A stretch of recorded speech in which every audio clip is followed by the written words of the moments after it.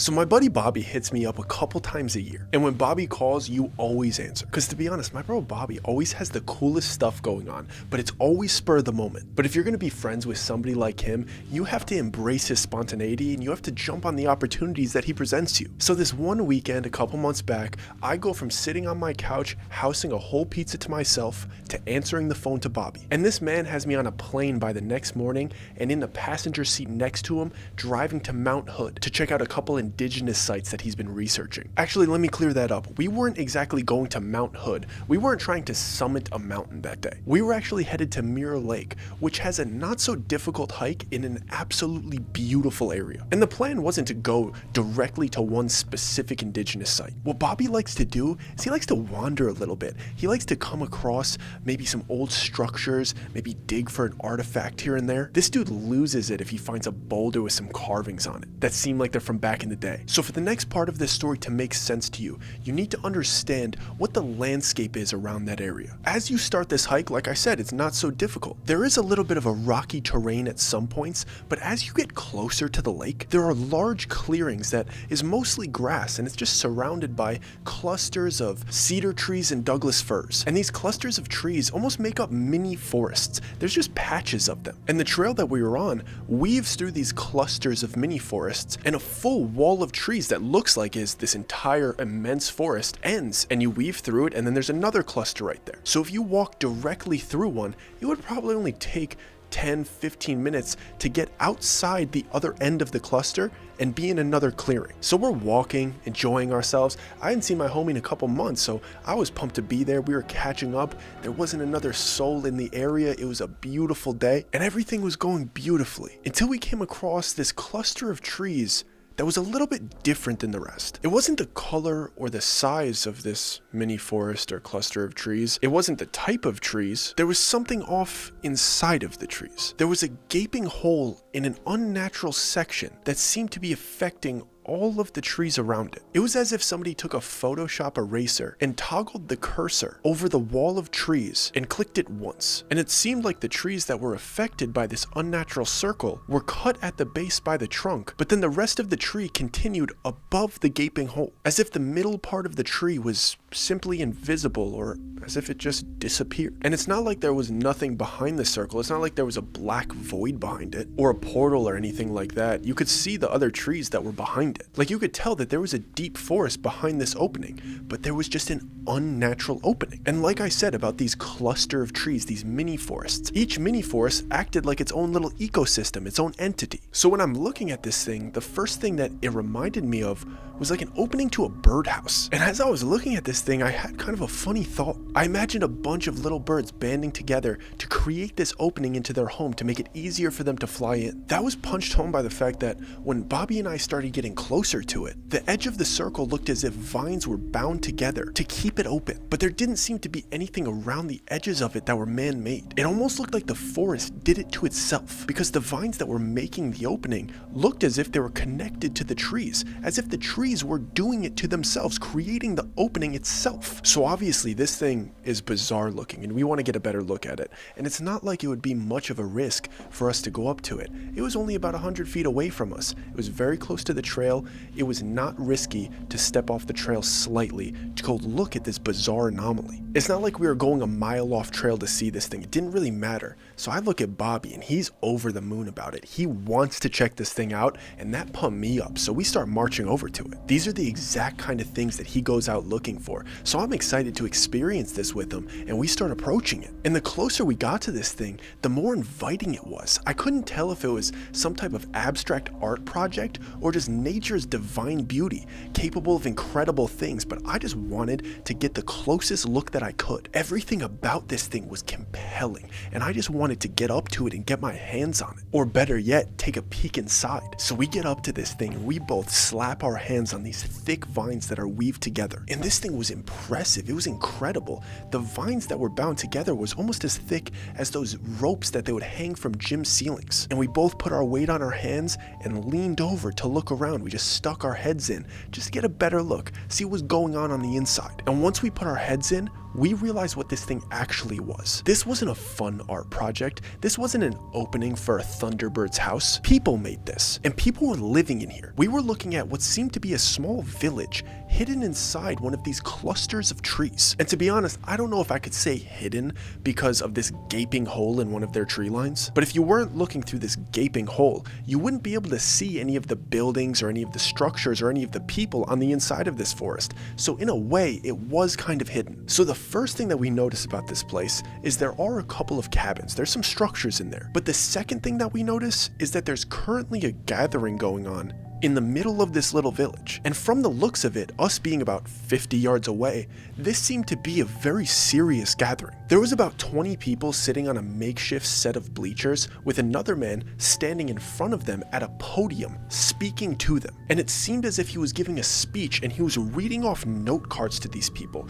and putting down a note card every couple seconds. We couldn't hear what they were saying because we were out of earshot, but it was very clear that the people that were sitting on the bleachers did not like the last thing he said on that last note card that he had. And once he put down that last note card, a major commotion erupted. One woman in particular, who seemed to be in her mid-20s, stood up and was aggressive. She was upset. She popped up off these bleachers and turned around and started berating 3 women who seemed to be desperately apologizing to her. And Bobby and I look at each other and we're like, should we mind our own business here? Like, we're in the middle of nowhere. That's not really our problem. And it's definitely not smart to get into other people's business out here, especially if this is where they live. Like, we're basically trespassing, even though they're probably illegally staying in this national park. It is not our job to police them. Everything in us wanted to explore past this hole in these trees, but with this commotion going on, just didn't seem like the right thing to do. But we did proceed to duck down and listen very closely at what was going on,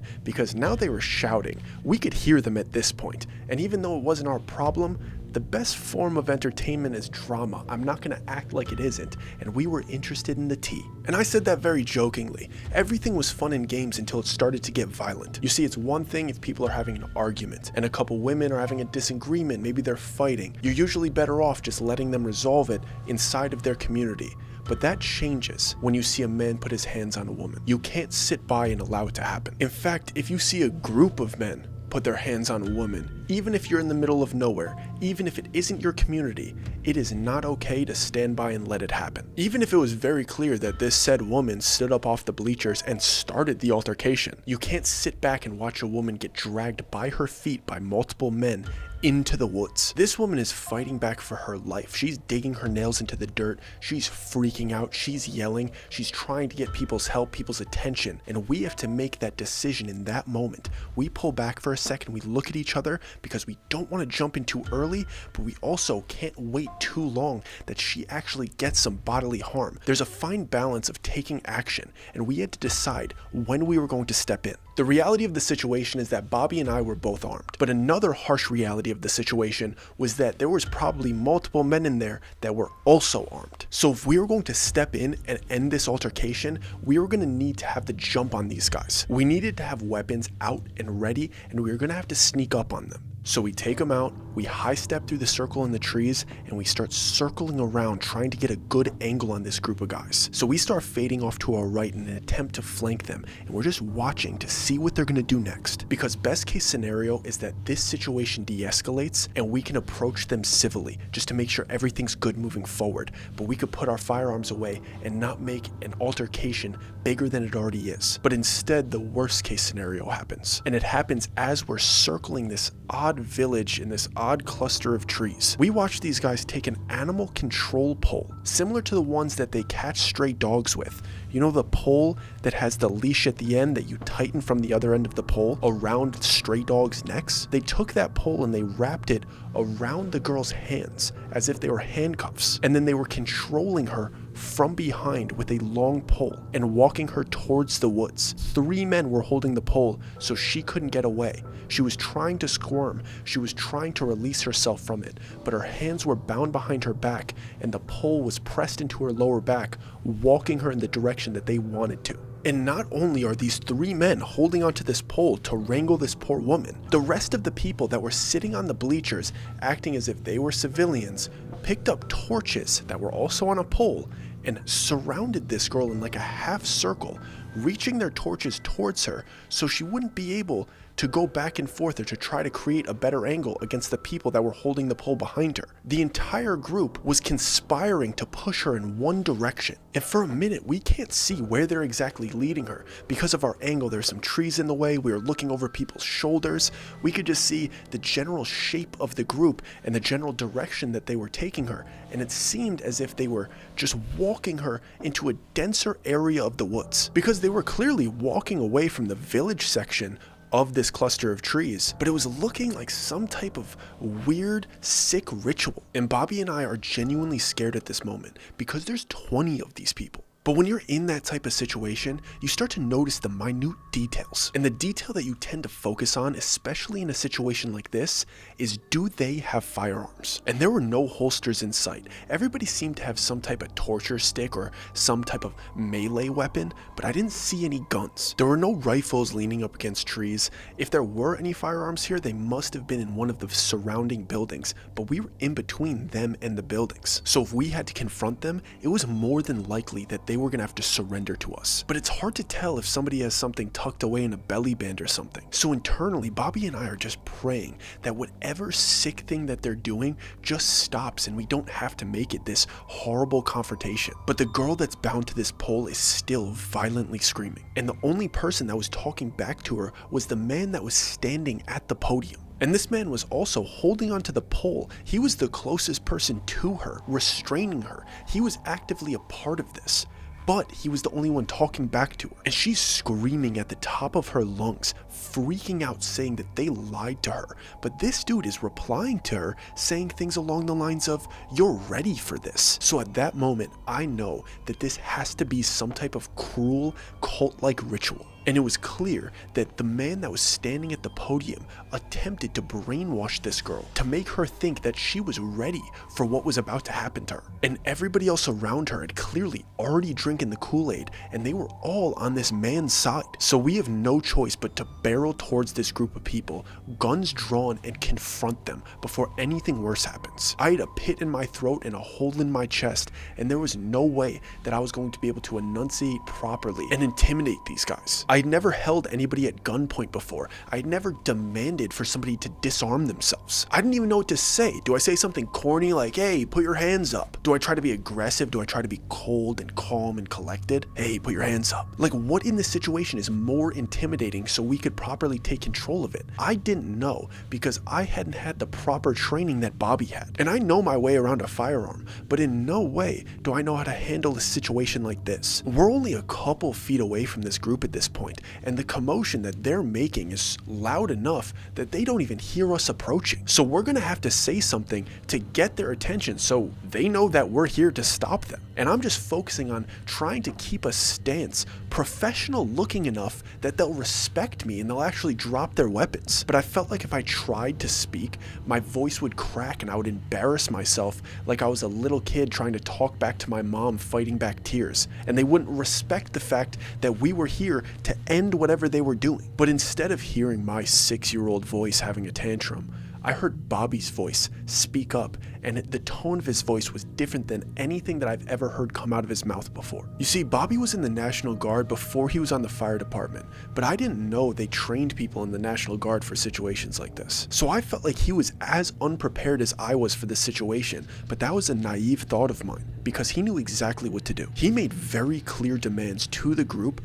before they had even turned around. He spoke in a tone of voice that was deep and demanding, but it wasn't aggressive or violent, but his message got across perfectly. He meant business. He very firmly said, "Torches on the ground, hands in the air, and everybody on their knees." Very brief, very stern, and very clear. And the entire group that was banding together to restrain this girl turned towards us in utter panic. I don't know why they thought they would get away with this, and I also don't know why they were surprised that somebody caught them. The trail that we were walking on, even though there wasn't anybody around us, it was pretty popular. So them making this much noise, it was very likely anybody that was walking by would see and hear what they were doing. But these people were looking at us like we were aliens from a different planet, like they hadn't seen anybody from outside of their village in years. And the clear ringleader of the group, the dude that was standing at the podium, was looking at us, and I could see in his eyes that he was trying to figure out what he was going to say to us because he knew nobody else was speaking up. He was the one that was going to have to step forward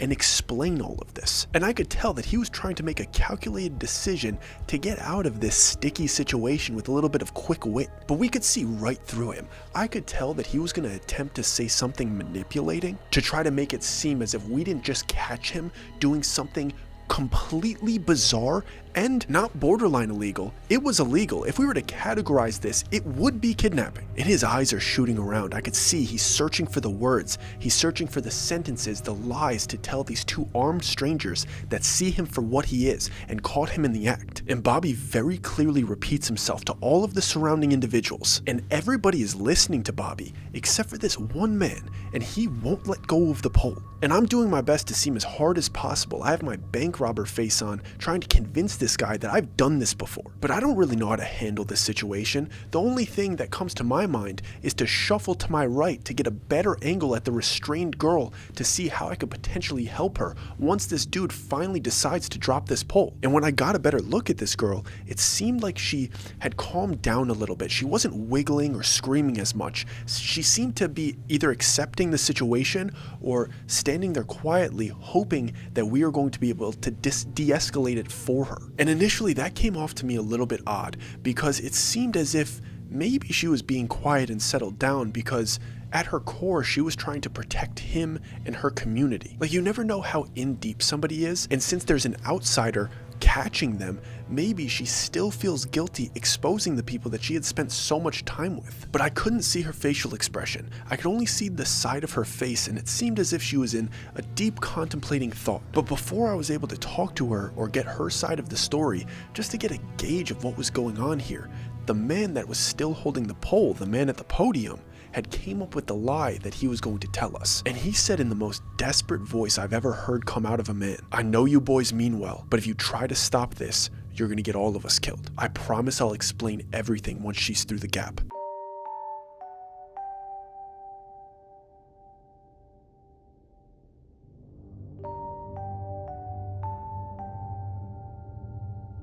And the first thing that runs through my head is, what does this guy mean, the gap? And I initially thought maybe he's talking about the odd entrance that we came through, but that wouldn't make sense because they weren't walking her towards the way we came in. They were walking her towards the woods. So I turned my head back towards the girl to see if there was any landmark behind her that they were taking her to, and there was. And the term that he used, the gap, instantly made sense to me because there was this thing about 5 feet beyond this girl that looked as unnatural as the thing that we came through to get in here. It wasn't a circle in a tree line.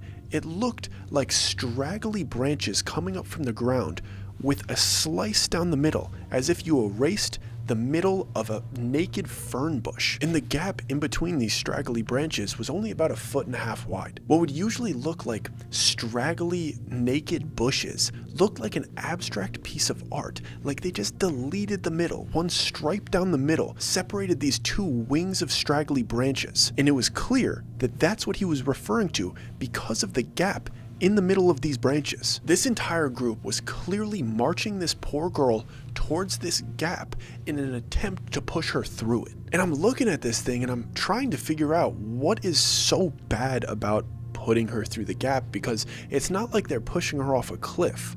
I could see the other end of it. It's flat ground, it's the forest. It's literally just 2 patches of straggly branches. If she went through it, literally nothing would happen. And as I'm trying to comprehend what could possibly be the goal here, the man from the podium starts to talk again, and he says in that same desperate voice, "She has to go through it. Guys, I know it doesn't make sense, but she has to go through it. For the sake of all of these people, these innocent people around us, you have to let her walk through that gap. She knows she needs to go through that gap. And if it makes you feel more comfortable, you can go through it with her. And if you can agree to do that, I promise you, everybody's going to be safe here and everybody's going to get through this." But the girl that's attached to the pole that we're trying to save loses it when he says that, and she starts screaming. She starts going, "This man is a liar." She's exposing him, freaking out, just calling this dude, the man from the podium, a straight up liar. And she's saying that nobody's going to be okay and for us to not listen to a word that he says. And what happens next unfolded in a blink of an eye. You never know how you're going to react to situations like this. But all of these people, all of the people of this village, are on their knees with their hands up, listening to us except for the man from the podium, except for the man with the hands on the pole. And he's just standing there eyeing us. He doesn't seem to be scared of our firearms. He looks like he's willing to risk it. And I could see in his eye the glint of a decision being made, and he turns around and he risks us shooting him in the back to proceed to try to accomplish what he set out to by pushing this girl through that gap. We had no idea what else to do in that situation. We didn't set out to shoot this guy. We didn't want to hurt anybody here. We just wanted to de-escalate it. So we quickly holstered our weapons and ran up to try to get the end of the pole, and both of us got our hands on it. It was clear to us that all of the other people here, other than this guy, were borderline harmless. They were genuinely scared, so this was only an altercation between us two and him, and he was outnumbered. I know what most of you are thinking, that putting away our firearms in that situation is stupid, and you shouldn't even take them out unless you're willing to use them. But we thought we were going to have to because we were outnumbered. But once all of these clear civilians, who were clearly very scared of this whole situation in general, completely gave up and disarmed themselves, we didn't feel like it was a life-threatening situation anymore, and these innocent people were beyond him. They were behind him, so if we unloaded on him, there was a high likelihood that we might hit one of these innocent people. So we had to holster it, and we had to get into this tug-of-war battle with this bizarre lying dude and this deranged girl who's handcuffed to a pole, freaking out even though we're supposed to be saving her. So this situation turned from a hold-up to a game of tug-of-war, but the only issue was that me and Bobby only had about 2 seconds to try to get a grip on the pole and get our footing to tug. So Bobby and I catch up to him, and we manage to get our hands on the pole, but this guy has already built up enough momentum that us holding it is almost making us fall forward, and we weren't able to stop the momentum of pushing this girl through the gap. Before we knew it, she was through it, and we were just holding onto the other end of it. And once the girl passed through the gap, it was as if she fell through a veil and I wasn't able to see her anymore. So I thought my eyes were playing tricks on me, because it seemed like she disappeared after she fell through it, and once she was through it, the man from the podium let go of the pole and jumped backwards. But we were determined to try to pull her out of there in an attempt to save her. That's why we're here in general. But we didn't have our footing yet, and we were falling and stumbling forward. And once she went through the veil, it was as if something on the other end grabbed the pole and yanked it so hard that it caused Bobby and I to also fall through the gap. After I passed through the gap, my cheekbone and chin cracked off the dirt, and Bobby basically fell on top of me, cracking his forehead on the back of my head. But even though I was borderline a quarter concussed, I didn't like the feeling of being on the floor with all of these people behind me. Even though they showed me that most of them are mostly harmless, I didn't want them all to pounce on me. I just needed to get back to my feet. I especially didn't want to allow the man that was at the podium to have my back, to come at us with a rock and catch me slipping. So I knew I had to turn around, but when I tried to grasp where he was, try to locate him so I could hone in on him and fight him off if I needed to, no one was there. He wasn't there, the people of the village weren't there, the cabins weren't there, the torches, the campfires. I know I hit my head pretty hard. I hit my face on the ground, and the back of my head got cracked with Bobby's head, but I didn't hit my head so hard that they would have time to run away. I got to my feet pretty quickly. I definitely didn't lose consciousness, and they definitely didn't have time to run off. The only thing that was left there in front of us was the gap that they pushed us through. So I whipped my head towards Bobby, who's clearly as confused as I am, and we both instinctively reached for our firearms, and we were spinning in a 360 circle like a confused toddler, just trying to track down where anybody is, but no one's around us. The only person that's there with us is the girl that we were trying to save, and she doesn't look happy with us. She looks more annoyed with us than the man from the podium who we caught doing something bizarre. She managed to wiggle out of the rope that was handcuffing her from that control pole, and she was standing there looking through her eyebrows with this menacing look on her face as if she hated us. She's not saying anything to us. We don't know what to say to her because our intentions were clearly good, but she's looking at us like we're horrible people, so we're waiting there for her to start talking, but instead of opening dialogue, maybe thanking us, maybe asking us what happened, she just squats down, scoops up a handful of wet dirt and starts rubbing it all over herself. It wasn't quite mud, but it was dirt that was wet enough that if you wiped it on yourself, it would spread, but it wasn't goopy and liquidy. And this girl takes 2 handfuls of this wet dirt and presses it on her face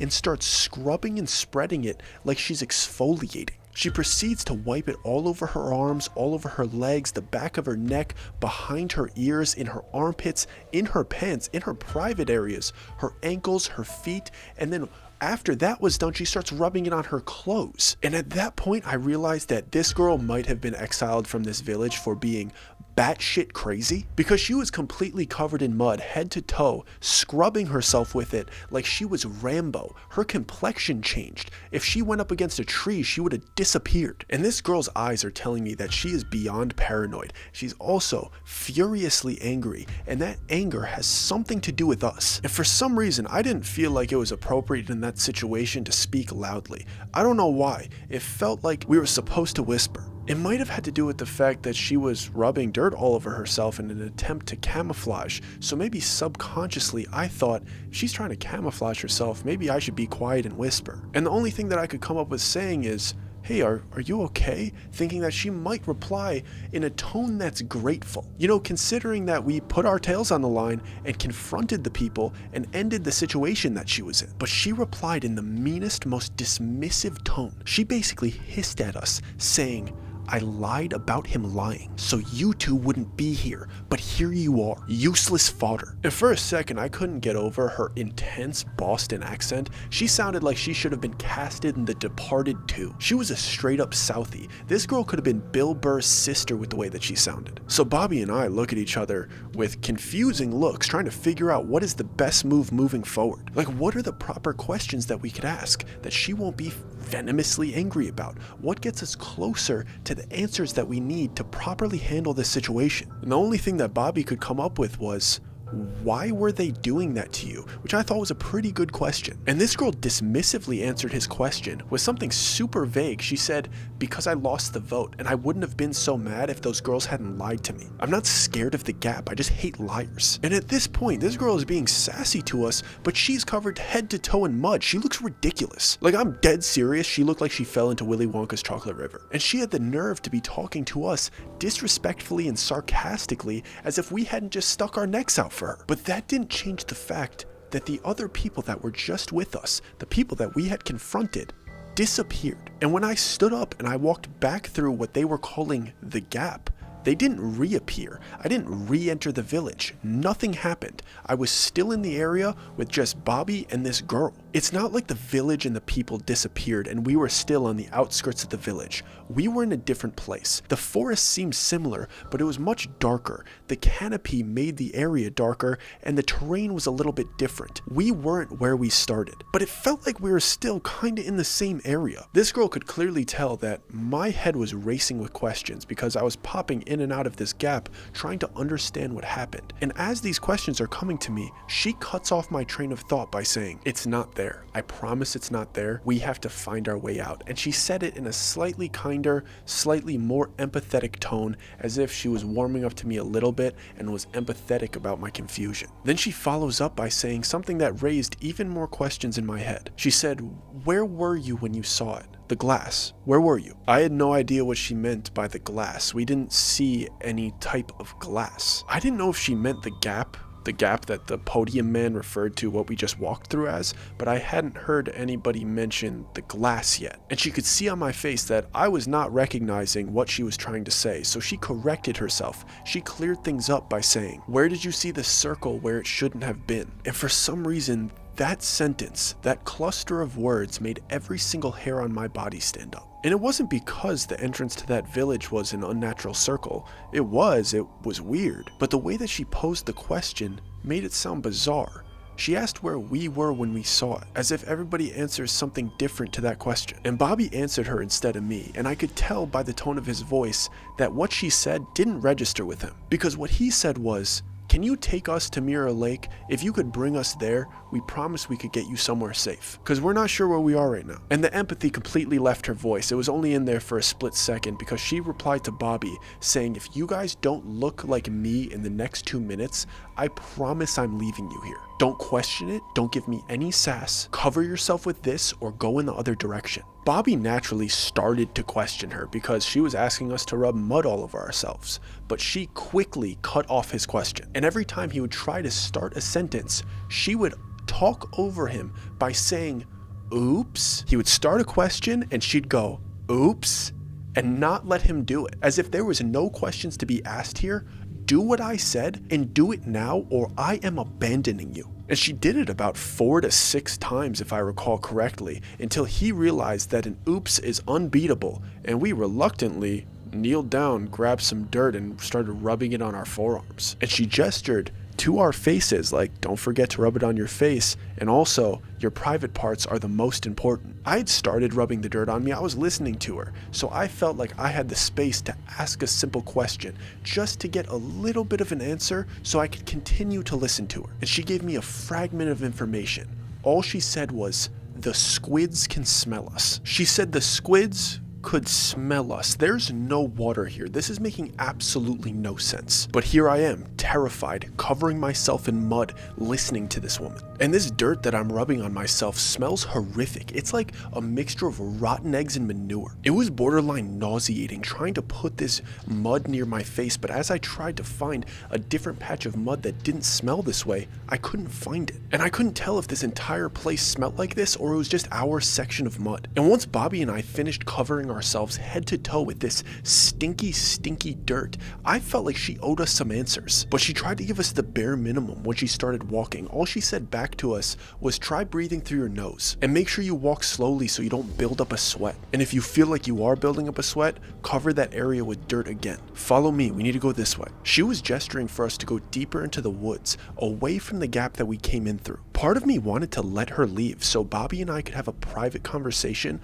on how we were going to handle this situation. But the other part of me had a gut feeling that this girl was our only hope, even though what she was saying was crazy. The look in her eye wasn't crazy though. I mean, it was a little crazy, but it was like crazy smart, as if she knew exactly what to do in this situation. Like for starters, going through that gap that we just went through and the village disappearing behind us didn't seem like a surprise to her. So just from that, I knew that she had information about where we were that could probably be valuable to us. She knew something about this place that we didn't, so these small things that she was demanding for us to do must hold some weight. I just wanted to talk to Bobby for a second, so I told her that we were going to go take a leak before we got moving. I figured that would be a pretty unproblematic request because she made it seem like we were about to start a fairly long hike, so I didn't see a problem in emptying the tank before we got moving. But when I suggested that we were going to go do that, she went right back to being viciously and venomously mean to us. She made it very clear that she was in charge by withholding some of the information over our heads because she said, if you want to talk in private, that's fine. If you're going to go drop our scent in the first 2 minutes of being here, at least give me a 5-minute head start to get away from you morons. I'm not trying to die here with you. I tell you to breathe through your nose and to cover up your BO, and the first thing that comes through your empty head is to go take a piss. If you want to chum the water, feel free, but let me get away from you first. And I look at Bobby like, bro, what are we gonna do with this girl? The way she's talking to us is like she's Natiri, we're both Jake Sully, and this is our first time on Pandora. We were both trying to be polite, but it's almost impossible when you're dealing with somebody who's purposely withholding information from you, and then holding that information over your head as if you not knowing it because they're withholding it makes you stupid. So I meet her where she's at and I go, hey Miss Granger, you insufferable know-it-all. Why don't you fill the class in on what you know? Instead of acting like you being privy to this information makes you smarter than us. And I could tell that it kind of worked because sometimes with those rough-nosed East Coast people, you gotta meet them with the banter that they're used to. Because it seems to be the only way that they can communicate. Because she replied with more information than we had gotten from her this entire time. And that was exactly what I was looking for, even if it was going to be laced with insults, which it was. She clapped back at me quick. She goes, look Frodo, my name's Heidi, not Hermione. And the only thing I know about this place is that we're stuck here, unless we make it through 2 more gaps. Dr. Doyle is the only person that has made it out of here alive from my heap, and he told me that we can't let these things smell us. To be honest, I don't know what a squid is. I don't know why he calls them squids. All I know is that they're in here somewhere, and if they smell us, we're dead. So let's start walking, let's reapply dirt when you start stinking, and let's breathe through our nose, because I could smell your breath from here.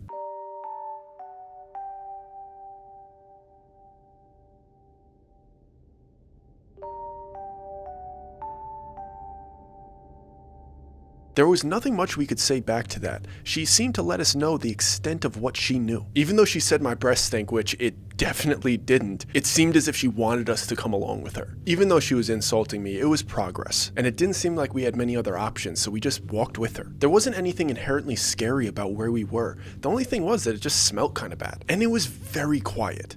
But most woods are. But there was this underlying feeling that there was something else there with us. We didn't hear anything out of the ordinary or see anything out of the ordinary for the first 2 hours. We were just hiking one foot after the other, trying to go in the same direction that we had been going. We were trying to not curve. One of the hardest things about it was that we were trying to not hike too fast. And that's hard to do because there's an undertone of despair and fear. You want to pick up the pace, but then you have to convince yourself to walk painfully slow. And Heidi made it extremely clear we were not allowed to pick up the pace. If we started to do it, because she would do it here and there as well, she would make us stop, take a deep breath through our nose, and we would slow the pace down. And she would make us reapply some dirt before we got moving again, just in case we were perspiring. We tried to start a little bit of banter with her, like, what are we looking for? But she didn't know. She said that our best bet was to look for something that resembled the gap that we came through. But she made it very clear that Dr. Doyle's main advice was to stay calm and hide our scent. I was doing my best to breathe through my nose, because honestly, I didn't know if Heidi was lying about my breath to make me feel bad, or if it was actually something that could get us caught up. And after a while, I actually started to relax into the situation as if it wasn't completely bizarre. And I found myself leisurely strolling through a dense forest with a stranger that we just met, covered in mud. But just as I was relaxing, I saw something out of the corner of my eye. It wasn't a major movement. It wasn't a monster stalking us or a person charging us. It looked like something popped out of a tree about 30 yards away from us. And I don't mean I saw a creature or an object moving. It almost looked like a liquid shot out of a tree. Like somebody turned on a water fountain for a split second, so there was a small spout of some type of liquid and then it stopped, but you were able to hear it hit the floor. And it sounded like liquid hitting the floor. And it looked like that liquid spout out of a tree, and it looked like that liquid was darker than water. But I was barely able to see it. That's just kind of my interpretation on what I thought I saw, but I definitely heard it hit the ground. And to be honest, I didn't think anything of it because there was no movement after it. Absolutely nothing happened. We just kept walking. And the others noticed it too, but it wasn't something that caused alarm in the group. Like the thing could have just been a squirrel jumping off a tree and my mind made something up. But since we didn't see it clearly, we didn't even bother inspecting it. We just kept going in the direction that we thought we were supposed to. None of us wanted to stop because it didn't feel like we were covering much ground because of the pace that we were forced to go. We also weren't getting very tired because how slow we were going, so even though 2 hours had passed, we were all still pretty energetic and willing to keep moving forward. And over the course of the next hour, I only saw one more thing from my peripheral. It was the same type of liquid spout coming out of a tree. I don't know why it didn't cause alarm, maybe because nothing happened the first time, so why would anything happen the second time? Like, even though I don't know what that is, it hasn't shown me that it's dangerous, so why bother worrying about it? But when another person in your group spots somebody in the distance, and the way that she gasps and utters a name indicates that she can tell who this person is from behind because they're not facing us, it must be a friend of hers and she must be deeply concerned about them. And after Heidi's audible gasp, I look over Bobby's shoulder to see what they're looking at. And I see a man in a blue flannel that's torn to bits, and he has his hands on his knees, completely hunched over. And it seems as if he's heaving and vomiting, and he's only about 50 yards ahead of us. I could tell that everything in Heidi wanted to run up to this man, but she was doing her best to keep her composure and keep our pace. Because if she wasn't going to follow her rules, how can she expect us to? But that didn't stop her from calling out to him as we were on our way up to him. And she was saying things along the lines of, I thought you were dead. You told me you would come back. Why didn't you come back? Why aren't you answering me? What's wrong? Are you sick? Corey, are you sick? And it felt like an eternity trying to catch up to this guy because he wasn't staying still, but he was slowly almost like fumbling forward because he was vomiting and falling over himself. But the slow pace that he was going was as slow as we were going. So if he was moving forward, the distance that we were closing on him wasn't getting smaller. So I watched this guy finally stop, and he just hunches over fully, like if you broke a scarecrow in the middle, his head just hanging by his knees. And Heidi is holding back tears at this point, leisurely walking towards this person, going against every instinct that you would have when you see somebody you care about clearly in pain or distraught. But finally we were able to close the distance on him a little bit because he got up to a tree and leaned his hands onto it, but then he proceeded to start projectile vomiting. He vomited away from us, but we clearly heard it. Even though we weren't able to see it, it was very obvious he was hurling. And right when he was finished, he went back into that bent over position, hands on the knees, forehead by the knees. So we eventually catch up to him, and I'm the last one to him because I was behind the other two. Heidi leaned over to try to get a better look at his face and to whisper or speak into his ear because he clearly needed our help. But he wasn't responding to her, and he wasn't even looking towards her. He didn't lift his face to make eye contact. He didn't make any effort to communicate. And I wasn't sure if it was because he had just vomited or he might continue to vomit or if something else was wrong with him. So I slowly circle around to his free side that Heidi wasn't in the way of, and I saw why he wasn't answering her. Initially, I thought he had done the same thing that we had done. I thought he intentionally covered himself with mud like us, because he had something dark smeared all over him and all over the side of his face. But when I looked at his ear, inside of his ear, it was very clear that he was using something else to cover his scent. But I don't think he was intentionally using it, because this looked like it was coming out of him. There was some type of black liquid oozing out of his ear and dripping down his head. And like I said, he was fully bent over, so I wasn't able to see his face yet.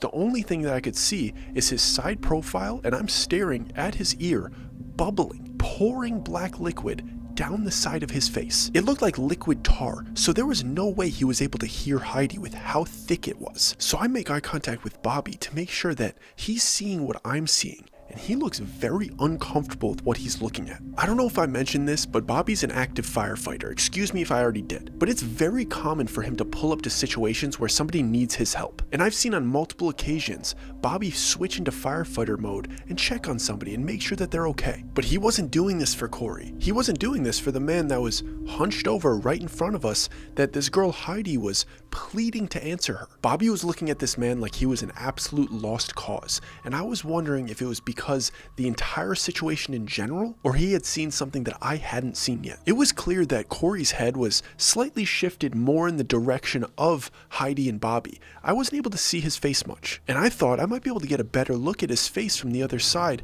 to see what Bobby's so concerned about, because the ear thing's weird, but Bobby looks like he's looking at something different. And as I'm walking around behind him to the other side, this guy Corey makes a sound so distinct and so unique that I could only describe it as something kind of like a rattlesnake's tail. But he made the sound with his teeth. It was the sound of teeth chattering together so quickly that it sounded like a shake of a rattle. His jaw was like a wind-up toy, and he let off this disturbing, deep rattle every 10 to 15 seconds. And then in between these teeth rattles was this guttural heaving as if he was about to projectile vomit again. So Bobby grabs a hold of Heidi's arm and makes her take a few steps back away from him. And as I turn the corner and I'm able to see Corey's face, I can see that his mouth is wide open, completely agape, and it's pouring and bubbling with that same black tar that was coming out of his ears. His back was all hunched, but his chin was like raised to the sky, and his nostrils were completely flared as if he was trying to sniff the air and pick up a scent. His body language kind of looked like somebody attempting to impersonate a raptor. It almost would have been comical if you weren't able to see his face. His knees were bent, his back was hunched, his nose was to the sky, and his arms were bent like they were like little T-Rex arms. And he had black tar oozing out of his ears and mouth, and his eyes were completely white like he was a blind, senile dog. We all took a couple more steps back because it was very clear that there was something wrong with him. The black liquid that was coming from this guy's mouth was bubbling as if it was boiling inside of him.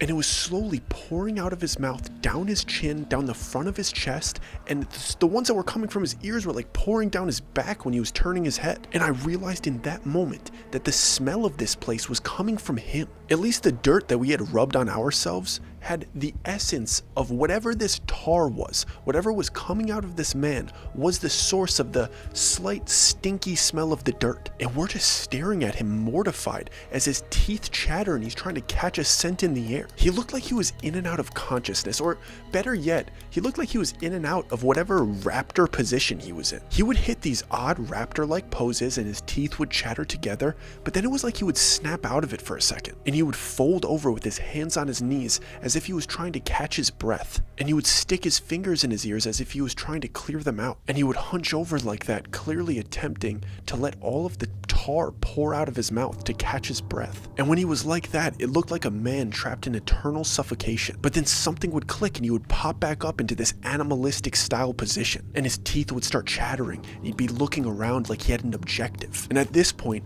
Bobby, Heidi, and I are standing shoulder to shoulder like a couple sardines just staring at this man. We don't know what to do. And finally, Heidi speaks up, and I think she's going to start talking about a game plan to help her friend. But she goes back to being as cold as I've seen her, and she very blankly states that we need to move. And I try to give her some pushback. I tell her, like, I think we should try to help him. Not because I thought we could help him. Like, he did kind of seem like a lost cause, but I didn't want her to feel like we weren't being empathetic. Like, she clearly wanted to help him and was suppressing all of her emotions. I just didn't want her to think that if she was willing to take a risk to help this guy, we wouldn't be willing to help. We would. But I could see in Bobby's eyes that he genuinely did not believe that we could help this man, and I guess Heidi agreed. All she said was, "There's nothing we can do."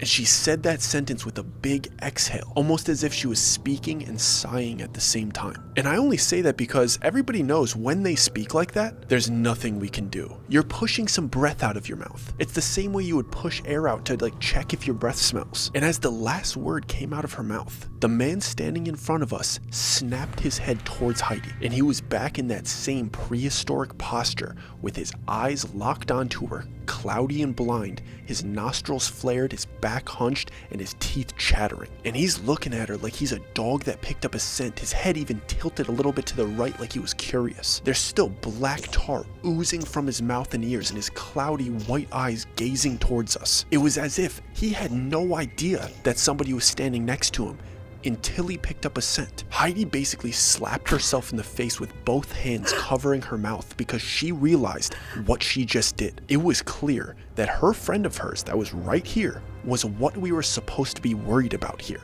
and it had caught her scent. And for a second there, we thought a fight was about to break out and we were gonna have to restrain this man, or at least fight him off until we could run away. But instead of attacking us, he tilted his nose towards the sky, and the teeth chattering started again. But it was much louder, much more consistent, and much more violent. The rattle of his teeth was much more consistent, much louder, as if he was calling out to something, very similar to like coyotes doing roll call, letting the other coyotes know that they're in the area, like, hey, I'm still here. And whatever Corey was calling to, we were not trying to stick around to meet it. Internally, I didn't know if we were supposed to slowly walk away, like we were doing leading up to this point, or if we were supposed to take off and run. But with Heidi turning around without saying a word and taking off into a sprint, signaled to me that our leisurely stroll was over. We ran for about 50 yards until I finally heard what he was calling to approaching. I want to say it sounded like a stampede approaching, but it was slightly different. You could feel the vibrations of something large headed in our direction,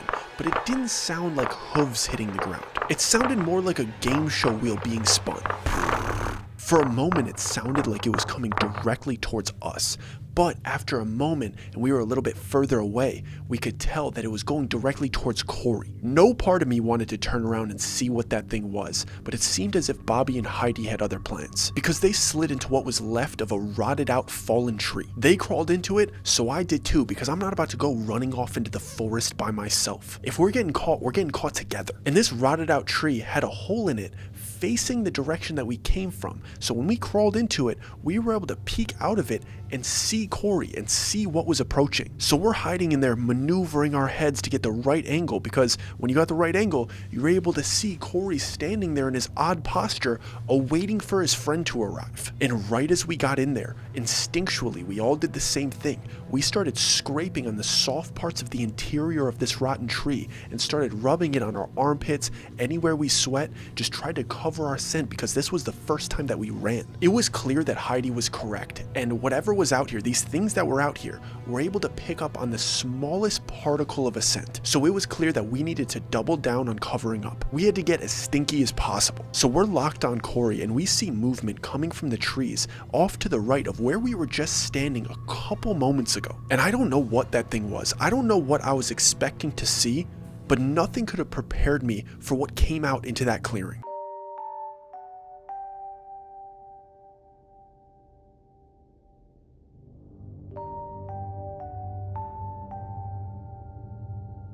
I wasn't able to see the minute details of this thing, but I could explain to you what it was shaped like, and how it moved. First off, it moved so fast that I'm pretty sure it circled Corey 3 times before I could even blink. It was like it was violently and aggressively searching the immediate area to find what Corey was calling to it for. And this thing moved so closely to the ground, it made no sense how it could be so fast. It moved kind of like a snake, but it had tons of short limbs, kind of like one of those thick, dark centipedes. But it wasn't an insect. It didn't look like an insect. If I were to categorize it, I would say probably a mammal covered in that black tar that was oozing out of Corey's mouth. But its movements were that of a hyper-violent insect, moving at a speed that would only make sense for something incredibly small. And we're horrified watching this thing scramble around the area where we were just standing. It was clearly trying to pick up a scent on us, and I know we were all internally praying that we didn't drop something or breathe out of our mouths too heavily or drop a skin particle and that's all it took and it would know exactly where we were. It was zooming around in different areas trying to get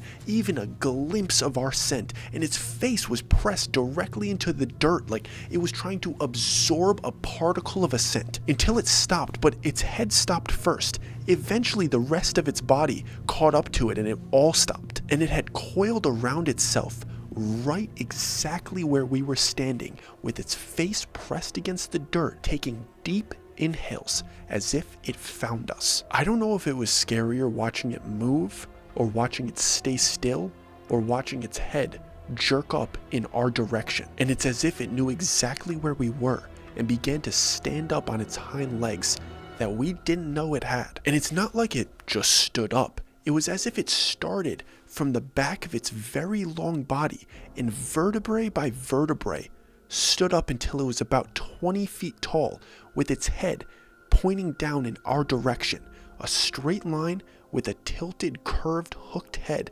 looking right at us. All we could do is start scraping more of the rotten wood, rubbing it all over us, then filling our hands with it, picking our shirts up over our mouths, and then covering our mouth with that wet dirt, using it like a makeshift mask. So each breath had to go through a rotten filter. It took only a couple moments, being 20-25 feet tall, before it ripped itself back down into a prone position, a foot off the floor, in a ready attack position, and took off towards us at a horrible, unnatural speed. There was nothing that we could do but brace for impact and hope that whatever was about to happen was painless for the most part. It was coming towards us so fast that there was no point in drawing our weapon. There was no way we would be able to get a clean shot off. We were basically just deer in headlights. We had to wait. And there's no way we were going to be able to fight this thing off. Didn't look like it had a weak point. It was massive, it was fast, it was clearly violent.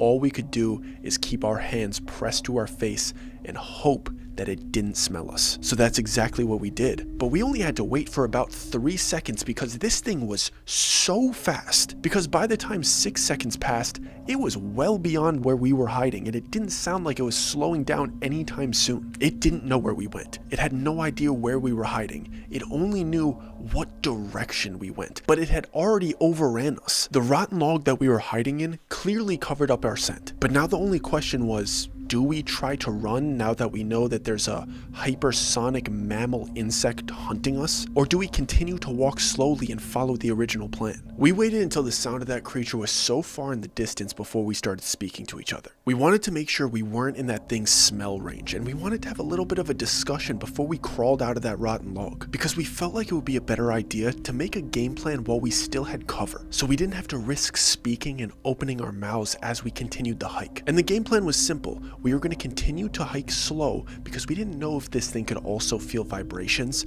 so we knew we didn't want to pick up the pace. Our best bet was continue walking slowly and quietly and reapplying dirt as often as possible. We didn't have a run-in with this thing for the first 2 hours we were out there, so clearly what we were doing was working. We had no intention of ending up like Corey, so we all nodded in agreement and crawled out of the tree, and we started walking at a snail's pace in the same direction that we were headed before. We were all scared before we saw that thing, but once we saw how it could move, there was a different tension in the air. And when we started walking again, none of us wanted to risk speaking, so it was dead quiet.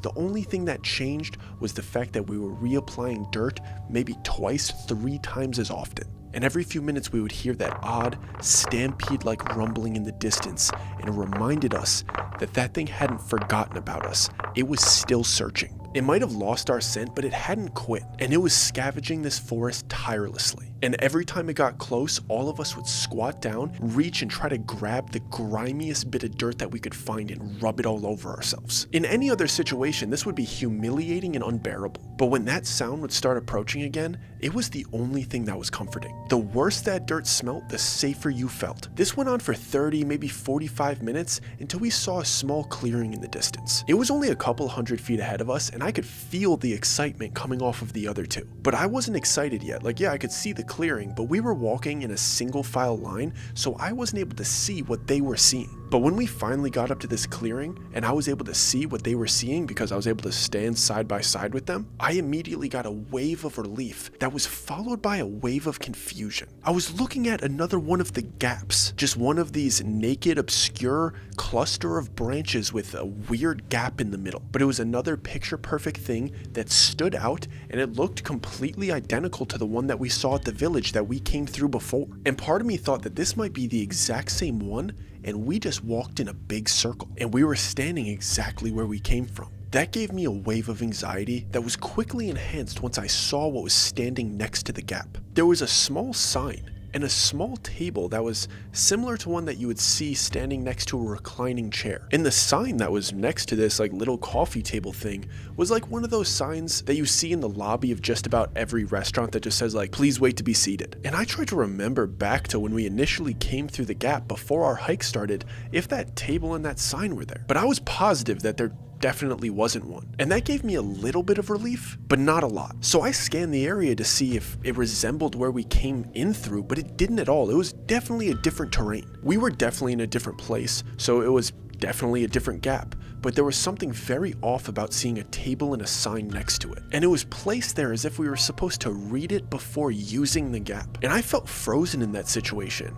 But Heidi didn't. Heidi immediately stepped into action and started approaching the table. She clearly wanted to get up to it and read it, so Bobby and I look at each other and we're like, all right, let's follow her lead. We want to see what it says, so we march up to it behind her. And I don't know what I was expecting to read in that situation based on everything else that we had experienced that day, but somehow it still surprised me because it seemed to be some type of challenge or like some type of game. And that made just about everything more confusing, and if I'm being honest with you, in that moment, it made me trust Heidi less. Because this game or challenge, whatever this thing is, must have been left here by someone, and we don't know this girl. And she's acting like this is normal. Nothing up to this point has been normal, but this is very obscure, and she's approaching it as if this is just every day. And the way she calmly read the sign and was like, yep, we're gonna start the game, as if she was used to this kind of thing, was very suspicious to me. Like, why wasn't your first question, who left this here? And clearly Bobby had the same thought that I did, because he put both of his hands up to get both of our attention. Like, yo, stop for a second.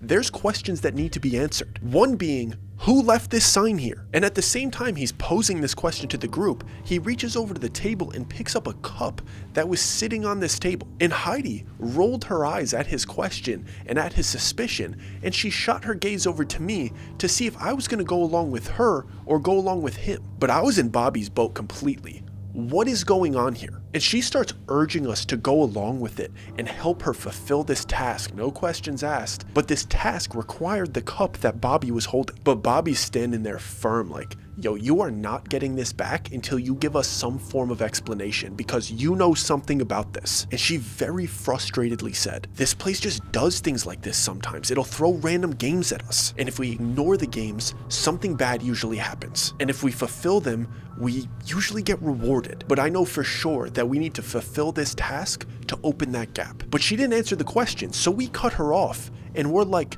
who is leaving the games here? But before I could even get that question out, she claps back very upset, which seemed to be genuine frustration with her situation. She said, we have no idea. We don't even know who made this place. We don't know who leaves us games. We don't know who trapped us here. All I know is that we need to fulfill this task before that thing finds us. She was convincing enough to gain a little bit of trust back for me. It seemed very genuine. But what did she mean? She didn't know who trapped us here. She clearly knew the people that put us through this first gap. She clearly had relationships with them. And she wasn't in handcuffs when we first saw her. She was voluntarily sitting with these people. So she wasn't trapped by any means, but she was right about one thing. We sure as hell needed to get out of here before that thing found us. And if it meant fulfilling a silly task or playing a stupid game, we were going to do that. And once we knew that we were safe, we could get all of the answers that we were looking for. So I read this sign again, and it was as weird as the first time that I read it. The sign said, "Ink in the cup, ink in the jar, when it's full, safety is not far." So I look back at the cup that's in Bobby's hands that he's spinning around and inspecting very deeply, like as if he's trying to study every detail. And then I look back to the table that he picked the cup off of, and there's a fairly large mason jar on it. It wasn't exactly a mason jar, it was more kind of like this jug thing, but I guess it looked like a mason jar. But it just had more detail on it and had like glass engravings of a line and designs, but the line indicated probably how high we needed to fill it for us to win the game. The game seemed pretty straightforward. We use the cup to fill the jar, and then once the jar is full, the gap will open for us. And it only took a second for the light bulb to go off in my head, so I announced to the group, "Yo, we need to find Corey." And I see a spark of realization in Bobby's eyes as if he just came to the same conclusion that I did. But I didn't see that same spark in Heidi's eyes. Not that she didn't realize what I was saying, but it was more like she had come to a different conclusion that I had. What I realized was that the bubbling tar that I saw pouring out of Corey's ears and mouth was the ink that this sign was referring to. It was the only substance here that resembled ink, and it was pitch black like squid's ink. So some of the details about this place and what we learned from Heidi were coming together for me. Corey was the squid. He couldn't hear us or see us, but he was able to smell us. But it was true that we had to hide our scent. And maybe the thing that Corey called to, the big fast one, maybe that was the squid. And that thing did that to Corey, making Corey a mini squid. Either way, it was coming together a bit. But I didn't think there was any good reason that we would need to gather the ink from the large, fast, scary squid. The ink that was pouring out of Corey's ears and mouth seemed to be the exact same thing that the large one was covered in. So why don't we collect it from the blind deaf guy who walks really slow, instead of the homicidal massive mammal insect? Corey didn't seem to be moving much at all. He'd stumble, he'd lean over, he'd hit some poses, but we could probably just walk back in the same direction that we came and find him. But Heidi seemed to have other plans because she had already taken her drawstring backpack off of her back and opened it. And she let the group know that we weren't going anywhere and we were going to make Corey come to us. She made a good point. She didn't want to risk splitting up, and she also didn't want to risk not being able to find the gap again. She also made another really good point.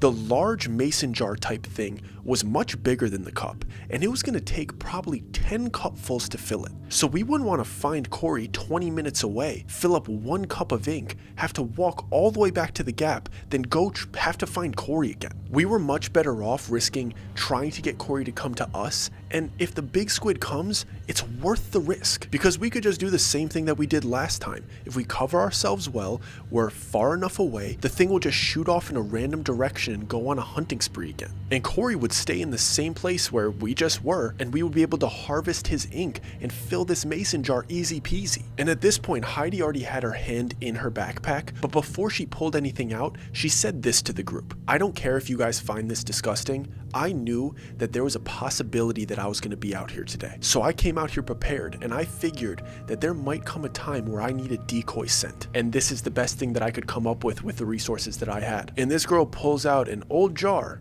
and the old jar was filled with a dark yellow liquid. I knew what it was immediately, and I understood exactly why she made that disclaimer before pulling it out. In any other circumstance, it probably would have been very weird and very gross that she was carrying around a jar of her own piss. But in this case, I was very happy she had it. And Bobby clearly felt the same way. He was like very resourceful. And we both gave her an approving nod. Because the first thing that came to my head was like, maybe I'll go run over to the other side of the clearing, take a piss on a tree and run back. But this was way better. We could just plant it over there. I already knew what the plan was going to be, but I let her explain it to us. And she basically said, we're going to go place this on the other side of the clearing. And we're going to put the cup that Bobby has right next to it. And then we're going to throw rocks from where we are until we break that jar. And hopefully, after it breaks, the big one comes first, has a frenzy, and takes off into the woods. And then Corey emerges from the woods. 20 minutes later, leisurely, and gives us exactly what we need. In best case scenario, he hunches over that cup and fills it to the brim. But either way, if he gets close,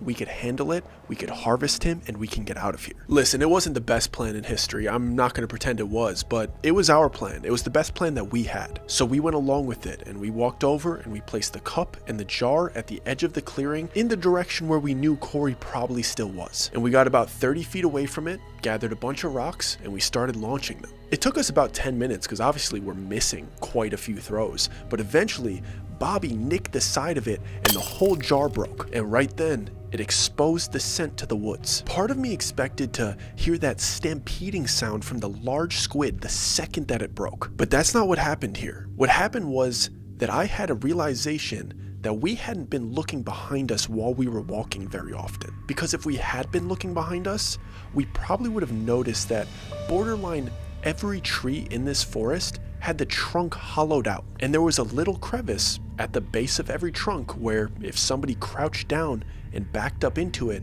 they could hide in the shadows at the base of just about every tree. And when that jar cracked, I saw 2 white dots light up in just about every dark crevice of almost every tree in this forest, looking directly at us. The forest looked like a group of people holding up lighters at a concert, but I knew exactly what those 2 white dots were because I couldn't stop looking at Corey's cloudy white eyes.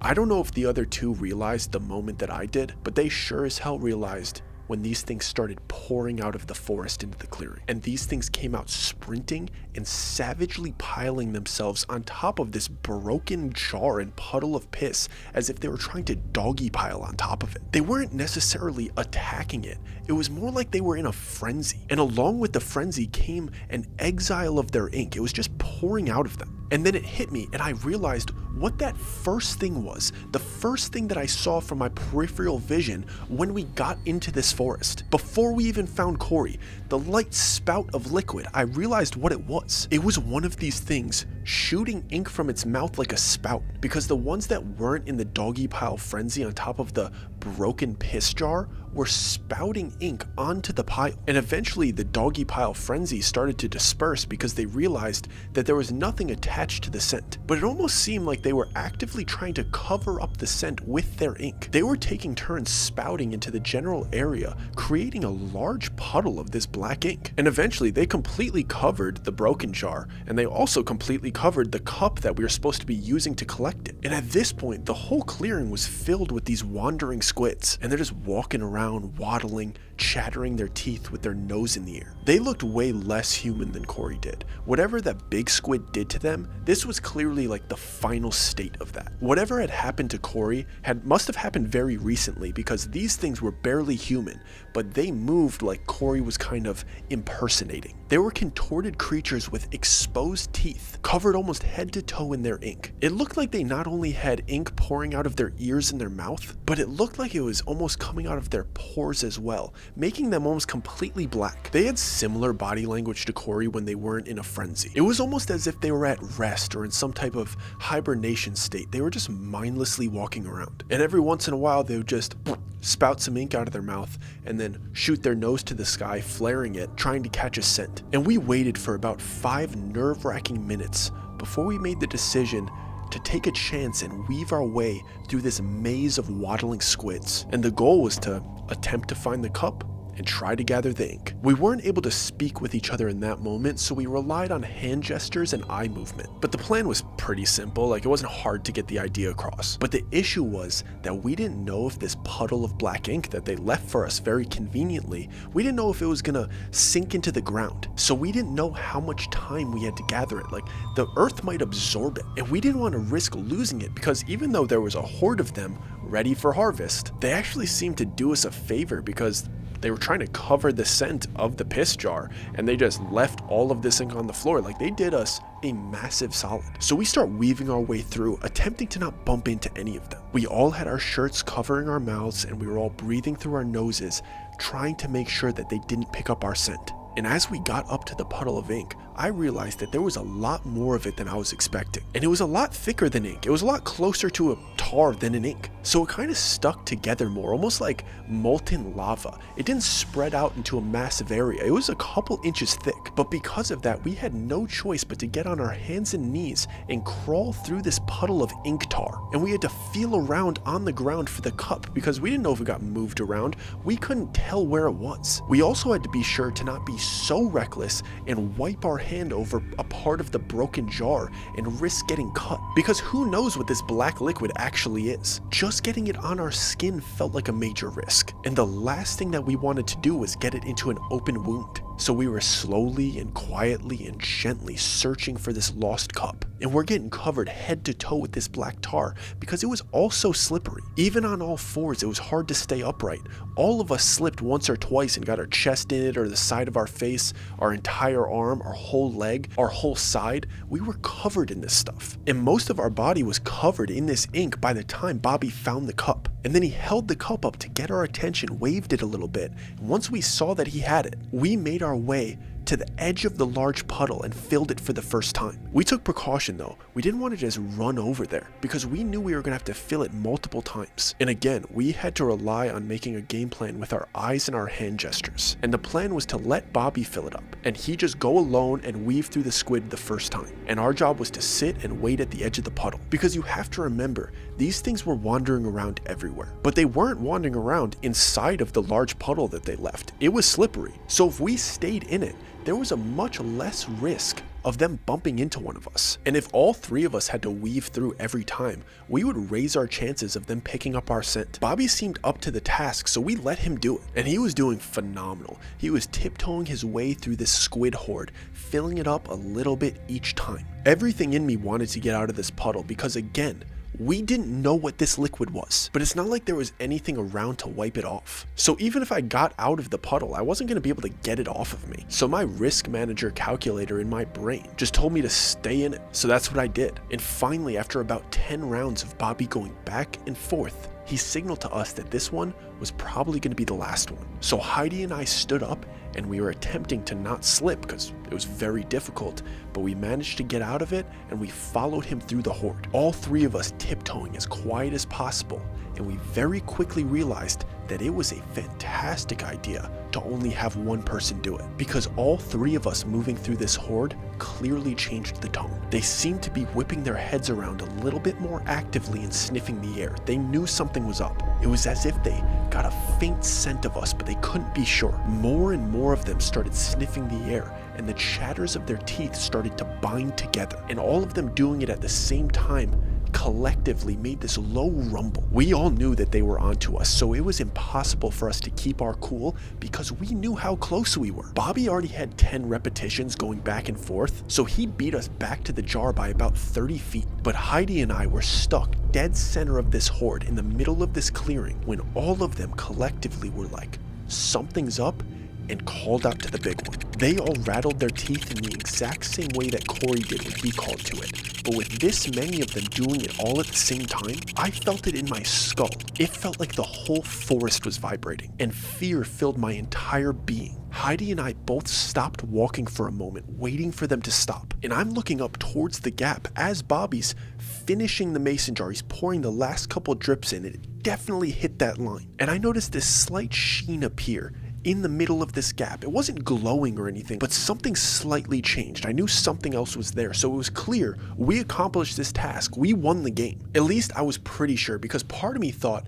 my eyes might be vibrating and shaking and making this look different than it actually is. I couldn't tell if the rattling of the squid's teeth was messing with my vision. I was planning on moving when they finally stopped because there was something about the vibration that kind of messed up my equilibrium. But I heard something on top of their rattling vibration, and it was the stampede of the big one closing in on us fast. All of the little squids went silent when the stampede started, and I realized that the source of that sound, the stampede, was coming from beyond the other side of the gap. So where we were headed, it was headed directly back towards us. So we had to beat it to the gap by running towards it. And the first thing that I think is this thing is gonna pop out and destroy it. He's gonna knock into the mason jar filled with ink, and we're gonna have no way out. And we're gonna be trapped here. If there's no game to win, the gap's not gonna open. So at this point, it did not matter that we were surrounded by these little squids. We had to get through the gap before that big one got here and ruined everything. So I had no choice but to yell, run, and it set off a frenzy because they smelt me immediately. So we take off running, slipping almost every step because our shoes are covered in this slippery ink, and we're doing our best weaving through this horde of frenzied squid with the other one, the big one, barreling towards us in the other direction. So Bobby gets to the gap, Heidi gets to the gap, they're gone, but I still have about 5-10 steps until I'm to the gap, and I could see the big squid barreling towards me only about 20 yards away on the other side, and it's ready to tear me to pieces and turn me into one of its minions. I know for sure it smells me, and it is not going to hesitate. So I dive forward, taking a leap of faith. This thing has already closed the distance and it's leaping towards me. I close my eyes and I brace for impact, not sure if this thing is going to get to me before I could get through it.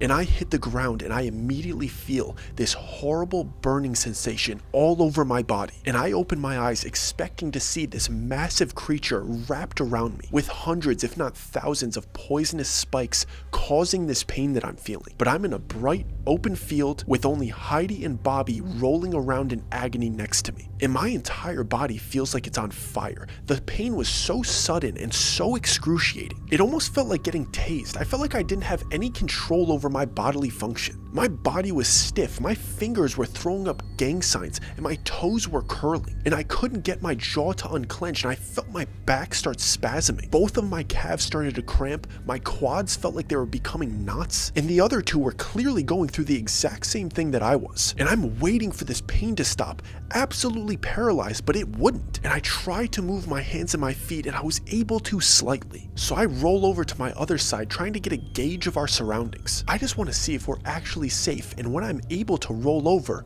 I see a pond that looks like an absolute oasis. And I knew at this point that the ink was causing this pain, because when I looked down at my arms, the places that had more ink were burning worse. So I knew that I needed to wash this off as soon as possible. So I scratch and claw and squirm my way to this pond, and I just pull myself into it face first. I couldn't care less what was in this pond. I couldn't care if there was a great white shark waiting for me. There could have been a crocodile, a kraken. I still would have rolled my body into that water with how much pain I was in. I couldn't get myself to speak because of the pain, so I didn't know if Heidi and Bobby were following me. But the relief that I felt from being in that water was pure bliss. It didn't just feel like water, it felt like an instant painkiller. It was as if this pond was made to relieve the pain of that squid ink. It felt like absolute ecstasy rubbing the squid ink in the mud off of me. And very quickly I realized that Bobby was also following my lead because he splashed into the pond next to me, and he let out this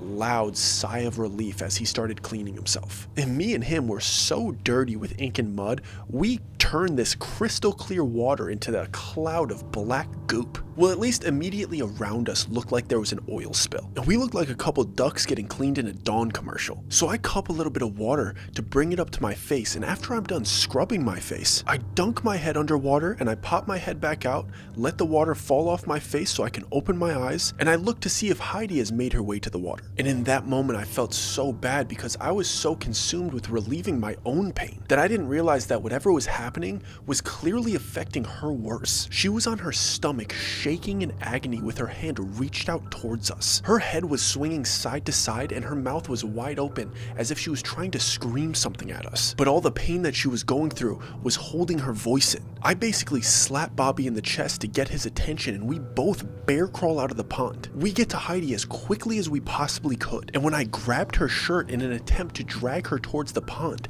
my hands immediately started to burn again. I wasn't expecting that pain to come back so quickly because it had taken so so long to set in the first time. So when I grabbed her shirt, I immediately started pulling backwards with my legs, but I had to let go once my hands started burning, so I fell onto my butt. And when I stood up to try to make another attempt at dragging her to try to push through the pain because I wasn't expecting it the first time, she managed to get a couple words out, and in a very raspy tone, completely laced with pain, she managed to say, "No water, you can't go in the water." It was a little bit late for that. Obviously, we were just in there scrubbing ourselves clean, but nothing bad happened to us while we were in there. It was great. It completely relieved our pain, but she seemed absolutely dead set on not getting in that water. We asked her what she wanted us to do, but she was still having a hard time speaking. But she managed to roll to her back, take her backpack off, and open her drawstring backpack. And she pulled out this like small little hand towel and started wiping herself with it while it was dry. And then she proceeded to use the grass around us to clean the towel, but it's not like she was actually cleaning it.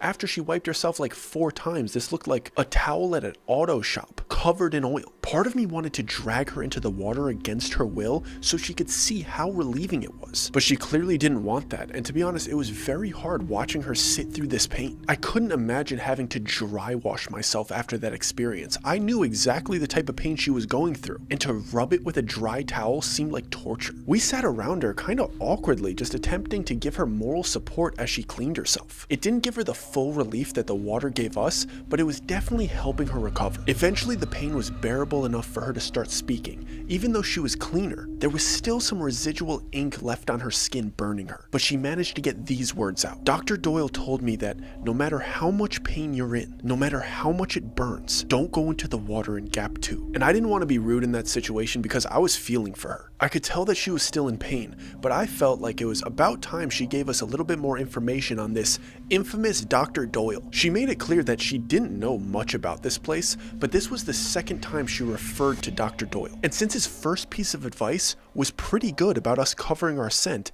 I felt like it was pretty important for her to start sharing with us the rest of the advice that he had given her. So I tried to demand those answers as gently as possible. So I simply said, "It doesn't seem like anything's going on where we are right now. I think we have some time to rest, and I think it's in everybody's best interest if you tell us all the tips that Dr. Doyle gave to you." And I'm sure Bobby's as curious as I am to know who Dr. Doyle is and how he knows these tips. I could tell that Heidi didn't want to do a long-winded answer in that moment. I could tell that she just wanted to breathe through the pain that she was experiencing. But I could tell in her face that this was the first time that she felt like she genuinely needed help. So she took a deep breath and she told us this. "Dr. Doyle was the man that you saw at the podium. He was also the man that you were fighting with. But he's not a bad man. He prepared me for this. I wasn't upset with him. He was only doing what he had to do, and he's been out here and he's studied this place. And if he told me not to go into the water, I'm not going into the water." Bobby answered her, trying to get more information from her. He excitedly said, "You're telling me Dr. Doyle made it through this and he's made it back?" I didn't feel like that was the most pressing question in that moment, but I was curious. I was more curious about what's so wrong with the water, but Heidi answered Bobby's question because she couldn't read my mind. She said, "He barely made it through, but yes, he did, so I plan on doing everything that he told me to do. He doesn't know every secret of this place. He's pretty confused too, and he doesn't know exactly how he made it back. He was out here alone, and he said that he felt very lucky that he made it all the way through. But he was right about the squid. He was right about gap 1, so I can only assume he's right about gap 2, and he's right about the water." That threw another question in my head, and I wanted to blurt it out before Bobby asked his next question. "Is there anything else that he told you that you think that he's right about that we should know beforehand? Because if we knew to not go in the water an hour ago, I would have listened." And I could see a little bit of guilt on Heidi's face because she knew that I was right. She realized that her frustration with us tagging along, and probably her situation in general, led her to withhold information from us. And that information could have stopped us from doing something that she perceived as stupid. Because the first piece of advice that she gave us was so straightforward and so correct about covering our scent. And not going in the water sounds pretty straightforward. And if you got the first one correct, we would probably assume the second one was correct as well. So Bobby and I probably just royally screwed up because she didn't want to tell us tip number 2. So she proceeded to tell us the rest of the tips that she knew about getting through this. It wasn't much, but something's better than nothing. So she looks around and I could tell she's trying to gather all of them, and she says, "Don't go in the water, rest before the river, nothing's coming for you." And also, guys, by the way, there's one more gap after this one. And the only tip that he gave me for the last gap was, "They're not your friends." And he also said that He went through home. I don't know what he meant when he said that, but apparently he went through home. And he told me that that would make sense if I got to the end. So we're like, okay, based on his tips, we knew that this is where we are going to rest and recover before we move forward. And when I looked towards the direction where we were most likely headed, I could see a river in the distance. And only about 50 yards beyond that river was the next clear gap that we had to go through. Like, it was literally right there. We did not have to search for it. And we were no longer in a very dense forest. Now we were in a large open clearing. But it seemed as if we were caged in this clearing by very steep rock walls. And you could slightly see the rock walls through the trees that line the walls. The place almost felt like an arena.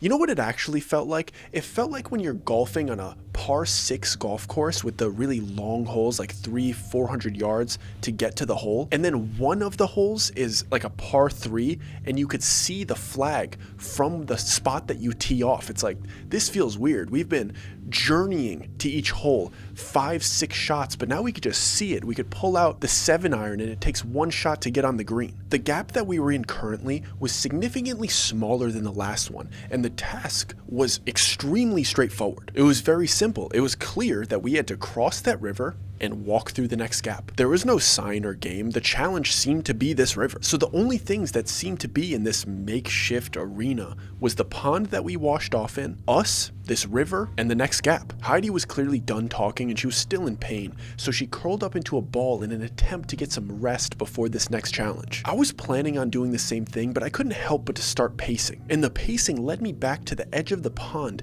that Bobby and I had washed ourselves in. And what I saw in the water made me call over to Bobby immediately. And he rushed over to see what I was referring to, and I just point at the water and I go, bro, have you ever seen anything like that? He shook his head with a very simple no. Then we both proceeded to watch the ink that we had washed off our bodies into this pond pull together into two very clear clumps of coagulating tar. And these coagulating clumps of tar seemed to be interacting with each other just below the surface of the water. They weren't moving much, but it was clear that they were mirroring each other slightly. And we stood at the edge of this pond watching these seemingly conscious bodies of black liquid until they shot off into the distance of the pond like they were dolphins fleeing. And like I said, the pond wasn't that small. It wasn't massive. We could run around to the other side to see if they went over there, but if they went into the middle of the pond, we would have to go into the water to see what they were doing. We had no idea what the ink had turned into. It left the residual mud behind. It was clear that only the ink had pulled together, and we were not going back into that water to find out. And we figured that the pond and the river weren't connected, so if we don't go back into this water, we wouldn't have to deal with it. We weren't extremely confident in that conclusion, but it's what we had to tell ourselves so we could fall asleep for a little bit. And this might seem absolutely ridiculous, but I had one of the best night's sleeps I've ever had in the middle of that clearing on that soft grass. And like I said before, the water that we washed ourselves in, that pond, felt like pure ecstasy. My body felt like I took an Epsom salt bath with a CBD bath bomb in it, then rubbed Tiger Balm all over myself. My skin felt like it was humming with relaxation and comfort. And during my night's sleep, I felt comforted. I almost felt like a little spoon being cuddled from the back. And to be honest, I woke up absolutely refreshed. I wasn't particularly happy about the situation I was in, but I felt good and I felt rested. And I could say the same thing for Bobby, but I definitely could not say the same thing for Heidi. Heidi looked like she had been in and out of sleep the entire night, and her skin clearly started breaking out in rashes and she couldn't stop scratching herself. She was in horrible pain and discomfort, and it felt so unfair that my body felt so good. I felt so ready to move on to the next task, but this girl had suffered all night. And honestly, I even started doubting the tips that Dr. Doyle gave her, because I couldn't imagine how washing off in that miracle water could be a disadvantage. So Bobby and I both get up and we start walking around the area just to make sure that there's nothing in the area threatening. And for some reason, when I finally stood up completely, when I got all the way to my feet and looked around and gazed at the horizon around us, I got this horrible wave of anxiety. I don't even know if I should call it anxiety. If anything, it felt more like a claustrophobic panic. Like, I knew that we were stuck here before. I knew that we weren't in a good situation. But for some reason, standing up in this place and looking around felt like the entire world was closing in on me. So much so that I actually started ducking and covering my eyes so the sun would stop glaring into them so heavily. It felt unnaturally bright, and when I put my right hand up to give myself some shade to keep the sun out of my eyes, it didn't work. There was something about this place that was overly illuminated. It wasn't particularly hot there, but the way the sun was shining felt like Phoenix in the summer. And I felt Bobby lean into me as if he was also feeling these waves of vertigo and panic. And we both basically fell back into Heidi, who was doing her best to hold us up. And it took us a few minutes of good deep breathing and leaning on one another to calm down. I hadn't felt that way since I had taken a Bang Energy pre-workout on an empty stomach, and it caused severe heart palpitations and rolling panic attacks. But just as I started to gather myself, Bobby looked up into the sky and started freaking out, and he started pointing up towards the sun, and he's saying, "Why are there two? Why are there two?" So I look up and I do my best to use my hands to block out the main source of light, because I'm trying to see what he's referring to past the glare of the sun. Part of me thought there was going to be some type of creature flying around above us or swooping down to attack us, but what I saw was far worse. I was looking up at two suns, and let me make this extremely clear. You have woken up every day of your life to one sun. When you look up into the sky during the day, you see our friend, the sun. When you look up into the starry night, you see our friend, the moon. But I'm looking up into the sky and I see two suns, and there's one on each half of the sky, and they're both shining as bright as one another. That's what was causing this intense illumination of the area, and that's why everything felt a little bit off. Like usually you could turn your back to the sun and get a little bit of shade on your face and eyes, and usually when you're looking at somebody and they are turning their head, they're giving you a different angle of their face, you could see shadows on their face depending on what angle the sun is shining. You don't realize how used to shadows you are until you're somewhere that's so illuminated, like you're at a photo shoot surrounded by soft lights. It doesn't feel like real life. It feels like a fever dream. And we all instinctively take a couple steps back away from each other, looking up towards the two suns. And then we look back at one another, and I swear, from my point of view, it looked like we were in a cinematic movie. It was too perfect. It looked like we were on set of something. But the weirdest part was the fact that we had two shadows, because there was two suns in the sky. And you never realize how weird that looks, because you're so used to the sun being on one side of the sky, and it usually casts a shadow in one direction. But when you see two, it's overwhelmingly disorienting, especially because if there's two suns in the sky, there probably shouldn't be a shadow on either side. Yet there's two next to us because of the angle in which each one is shining. And it's like one of those things that once you see it, you can't unsee it. And on top of the fact that we had two shadows, Heidi didn't even have one. The ink residue that was still on her skin and her face and all of her clothes, it looked almost as if it was absorbing all of the light that was coming to her, and she looked gray and void of life. And I'm looking at Bobby and he looks illuminated and rejuvenated and full of color, while Heidi's looking like somebody's draining the joy of life out of her, and she's a black and white character in a color film. It was like she was Spider-Man Noir from the Into the Spider-Verse films. And that's when I really started doubting Dr. Doyle's advice, because even though the illumination was freaky and unsettling, the worst part about it was that it highlighted just how bad of shape Heidi was in. And I was starting to get a little bit concerned that she might start turning into what Corey turned into. That's how gray her skin was looking. And yes, you can attribute that to a bad night's sleep and the rashes and the pain, but you can't pretend like not washing off that ink didn't have major repercussions. And I could tell that Bobby was thinking the same thing, because he was genuinely concerned about her. And she could see it in our faces the way that she was looking. So she immediately started defending herself. She's like, "Guys, I know I look bad, but we need to focus on getting through the next gap. If it starts to get worse, I will be honest with you guys. I know what you're thinking." And I had my concerns too, but I promise you, I don't feel as bad as I look. And if you hear my teeth start chattering, I will not be mad at you if you leave me behind. But for right now, I promise I'm okay. This was very reassuring to us because she was very self-aware. She acknowledged our concerns and she agreed that we should probably be concerned. But for the time being, she still felt like a trustworthy, capable part of the team. So we're all standing there with nothing left to do but attempt the next task. So we turn towards the river in the gap and we start walking towards it. And every step that we got closer felt like an inch closer to my impending doom. The river was much wider than I thought it was, and the water was much rougher than I realized. It was very clear that this was a deep, raging river, and if you weren't a strong swimmer, it was very clear that this thing would swallow you whole. So when we get to the edge of the river, I look to both ends to see where it leads, and both ends of this river ran directly into the rock walls that were to my right and left. It looked like if you let this river take you, you would end up into some underground cave river. I highly doubted that it would take you to safety, so that was not an option. It looked like it would just plummet you into darkness, and you would just bash your skull and limbs off of rocks until you finally drown. And then I thought,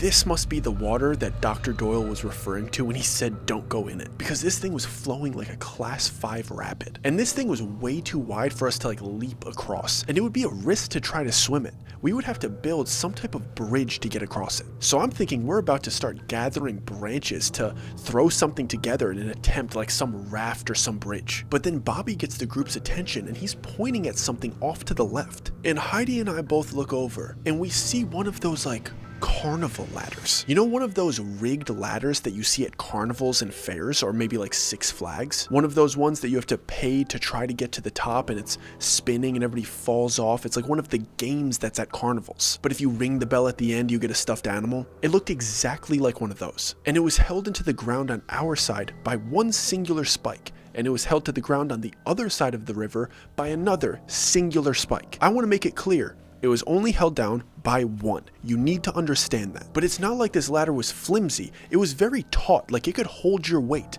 But if you put too much weight on either side, the ladder would flip. Like when we walked up to it and we touched it, you could tell it was very tight. It had a little bit of a bounce to it. But if you even slightly lost balance while you were on this thing, it was going to spin and you were getting dumped in the river. So we found it.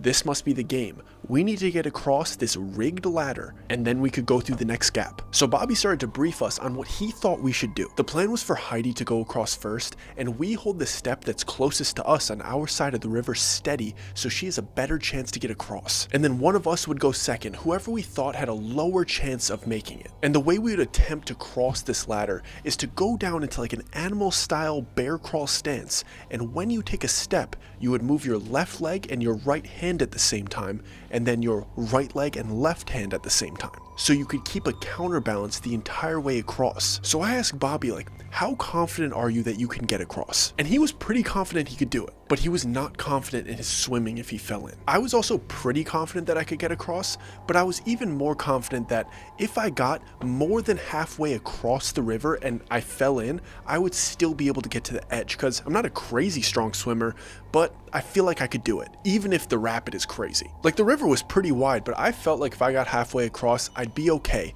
but I could tell that Bobby was genuinely scared of the water and he didn't think he would be. And for me, I felt like I would perform better mentally if I saw both of them on the other side safe. And that way I could fully focus on my balance, because I wouldn't be able to focus if I was thinking about he's gonna go after me, I might have to jump into the water after him anyway if he falls in. But if they're both safe, I could just focus on the task at hand. So we decided to go Heidi, Bobby, then me last. So we held the ladder as steady as possible and we attempted to coach her as she went across. And we realized pretty quickly that every slight movement caused this thing to shake. There was no easy way across this, and the smallest mistake, a hand an inch out of place, was going to send you into these rapids. I could tell by the fourth step that Heidi was doing pretty well, but this was even more of a core workout than it was a balancing act, and she was clearly struggling to maintain the bear crawling position. But even when her movements started to get slightly sloppier, she was still making progress. But right as the group's confidence was building, right when she was about 2 steps from the end of the ladder, this girl started to shake like a baby deer on ice skates, and her arms started giving out,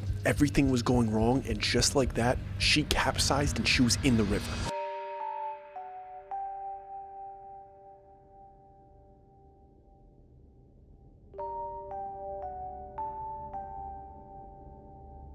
We all agreed as a unit to not jump in right away if somebody fell in. We gave her 2 or 3 seconds to show us that her head was above water. And when her head broke the surface and she was able to breathe, she didn't look terrified. It was more of a look of surprise. And luckily, she was close to the other end. Even though the river was drifting her at a very high speed, it was clear she was going to make it to the edge, and she did. And she crawled out of the river and she quickly made her way back to the ladder, because now she was going to hold the other end as steady as possible from her side as well. This way, Bobby would have the best chance of getting across because I would be holding it on my end and Heidi would be holding it on her end. And I kind of liked the idea that the ladder was going to be sturdier the closer that I got to the end, because clearly Heidi started to fatigue towards the end. And if somebody was on the other side waiting for her, keeping it steady, she probably wouldn't have fallen. So Heidi and I grab both ends and Bobby starts his journey across. He wasn't going super fast, but he was moving confidently. And it didn't look like he was going to fatigue in the same way that Heidi did. But even though it was going well, that same wave of anxiety that I had hit me while Bobby was doing it. And I didn't realize what it was at first. I was internally freaking out, trying to put a finger on what was wrong.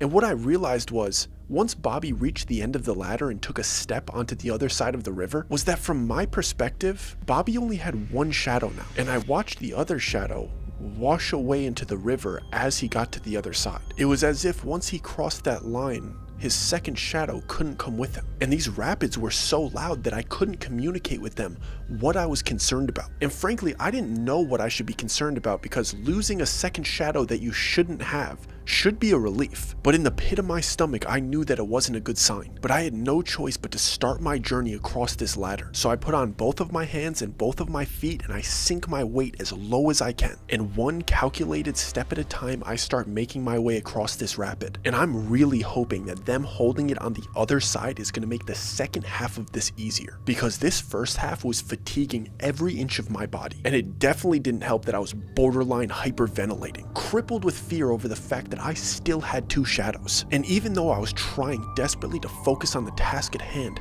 I couldn't help but look off to my left at my shadow. And the reason I was looking at the one to my left was because it looked like it was slightly darker than the one to my right. And even though I was in this situation where I should have been hyper focused on getting across, I couldn't get my mind off this shadow. And my lapse of focus resulted in the ladder flipping when I was about 3/4 of the way across. I was anticipating falling in, so I had thought about it. I thought the best thing that you could do is just hang on to the ladder. Like, even if you're in the water, I feel like it's better to hold onto the ladder and just use it as a rope. And I could tell that Heidi attempted to do it as well, but the riptide was too strong for her grip, and she wasn't able to hold on, so she had to rely on swimming. But as I felt the ladder tipping, I let my hands go through the ladder and I wrapped my legs around it like a figure 4, and I held the rope and the steps with both hands, just hugging it. And it went through my head when I tipped over, I was like, I should have done this from the start, because even with my back in the water, the riptide wasn't too strong. I was going to be able to army crawl my way to the other side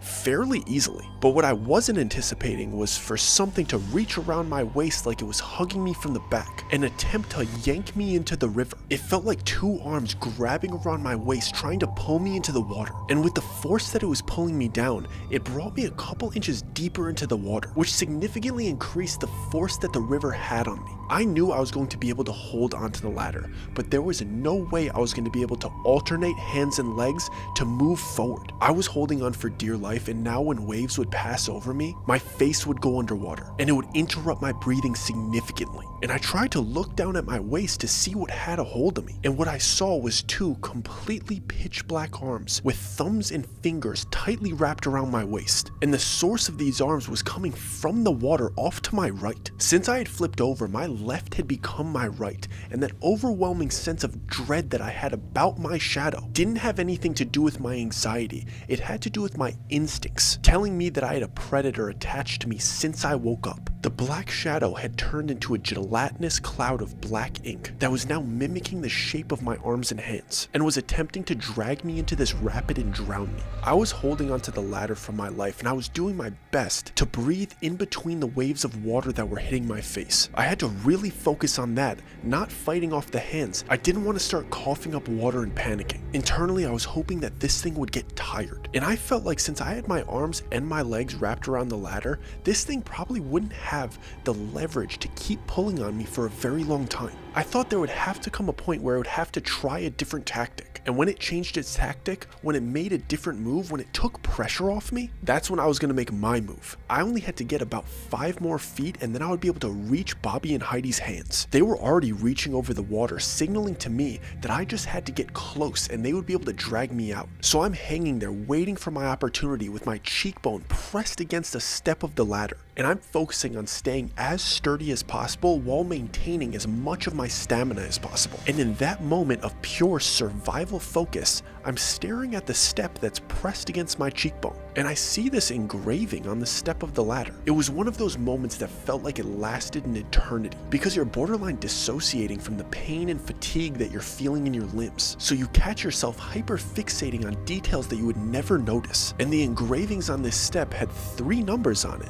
383. I didn't know what it meant, and honestly, I didn't really care what it meant, but it was something for me to lock my eyes onto and focus. So those 3 numbers were just stuck into my head, 383. And as I was holding myself there surviving, I realized that I was right.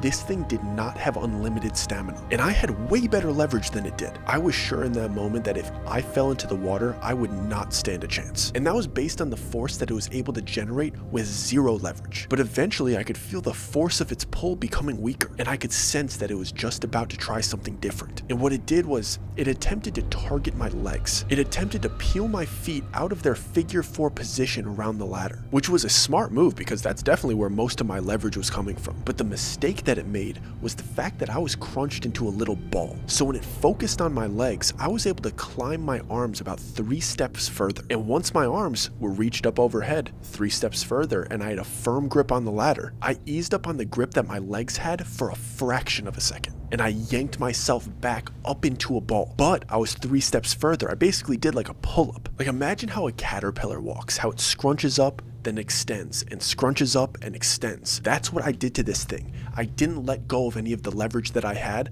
I just slowly shimmied up like a caterpillar until Bobby and Heidi were able to reach me. I would stay in a full defensive position while it still had a grasp on me. But when it tried something different and I wouldn't feel it tugging, I would extend, then I would bend in that moment that it didn't have me, and I would be closer to the edge, closer to safety. And it finally got fed up with me winning, and when I got to my last extension, it wrapped its limbs around my face and pulled my head completely underwater. It grabbed me from my forehead and my chin, so it had a very good leverage point to extend me backwards.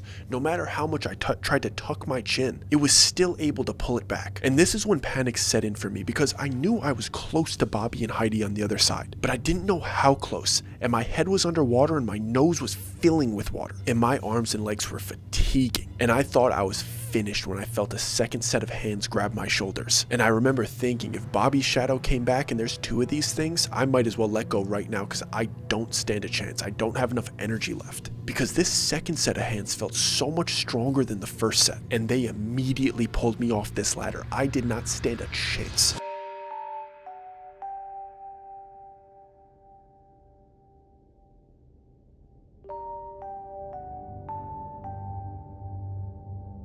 But these hands didn't drag me to the bottom of this rapid. They were Bobby's hands, and they dragged me to shore. And once my head and torso were out of the water, I watched the shadow make its last effort trying to drag me back in. And when it missed and I was out of its range, I watched it surrender and drift down the river. I was completely exhausted and coughing up water, but we had no time to sit here. We needed to start discussing our game plan. I did my best to try to gather myself as quickly as possible, and I didn't want to let the others know how genuinely tired I was. There's nothing quite like the fatigue of getting caught in rapid waters or riptides. It's not like I was swimming against it, but doing an isometric hold against the power of a river for minutes at a time was like running a marathon. I felt like a noodle. And I don't know what else to say to the group to break the silence, so I just go, "What was that?" And I asked that even though I knew what it was. I knew that that thing was the ink that I had washed off in the pond the day before, because I remember how it gathered together under the surface of the water and shot off. And somehow that ink had made its way out of the pond and disguised itself as Bobby and I's shadows while we were sleeping, and it waited until we were in the rapids to attempt to drown us. Bobby playfully said in that moment, "She did tell us not to go in the water," gesturing towards Heidi. And this was the first time that I looked at Heidi since I'd been out of the water. And the first thing that I noticed is that she didn't look horrible anymore. She looked full of color and fully rejuvenated. She had fallen into the river, and the river washed off all the ink that was still on her. So I asked her, "What happened when you went in the water? Because you still had ink on you." And she said that the water felt amazing, and it felt like it was instantly healing her, and nothing tried to pull her in. And she said it was so rejuvenating, it gave her the energy to swim to the side. And she said she felt like she was 100% recovered when she got out of the water, when she was a complete mess, when she even got on the ladder. This tickled my brain in a very weird way, because it hit me that this wasn't just any task or challenge. This one was more like a test. It wasn't like a quiz. It was more like an instant gratification test. It's like it knew we would be covered in ink when we got to the second gap, and the ink felt like it was set on fire the moment we got there. And this gap presented a beautiful oasis of immediate gratification. But if you indulge in that immediate gratification and relief, it then comes back to punish you. But if you waited it out and you fought through the pain until the second body of water, it rewarded you even if you failed the task and fell in the river. It was like this sick lesson about instant gratification versus delayed gratification. And it made me realize that this place was much more complex than it seemed on the surface. Because even though the way that I just worded that about instant gratification versus delayed gratification, it's a good lesson in general, but the way that it was presented was sadistic. This place basically said, I'm gonna torture you, I'm gonna put you into excruciating pain, then I'm gonna present you a solution, and if you take the solution, I'm gonna punish you for it. Heidi broke my internal dialogue about the lessons that this place was teaching me by saying that we should probably get moving, and she tried to up the morale of the group by reminding us that this is the last gap that we're entering. And she also reminded us the tip that Dr. Doyle gave her about it. She said, keep this in mind, guys. I don't know what this means, but you need to remember, they are not your friends. That wasn't much to go on, but Dr. Doyle was 2 for 2 when it came to tips. And even though I was having my doubts about it before we crossed that river, now I knew that if Dr. Doyle said it, you live by it. So I bring myself to my feet and I asked Bobby if he's okay. I gotta check in with my boy. He wasn't, but he told me he was, and I lied right back to his face. And we both lied to Heidi, and Heidi lied to us. And 3 people collectively on the worst day of their lives pretended to be okay. And in a single file line, we walked through another unnatural gap in an assortment of branches that shouldn't have been there. So I squint and I brace for pain, or at least for something similar to the last gap that we went through. But I felt nothing. This is the 3rd one that we went through, and when I passed through it, I saw nothing. It was like the lights went out, and the only thing that stopped me from freaking out was when I reached forward, Bobby was still there, and we both immediately whispered to Heidi, who was also still there. And I heard Bobby's hand touch her shoulder because he reached forward frantically, almost slapped her, but I knew that all 3 of us were still there. But there was no telling where we were. Like, I'm telling you, we were in the pitch black, and we stopped moving immediately because we couldn't see a thing. But from the few steps that we took, I could tell that we were still outside, and I could tell we were still in some type of forest just based off my feet crunching on the ground. The sound of the raging river behind us completely disappeared, but we weren't sure if we had to keep walking, like this was some type of middle ground, like maybe this gap is longer than the last 2. But we all shuffled together for a couple more minutes, and we realized that this might just be the 3rd gap. This might be the 3rd task, and we have to find the last gap in pitch black darkness. I heard Heidi squeal, and initially I thought it might have been because something touched her, or she might have heard something. Like, I just initially thought something was going wrong, but it was actually a squeal of excitement because she remembered something that she had packed in her goodie bag. She always had something good in there, and I heard her rip the bag open, and I heard her reaching inside of it, and then I heard a flicker of a lighter, and it took a couple flicks, but it eventually turned on, and I'm expecting to see the illuminated faces of my friends to give me some comfort. But in a very similar way, how Heidi looked like she was absorbing sunlight while she still had that black ink on her in the last gap, it seemed like the blackness of wherever we were was absorbing the light that was coming off the flame. We were able to see the flame itself, but no matter how close the flame got to one of our faces or one of our hands or to a tree that we could all feel, it wasn't illuminating anything around it. It looked like a floating flame in an abyss of darkness. So even though it was a great idea, it didn't do us any good. It was useless. We decided to just put it away because it wasn't giving us any light to navigate. We thought maybe it's more of a liability to have it on because maybe there's something here that will be looking for something like that. We have no idea what this challenge is going to be. The only thing that we know is that they're not our friends. And I thought we were walking slowly in the first gap and trying to not build up a sweat, but there's no slower type of walking than walking blind. We were moving at a snail's pace, and that pace slowed down even further when the whispers started. I wasn't sure if it was the wind at first, and I also wasn't sure if I was the only one hearing it. When the first one blew past my ear, I wanted to ignore it. I wanted to brush it off. Like, I didn't hear that. I wanted to think that it was just my mind playing tricks on me. I was just scared. But as the second whisper blew past me, I knew it wasn't a coincidence because I recognized the voice. My mother was speaking to me and guiding me. What she said was, "What you're looking for is to your left." And the first thing that I thought was, no chance I'm going left, because Dr. Doyle said they're not our friends. It didn't matter whose voice flew past my ear, I wasn't making any decisions without the entire group's approval. And soon after the first whisper that hit me, I could tell Bobby heard his first whisper, but he heard his wife's voice because he immediately said her name. And the tone of his voice was that of a concerned husband. And he frantically started saying, she's telling me to go right. Guys, we need to go right. And Heidi said exactly what I was thinking.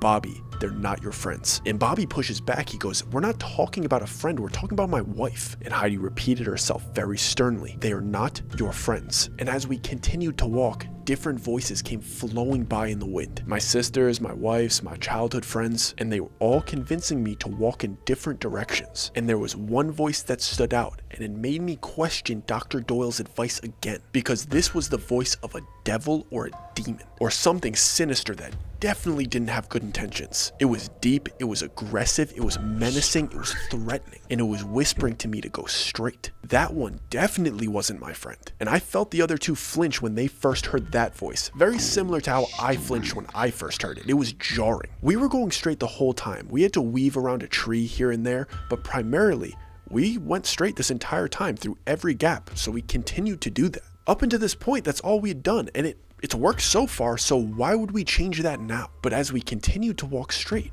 that horrible, menacing voice continued to encourage us, and it was saying things like, very good, don't listen to them, listen to me. We were going so slowly that it didn't feel like we needed to stop to talk, but we stopped when that thing said, that's right, continue walking towards your friend. And that's exactly what Dr. Doyle said not to do. And this thing just referred to itself as our friend. And at that very same moment, we all saw a dull light in the distance. It was slightly off to our left, but we could continue to go straight and we would still be able to pass it. We would be able to investigate it, but we wouldn't have to go off course. So we continued to walk and we continued to ignore the whispers from our friends and our loved ones. But they started to escalate to pleads and begging and lies and insults, anything to get our attention. And when we got closer to this light and I could see what was inside of the light, what was being illuminated in this pitch black darkness, I started to freak out. It was my mom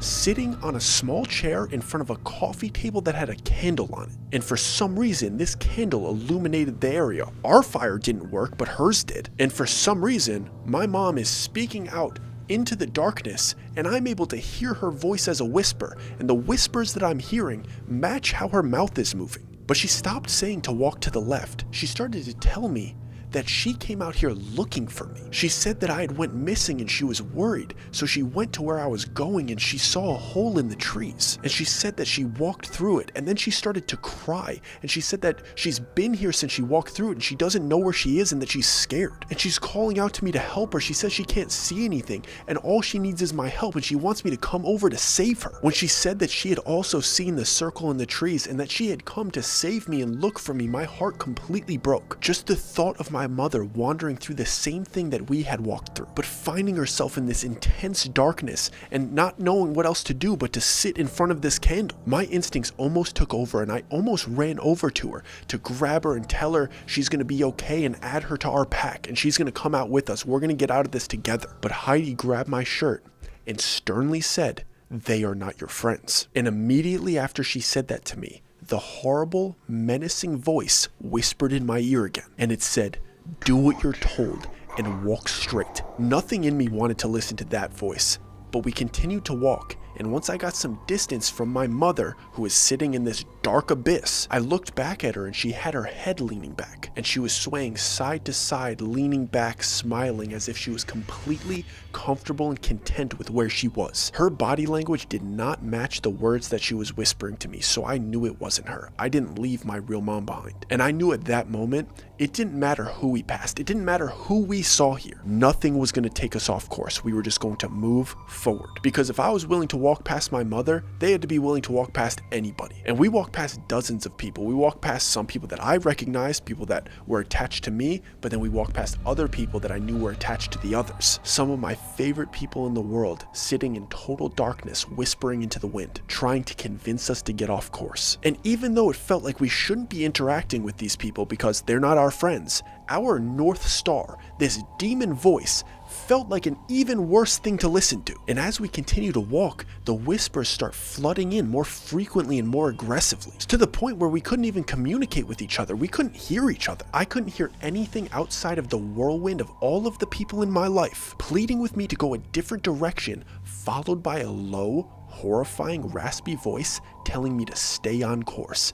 Good boy. Move forward. And once the voices knew that we were not going to listen to them, the things that would start to appear, the things that would be illuminated in the darkness instead of somebody just sitting on a chair, they became much more violent, much more gruesome. They weren't violent towards us, they were violent towards each other. And whatever these things were, they were trying to convince us that one of our loved ones were in real danger. They were acting out horrible scenes in groups together, but they were switching out which one was the victim. They were attempting to get one of us to spring into action to try to save the person that they were mutilating. But every time we walked past one of these graphic scenes, Heidi repeated herself. They are not your friends. And we had to tune out the sounds of our loved ones screaming, their bones cracking, their flesh tearing. And right after Heidi would scream it, they're not your friends, the voice would back her up, making it feel like avoiding these things was the wrong decision every time, until in the distance, we could see 3 gaps directly ahead of us, and each gap was illuminated in a very similar way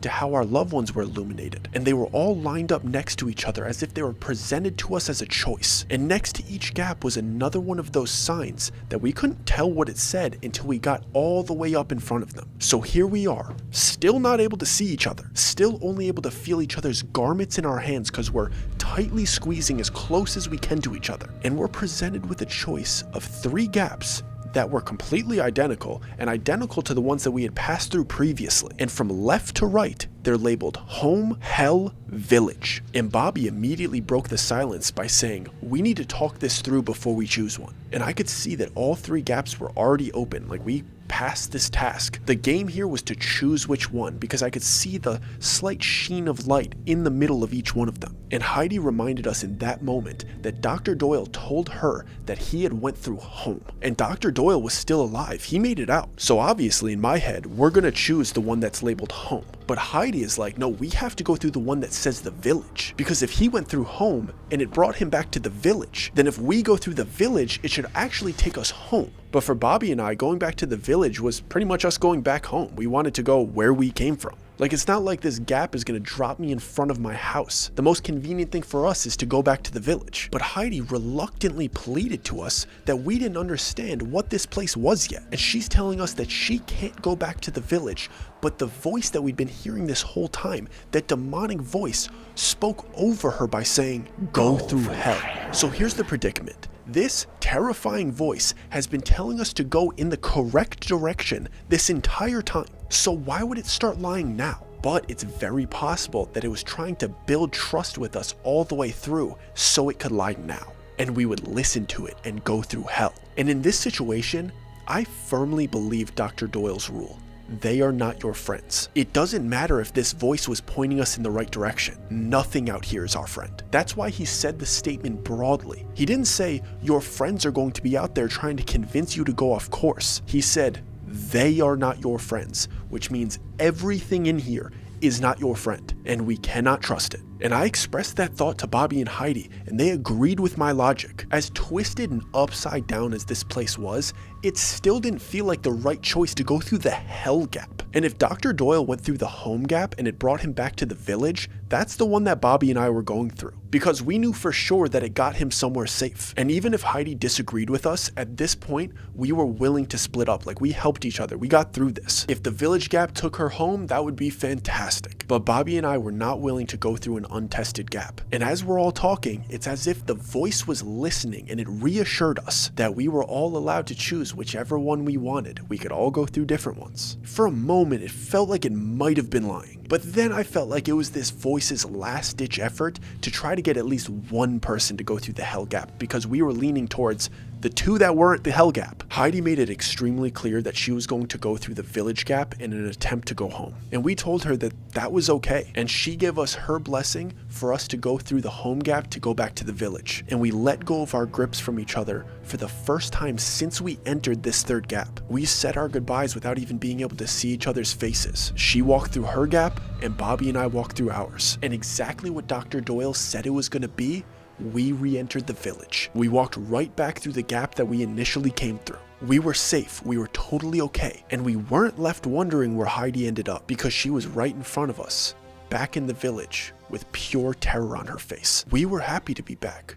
She was devastated. The home gap and the village gap brought us back to the village, so she might have needed to go through hell to go home. But now here she was, back in a village filled with people who were physically abusing her when we found her. And all of the people of the village are coming out of the woodwork with shock on their faces that all three of us had returned. And I lock eyes with Dr. Doyle, and I have some questions for him.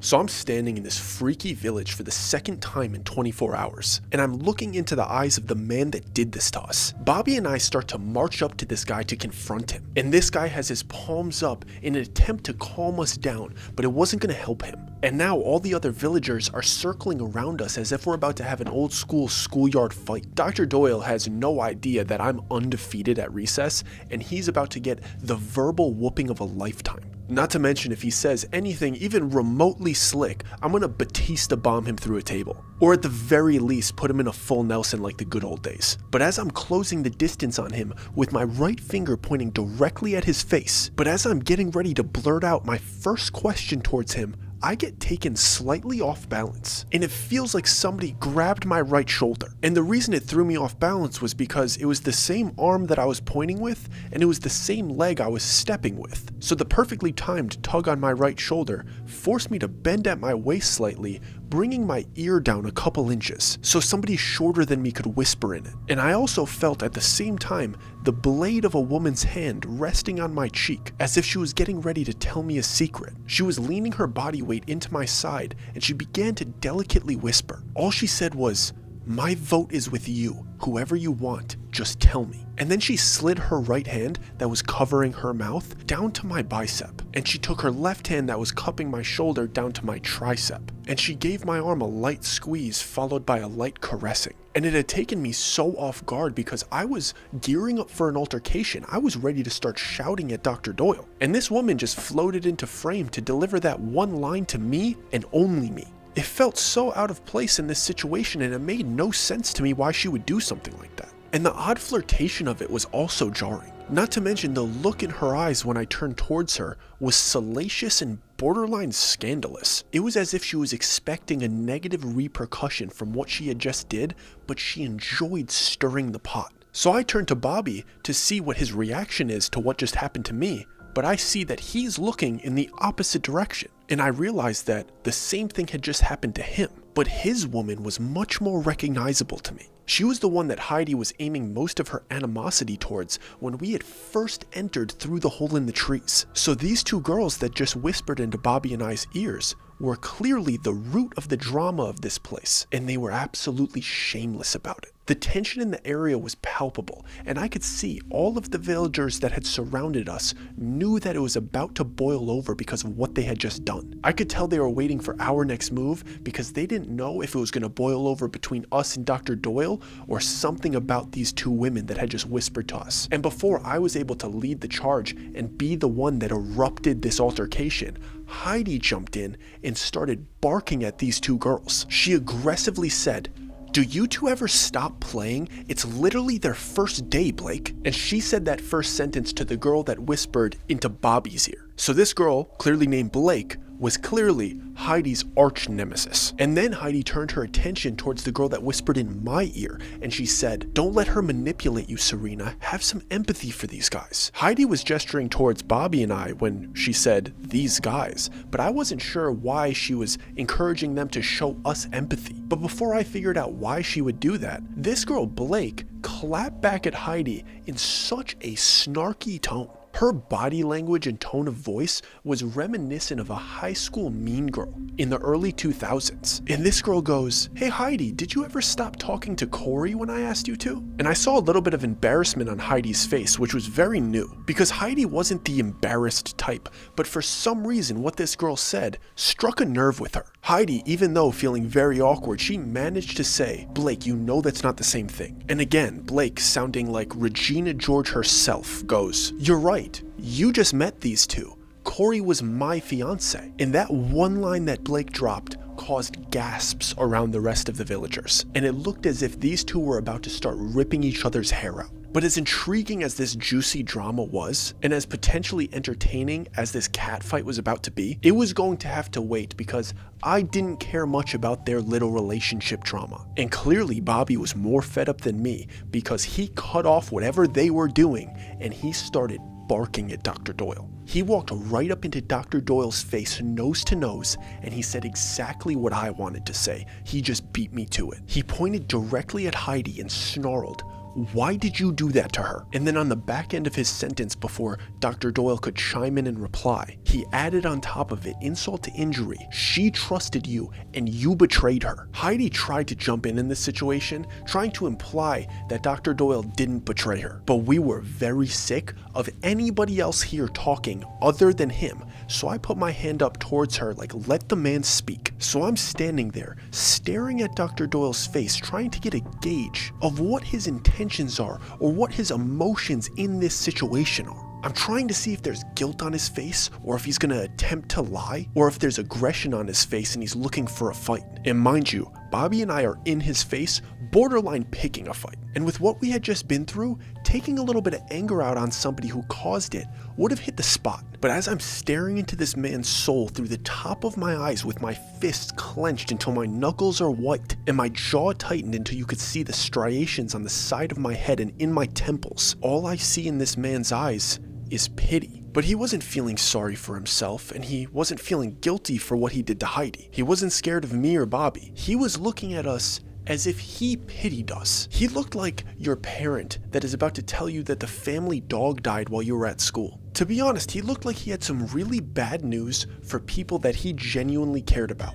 and he was going to be the one that had to break it to them. And I tried to not show him that I was picking up on this. I wanted to stay angry because being angry is easy. But when somebody's looking at you the way he was looking at us, it makes you very internally uncomfortable. Because you start to question your stance on the dilemma. And you start thinking about all of the possible things that he must know that you're ignorant of that would make him feel this level of pity towards you. And in my chest, I could feel the confusion growing. But there was nothing that I could do other than demand to know why. Why are you looking at me like that? So that's exactly what I said. Tell me why you're looking at me like that. And in a very empathetic and borderline scared tone, Dr. Doyle said the first words that came out of his mouth since we had arrived. This man said, "Please tell me you don't have kids at home. That's gonna make this process much harder." And as I'm trying to comprehend what he just said, I start reactively answering his question by shaking my head. Like my body was replying, shaking my head no, to tell him like, "No, I don't have any kids," but what a ridiculous thing to say. And in my head, I'm thinking, why does that matter? And what process are you talking about? But Bobby was doing the same thing that I was doing, reactively shaking his head no. And Dr. Doyle seemed to be visibly relieved that we were both saying no, we don't have kids at home. As if that answer from both of us was going to make this situation so much better. His reaction genuinely pissed me off because I didn't want him to feel any relief. I didn't want him to feel like he regained any control in the situation. I wanted him to feel like he was on the back foot, so I followed up by saying, "What are you on about?" I wanted him to feel weird about what he was saying, but for some reason, the momentum of this conversation seemed to be shifting into his favor. I could feel his confidence growing, even though his eyes were still darting around, and he was still clearly grasping at straws, trying to figure out what he was going to say next. But I still felt the control slipping away from us, especially when he followed up by saying this: "There's some things that you guys have to understand about what happens next." And I'm just standing there like, why is this guy talking like he is in control here? And why do I internally feel like he's in control? Why does it feel like it's shifting towards him? And as much as I wanted answers about this entire thing, the panic of this going differently than I had imagined made me internally want to leave. I started to become hyper aware of my surroundings, and I started scanning all of the villagers that had surrounded us. And I wasn't sure if his confidence was building because all of these people were in on some type of ambush plan. So I'm trying to shoot aggressive looks at anybody I can make eye contact with to try to scare them off from trying anything. But as I'm looking around and I'm trying to start altercations with my eyes, I noticed that every single person here is looking at us with that same level of pity. And if I'm being honest with you, I wish they looked like an angry mob. I wish I caught some looks and could pick some fights in the crowd, because their demeanor about this whole situation was throwing me off. It was like a group of people walking up to a tragedy, and they looked like they were genuinely, from deep in their hearts, sorry for us. But I'm standing there and I'm like, they're looking like they're sorry for me, but I should feel sorry for them, because these people are in absolute shambles. And it wasn't just their odd mismatching clothes or their below average hygiene. They all had something wrong with them, and it wasn't anything crazy. They weren't major deformities. They weren't like the hills have eyes. There was just like a thing off about each one of them, like scars, or they had an eye patch, or they were missing an ear, or they had a visible limp, like they were clearly in ongoing pain. And in that moment, I felt like they had all been through some level of interrogation or some form of torture, because all of the injuries that they had seemed very specific and very intentional. But all of the stimulation and visual information was overloading. It was overwhelming for me. All I wanted to do was leave. I just wanted to get out of there. And luckily, that's all Bobby wanted as well. Because his rebuttal to Dr. Doyle was, there's something that you're gonna need to understand. We're leaving this freaky little village you built. Heidi, feel free to come with us. Doug, let's get out of here. That was enough for me. I'm good. Let's skedaddle, big dog. I'm good on this whole situation. So we turn around to start walking back towards that big hole in the trees that we initially came in. And I look towards Heidi like, yo, you coming? And I realized that all the trust that we had built with her was out the window. She was nothing but one of these weird cult members, because she couldn't even get herself to look up from the floor. It's clear that her allegiance is towards the people that were torturing her, and she has no intention of letting us help her. There's nothing that we could do to help a lost cause like that. And as we start picking up the pace, fully committing to leaving this group behind, Dr. Doyle shouts over to us in such an odd way. This man says, there's no need to run, guys. Nobody's chasing you. Go slow, take your time climbing out. We don't need any busted noses. I hated the way that he said that. He sounded like a parent shouting over to their child, trying to keep them safe. And he used the tone as if he knows something that we don't. Like, we're so brand new to the world that he's got to let us know to climb out of this safe. Like, dude, we climbed in, we know. We have no idea if this is some type of decoy and he's trying to buy time to close off the exit. So naturally, we start picking up the pace a little bit into a light jog. We get a little bit of distance from the group and we're closing in on the hole in the trees that we came in initially. And I still hear Dr. Doyle continuing to call over to us that nobody's chasing us and we don't need to run. And when I look back over my shoulder, he's not lying. Everybody's standing exactly where they were. He's standing in place, just watching us, making sure that we're safe, and the rest of the village members are dispersing in a very sad manner. I continue to hear him shouting in the distance, please be careful, guys. Slow down a little bit. And this is only making us pick up speed. He's being so weird. Everything about this is throwing us off. So we start picking up speed. At this point, we're in a healthy run. And we're not going so fast that I can't look back at him, that I need to like watch every step that I take. But we're going fast enough that there's no way he's going to be able to catch up. And as we're about 10 feet from the hole in the trees, I look back at him one more time. And he has his fists clenched together and his face is grimacing as if he's watching a street skater attempt a very dangerous trick and he's expecting a gruesome injury. Part of me is second guessing our actions, but most of me knows that I'm going to feel much better when I hop out of this bizarre circle in this tree line and out of this village. In the base of this opening, it's not very high. It's not like we're going to have to climb out of this thing. It was about 2.5 feet off the ground, so at the pace that Bobby and I are running, we're going to be able to easily hop out of this thing. We weren't even going to have to touch this thing. We probably didn't need to break our stride. All we got to do is hop over this hurdle and we're out of here. So I load up for a single leg jump and I find out why Dr. Doyle told us to take our time. My big toe hit it first, followed by my kneecap, followed by my nose and my forehead. I collided with what felt like a plexiglass wall. These absolute freak shows put up a see-through barrier to trap us in here, but didn't want us to be able to see that we were locked in, because we could see right through it. There was no glare of the sun, there was no streaks on it, there was no way to tell that there was a barrier between us and the outside. So we both ran face first into this plexiglass barrier like an excited dog who had never experienced a glass door. There's nothing worse than getting hit by something that you didn't see coming, and there's nothing more humiliating than running into a glass wall. And there's nothing more terrifying than seeing a man who has clearly intentionally trapped you, slowly walking up behind you as you're nursing an injury. And he's walking so slowly that it exudes this confidence that he knows for sure that you have nowhere to run.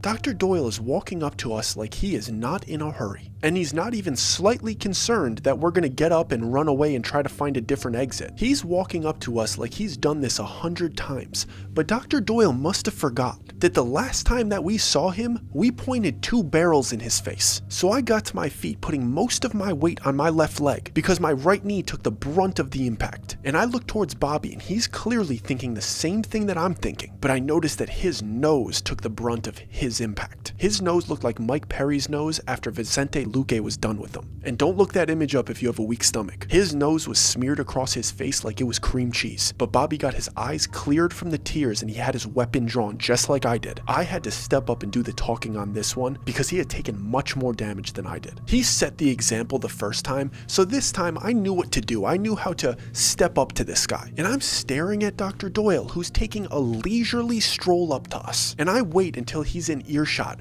not to mention until he's in the perfect range for me to turn him into Swiss cheese. And I tell him something very specific that I meant in that moment. If you don't open this barrier, I promise I'll kill you. And this man replied in the most nonchalant tone, "What do you see?" That smug response lit me up. What do I see? Bro, I'm seeing red right now, but I'm trying to keep it cool and stern. So I reply to him, "Now don't end up dead, Doyle." I thought that was a pretty sweet line that might get through to him and might convey to him just how dead serious I was. But he wasn't picking up on what I was putting down because his response was, "I see the highlands when I look out the glass." And initially, I couldn't put a finger on why that statement was so chilling to me. The pressure in this moment was so intense that scanning my memories for the relevancy in that sentence was borderline impossible. He said, "I see the highlands when I look out the glass." What could he mean by that? I see the highlands when I look out the glass. The glass. Heidi had mentioned the glass when we first met her. She had asked us where we were when we first saw the glass. And when we didn't know what she meant, she corrected herself by asking us where we saw the circle where it shouldn't have been. So the entrance to this place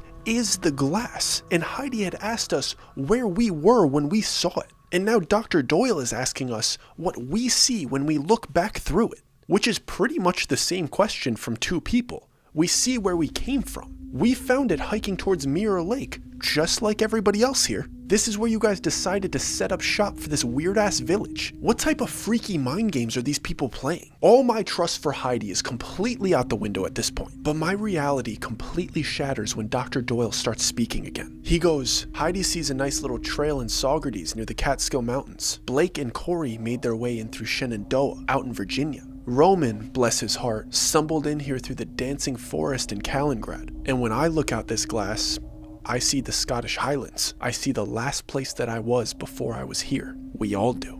Bobby yelled for him to open the barrier again, with real desperation in his voice this time. He was fighting the reality that we were in. He didn't want to believe the conclusions that he was coming to in his own head based on what Dr. Doyle was saying. But Dr. Doyle was patient, as if he had been through exactly what we were going through. Like I could tell that this guy genuinely felt sorry for us. And he continued by saying, "If you guys find a way out before you give up looking for it, please do me a favor and come and get me before you leave. I'll be in the tavern when you're ready to talk, and please don't shoot me in the back. You both know that I'm not capable of all this." He gestured to the entire place, like the village as a whole, when he referred to not being capable of all of this. Then he turned around and slowly made his way back into this bizarre village. We both stood there and watched him walk all the way away from us until he finally entered a small building that resembled a medieval tavern. I look back at Bobby's busted up face, and he's wiping it clean with his t-shirt, and he's doing his best to readjust his nose. I give him a quick, like, dude, you okay? And he gives me a slight nod, like, I'm alright. But he follows up by saying, dude, there has to be a way out. And we don't hesitate for a moment. We immediately start looking for a different exit. We were trying to stay in a mindset that rooted us in our reality, but it's very hard to do that, especially when the problem that you're facing doesn't follow the laws of physics and looks like an optical illusion. And I'm saying that because I know that you're probably thinking, why wouldn't we just walk and push through the tree line to exit this mini forest? It's not like the only exit is this opening in the trees. You could just walk through the foliage. You know, we don't have to climb through this circle in the trees. We could just wedge our way through the forest and find a different exit. We thought that too until we were on the inside looking out. Like from the outside looking in, we wouldn't have needed to climb through the circle in the trees. We could have pushed by the foliage and entered this small forest, but the circle was on the edge of the tree line from the outside. But from the inside of it, it was not on the edge of the tree line. There wasn't a clearing directly ahead. The only way to the clearing was through this glass, this large circle glass barrier. This is the weird part. There was about 50 yards further of forest behind this glass. You could even walk around it and look at it from the other side. And from the other side, you would see that same still image of where you came from. It looked like it was a floating moment in time encased in acrylic resin. But it wasn't just a standstill photo. When you're looking at this image that's stuck in the glass, the trees are moving in the wind, there's still animals running around. It was more like it was a live video feed, but we couldn't get through it from the other side either. And eventually, of course, you're gonna start to lose hope that it's an exit. Nothing about it makes sense. It's hard as a rock. You can't get through it. It looks like where you came from, but part of it just feels like it's teasing you. You're forced to go and attempt to find another exit. And keep in mind that Bobby and I are in an absolute panic at this point. We both knew exactly what Dr. Doyle was implying with what he told us, but we couldn't get ourselves to grasp the concept. We were in pure denial, doing everything that we could to find an alternate exit. And like I said, there was more forest beyond this glass from the inside. So we figured, let's just keep going in the direction that we knew we came from. This optical illusion has to end somewhere, and it did.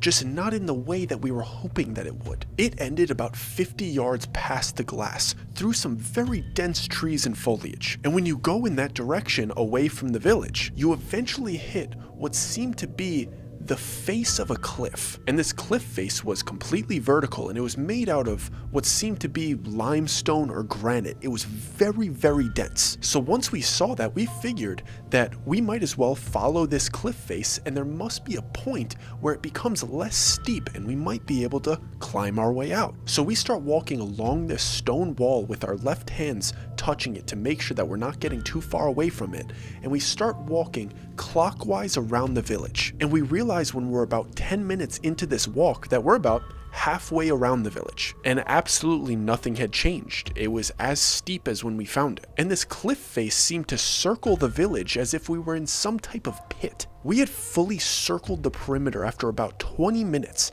and we realized that this cliff face ended right at the point of where the tavern was that Dr. Doyle was waiting for us. But we were still in complete denial. We were not ready to enter. So we turn around, we put our right hands on the wall, and we start walking counterclockwise the other direction just in case we miss something. But we circled this entire place again. We came to the exact same result, and we ended at this point on the other side of the tavern. And the tavern seemed to be built right up against this cliff face. There was nothing behind it. There was no trees behind this tavern. It was as if it was tucked in the point of a cliff. So just so you could picture this properly, this is what the village was like. This is what the landscape was like. Picture an illustration of a teardrop, but the teardrop is lying horizontally. So one side of the teardrop has a point, and the other side rounds out into a much more circular endpoint. The main village and all of the buildings that were in this main village were all closer to the point of the teardrop, with the tavern being placed like directly at that point. And the closer that you got to the center of this teardrop, the less trees there were. There was like clearings and room for structures and just room for people to do daily chores and build stuff, walk around. The center of this place seemed much more lived in, but the closer that you got to the edges of this place, the more dense the trees became. And the deeper that you got into the round side of it, the more that it was just forest. It wasn't lived in at all. But the trees became very, very dense the closer that you got to the cliff walls. So by the time we circled this entire place for the second time and we were back at the other side of the tavern, we realized that this place was completely enclosed by these cliff walls. And our only option was to try to climb out of this thing. The issue was that the canopy of trees was so thick near the walls that we couldn't see how tall the walls actually were. And when you stand closer to the center where there's like less trees and you could see through the canopy, you could only see the sky because you're not close enough to the walls to see how tall they are. And when you look in the direction to the left or the right, it gets too dense. There's a canopy in the way. You can't see the top of these cliffs. So in a sheer panic, Bobby and I try about 10 different methods of shimmying up one of these trees. And we finally find a tree that's fairly easy to climb, and I boost Bobby up until he could reach one of the thick branches. We test to see if it's weight bearing, it could hold his weight.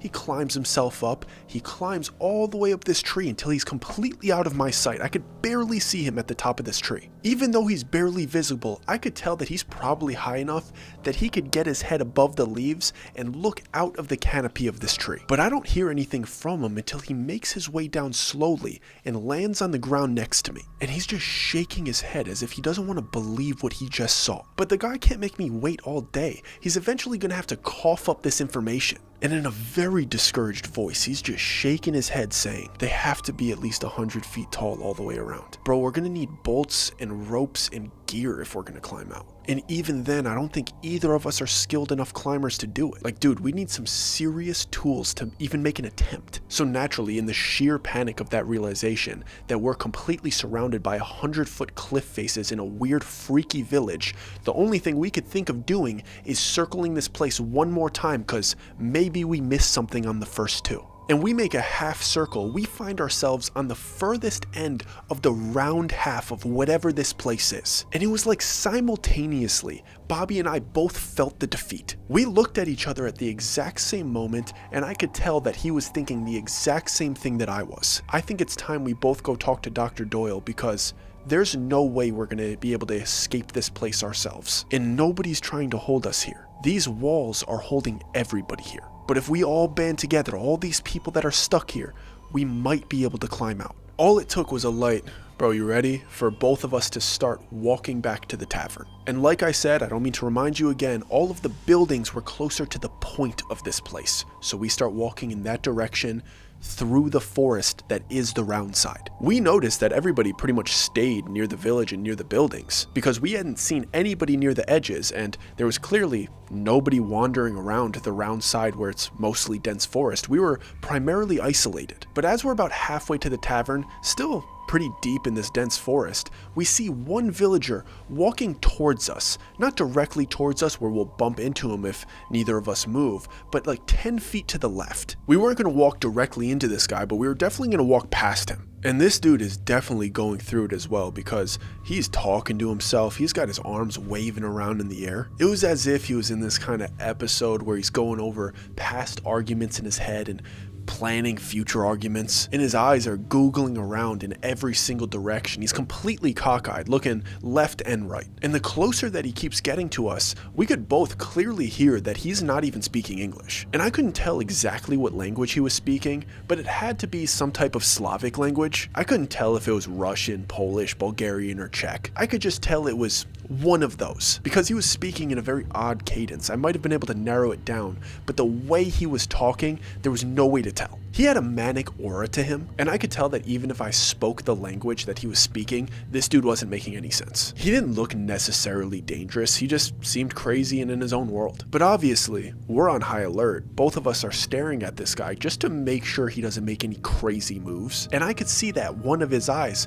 catch on to the fact that we're looking at him. he immediately stops and whips his crazy head towards us. We don't know what else to do but awkwardly stop with him, staring at him and just go, "Hey." He was already looking pretty freaky, but after we spoke to him, even though it was only one word, his eyes widened as far as they could go like a predator at midnight, and he spoke one word back to us. He desperately yelled, "Privat," before sprinting towards us like a Call of Duty zombie limp arm. We were already on edge in this scenario, so it's not like he caught us off guard. He didn't have the jump on us, he wasn't able to close the distance efficiently. We were already in defense mode, so right when he started running towards us, we both gave him a shimmy. And we wiggled past this dude easily, got behind him, and both started darting towards the tavern. And once he missed his initial lunge at us, he was far too old to catch up to us. And I don't mean that in a derogatory way. The reality was that he was a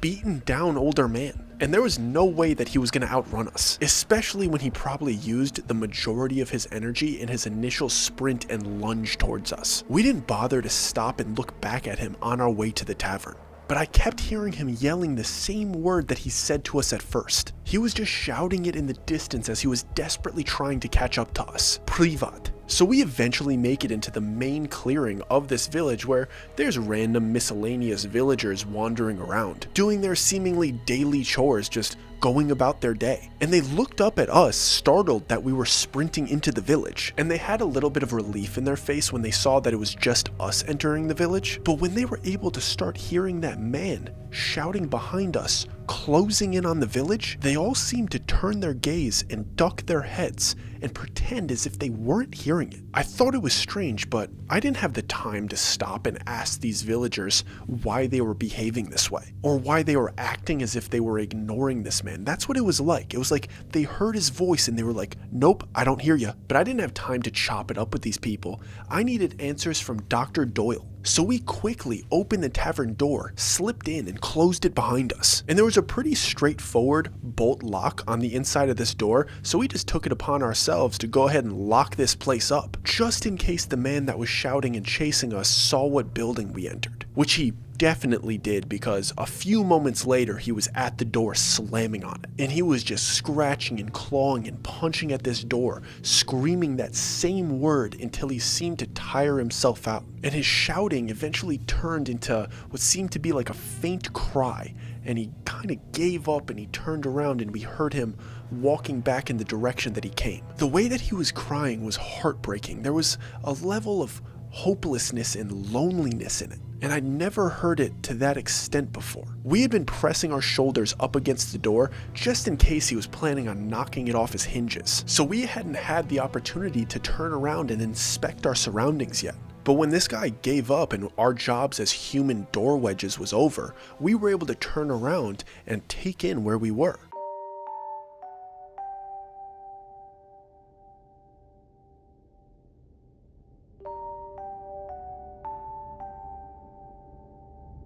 We saw Dr. Doyle sitting at a bar, and we looked around and we saw a couple other villagers scattered around this place eating at random tables. This place looked like the type of place that you would stop to have a cauldron of mead after a week-long horseback journey. Everything was made of wood, there was straw all over the floor, and there was a fireplace going in the corner. And even in this dire situation, I couldn't help but to notice how lovely it smelt in there. It smelt like a mixture of vegetables and meats being braised and savory pies being cooked in a wood fire oven. It smelled rich and full of flavor. I couldn't remember the last time me and Bobby ate, and my primal instincts were salivating at the smell of this food. And I think it lowered my guard. I definitely lowered Bobby's guard, because right before that we were in such a hectic panic. But inside of this tavern was rather warm and cozy. And when Dr. Doyle called over to us to join him at the bar, we listened. We didn't give him any pushback. We didn't give him any sass. We didn't start an altercation. Maybe because we were hoping that if we're nice, we could get a meal. Or maybe because we came to terms with the fact that we need to cooperate with this man if we want to figure out, get any gauge on where we are stuck. We sat down next to him and neither of us said anything to him for a few moments. I was just watching Dr. Doyle eat his lunch, and to me, he didn't seem like an evil man. He didn't seem like a man that was keeping us here against our will. He looked like a man in his daily routine, enjoying his lunch the best that he could. And I could see the stress wrinkles on his forehead and the crow's feet near his eyes. And I see quite a few characteristics that I'm very familiar with. He looks like a man with the weight of the world on his shoulders, and he's pretending to be okay. And at this very moment, he's indulging in a routine that helps him cope. He looks like he's been here 100 times in this exact same seat at this exact same bar, with the exact same plate of food in front of him. And I could tell by the way that he's eating, he has a specific way that he eats this dish. He was having some type of beef pot pie, but he clearly had a routine with this dish. There was a correct way to eat it to him. He removed the top of the pie to let the stew steam till it got to room temperature. And as he's waiting for the stew to cool down, he's breaking off pieces of the pie crust and dipping it into the gravy and eating them as chips. And once the stew gravy finally cooled down, he took the pie crust that he removed originally and broke it up into it like he was breaking up crackers into a soup. He ate only the carrots first and then the pieces of celery. Then he ate the peas and the miscellaneous vegetables. Then once there was only meat, gravy, and the bottom of the pie crust left, he broke up all the crust and stirred it together, and he finished it off eating it with large spoonfuls, clearly savoring his favorite part of this dish for last. I knew this was a coping mechanism because it's mine too. We all have little things that give us comfort in our hectic lives, and what he was doing right now is his. And it made me sad in that moment watching him because I saw my young self in what he was doing. I'd search for change and I'd scrape together 50 cents to buy myself a Brown's chicken biscuit. I'd get a serving of the free ketchup and barbecue sauce, and I'd pick off small pieces of the biscuit and I would dunk it into each one of the sauces. And I would put my fingers so far into the sauce that I would eventually mix together until 1/4 of my fingers was also covered in sauce. And I'd put my fingers in my mouth to get all of the sauce in each bite, but I would savor the small piece of biscuit that was inside of each flavor-filled bite. And I'd break the biscuit into 100 small pieces to trick myself into thinking that I had 100 bites of food. And the whole time I would pretend that each bite was from a full meal, and every bite was a different piece from one of the various combo meals. I know that's not exactly the same, but I can tell when someone's coping. I had plenty of those biscuits over the years, and I had a very strict routine on how I ate them, and that routine comforted me. And for some reason, seeing that we shared a trauma warmed me up to the idea of trusting him. And the first thing that he said to us reassured a lot of the conclusions that I was jumping to. Dr. Doyle goes, "I would have given up a long time ago if it wasn't for this place. Because out there, whatever the rest of this place is, it's nothing but suffering. But no matter what happens, no matter who dies, no matter what sick game it throws at us next, I get to come here for a hot meal,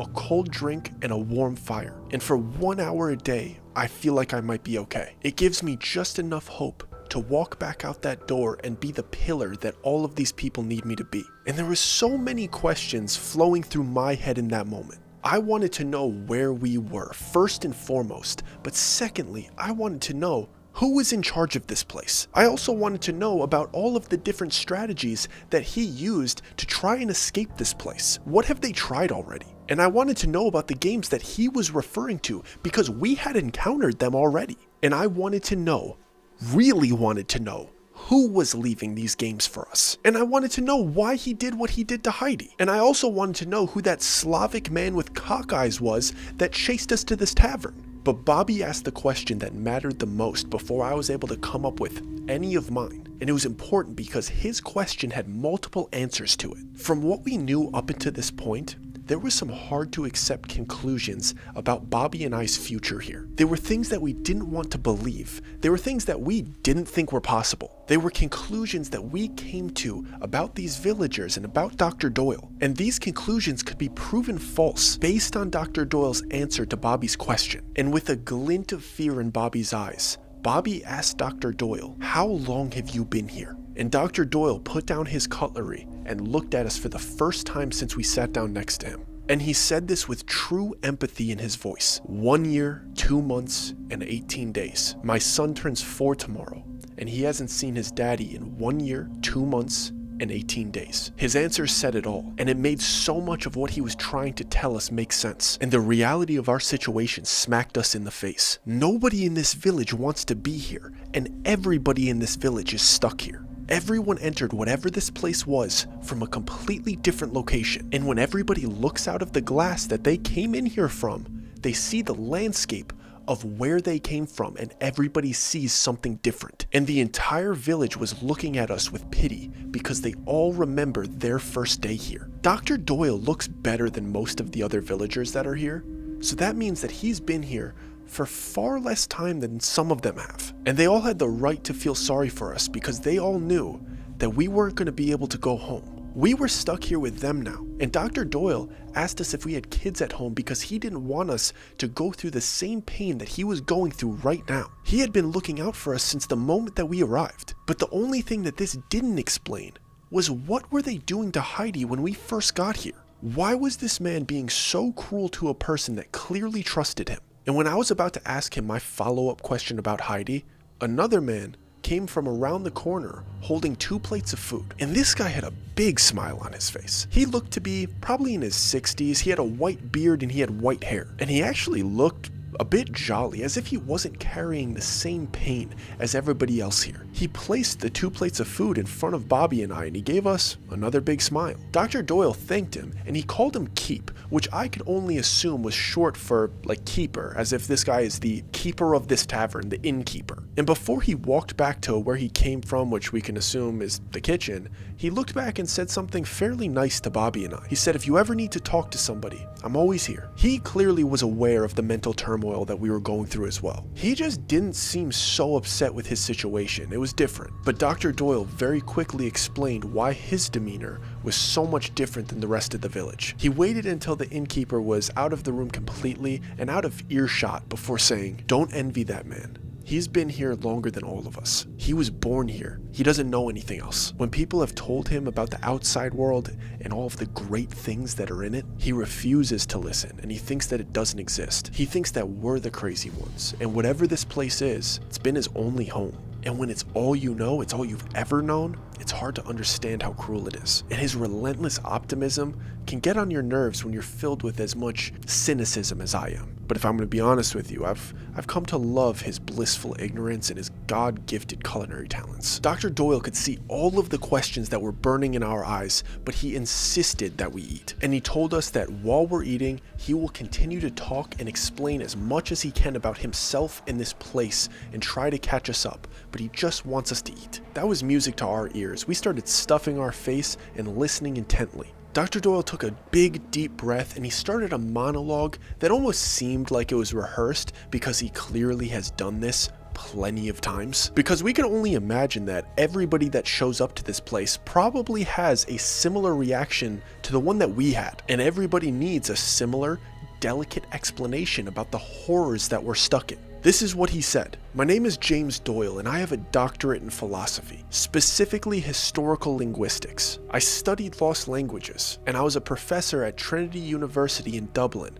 where I taught Scottish Gaelic. And if I'm being candid with you, the people of this village are very lucky that I came here. Because if it wasn't for me, everybody here would still be living night to night. It wasn't always like this, because before I arrived, nobody understood the rules of this place. And it's not because they were stupid or because they were ignoring obvious signs. They simply couldn't read the language that was being displayed to them. You two have made it back through the gap, so you've both experienced some of the games that this place presents. And I'm not going to pretend like I know why it does it this way. Through that gap into whatever that other place is, for some reason the rules are presented in English. But for some reason, here at the village, all of the rules are presented in Gaelic, and no one here spoke Gaelic until I arrived. So everybody here was ignoring the games that were being presented because they didn't even know how to play.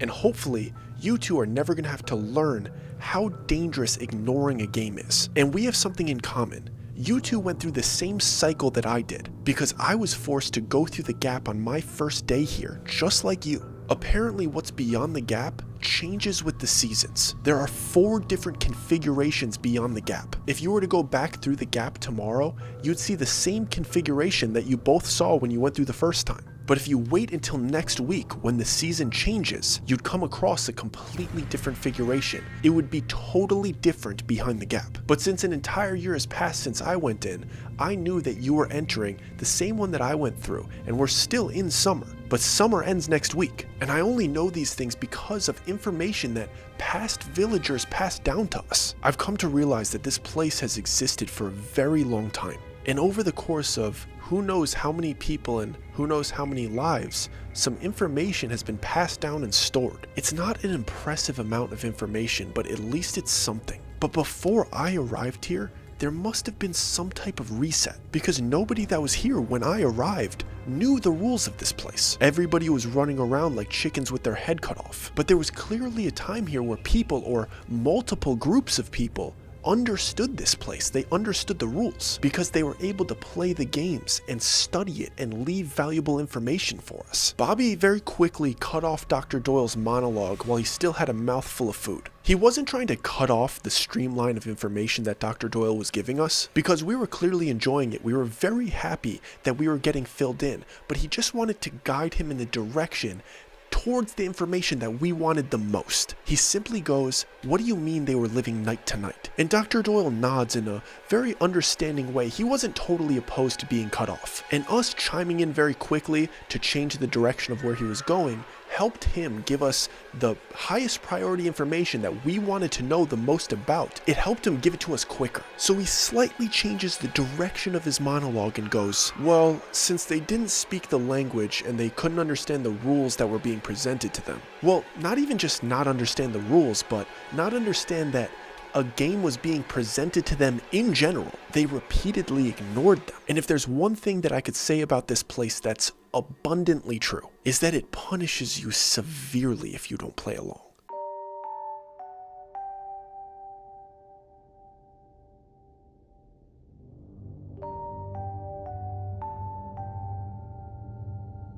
But the games here, the games in the village, are much different than the games that you experienced on the other side of the gap. The games out there are much more like a mission that needs to be fulfilled. But the games in here, the ones that are presented in the village, they're far more cruel than that. They're a bit sadistic, if I'm being honest with you, and there's never a true winner. It never rewards us if we complete one of the games. But we've come to learn that not playing and ignoring them is always worse than just getting it over with and playing. No matter how cruel and terrible the game is, the punishment for ignoring it is going to be infinitely worse, and it's going to punish somebody at random. This place lashes out if you don't play along. So no matter what game it presents, you need to remember that always playing is always better. So I took my chance to chime in because I wanted to know some of the specifics. I found this very interesting. I wanted a couple examples of what these games were going to be like to prep myself. Not because I wanted to hear examples about cruel, sadistic games. I just wanted to be ready for what we are going to experience in the near future. So I go, what kind of games are we talking about here? Then Dr. Doyle looks at the floor, then looks at the ceiling, as if he's trying to recall as many games as he possibly can. And he's shuffling through all of them, trying to figure out which one he's going to use as the examples. And I could tell by his movements that he was very uncomfortable going through his memories. I could see that it was hard for him to have to recall all of these cruel acts that he had to witness. He starts talking again, trying to give us the best answer possible. And through his teeth, he says, "Well, they're always different. They're always very unique and very specific. And some of them are actually ongoing. And actually, that reminds me, I owe you a couple answers about the man that was knocking at the door when you first came in here. And if I explain to you what happened to him, you'll start to understand just how strange these games are. If you recall, I mentioned a man named Roman while we were out by the glass. And I mentioned that he entered here through the dancing forest in Russia. And soon after he arrived, a game was presented that clearly made him a target. And I don't know why this place chose to do that to him.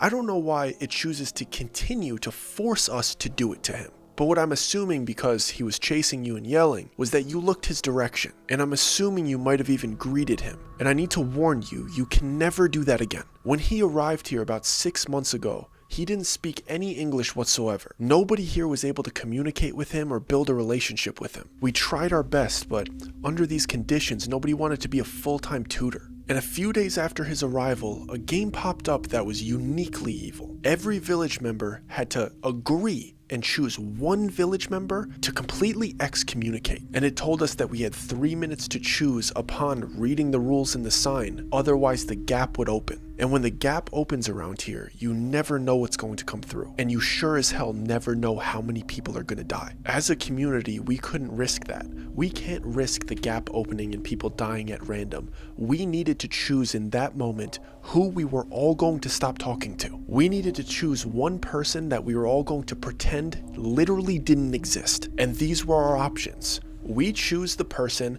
that nobody can communicate with anyway, or we let random people die. We all banded together and we chose Roman. We did it to protect each other. And the most devastating part about the whole situation was that Roman didn't even understand. He didn't know what I was saying when I was translating the rules of the game. He doesn't even know why everybody stopped speaking to him. He doesn't know why everyone that he sees ignores his existence. All he knows is that one day everybody came together in the forest and no one ever spoke to him again.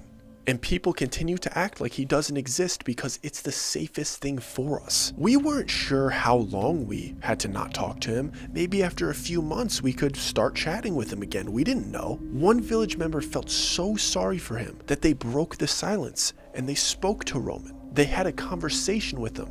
They showed him, I see you. I see that you exist. And the very next evening, we found pieces of that said village member scattered all over the forest. We have no idea what happened to them. We don't even know what did it. We only know that it happened directly after speaking to Roman. And before you get worried if you said hello to him or you looked at him, you don't really need to worry about that. There have been slip-ups similar to that, and those people have been fine. But now that you're aware of the rules and you're aware of that game, I wouldn't even risk looking in his direction. You need to convince him that you can't see him if you come across him again. I actually can't even get myself to look at him even if he's not looking at me, because his existence and the punishment that he's going through, it must be pure hell. He walks aimlessly around the village speaking to himself, but it's abundantly clear that he's lost his sanity. And if I were him, I'd probably think that I was a ghost stuck in purgatory. I would probably be questioning my own existence. That game stuck out to me as probably the most cruel. And I think it's a good example to prepare you guys for the life that you're gonna have to become callous to. I had finished my food at that point and I'm sitting there staring at Dr. Doyle. And I found myself with tears welling up in my eyes at the idea of being put into Roman's shoes. It would be absolute torture. It's torture enough being here in general. But being excommunicated and treated like you don't even exist by the only community available is a special kind of cruel. So Dr. Doyle just continues. He tries to follow up this absolutely tragic story with something a bit more lighthearted. I guess he was trying to look at the bright side of Roman's situation. But what he said reminded me of a very big question that I wanted to ask him. This man goes, you know, I'm slightly jealous of Roman in some ways, because when he was excommunicated, he was also removed from any future games, so he doesn't have to deal with them when they pop up. But what I'm really jealous of is that he doesn't ever have to vote, because voting never gets easier. And that rung the bell for me. This must have been the 10th time I've heard this term, the vote. But nobody had been specific up until this point about what people were voting for. Like, he briefly mentioned that everybody had to vote in a majority to excommunicate Roman. But Heidi and Dr. Doyle had both used the term vote in completely different contexts. I could tell it wasn't attached to these miscellaneous games. And I was about to start pushing for a further explanation about the vote when the innkeeper came from around the corner and proceeded to ask us if we enjoyed our meals. We both nodded our heads because they were fantastic. We were very grateful for what he served us. And he picked up our plates, but he also interrupted the moment that we were going to be able to butt in to ask Dr. Doyle to turn the conversation to more information about the vote. And since we didn't get to butt in to ask further, Dr. Doyle just continued. And he brought up a point that he felt was very serious to speak with us about. And in a very gentle way, he said, we're gonna have to have a discussion about what we're gonna do with your firearms. Nobody else has any here, so people are not gonna like the fact that you have them. And the innkeeper walked away with our plates as if he couldn't care less that we had firearms. But I could tell that Dr. Doyle was serious, and under the circumstances that we were in, it was definitely a serious discussion that we had to have. I was about to say,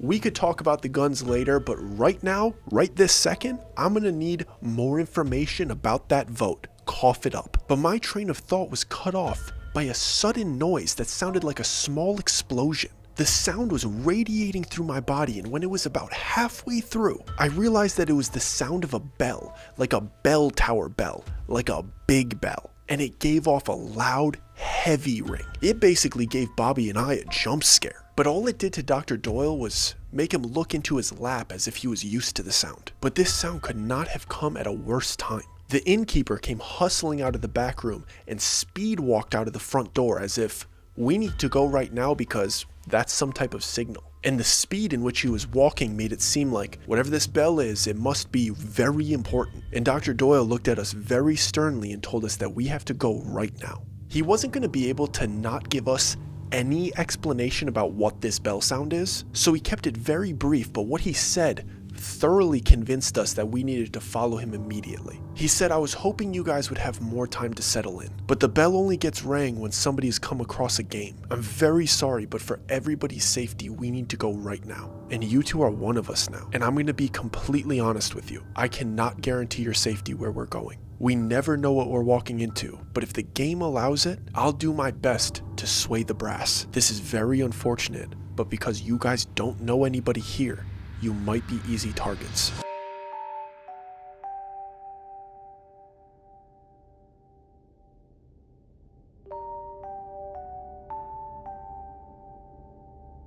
And my heart starts racing as we got up and started following him out of the tavern.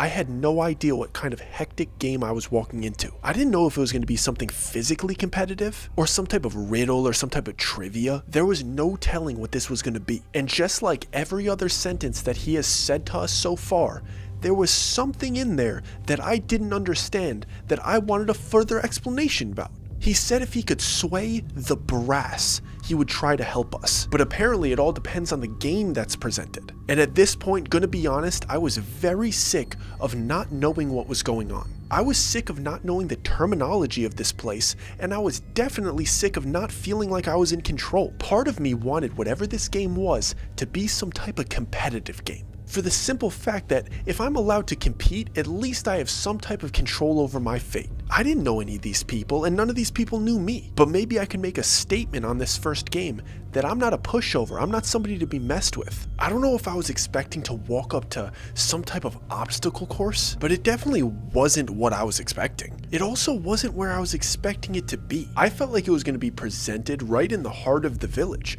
but for some reason, it was in a dense, deep part of the forest. And it wasn't anything extravagant. It was, again, a random table like the one that we saw when we were out in the gap. And again, there was a random sign next to it. There didn't seem to be any rhyme or reason why this game was presented where it was. And I can only assume that that meant that they pop up in random places. Because when Dr. Doyle heard the bell, he said that somebody found a game. So that would imply that you had to go looking for them, which in that moment I realized that that was just another sick, twisted part of this whole thing. They don't just show up and present themselves to you, they pop up randomly in a random location around this general area at a random time.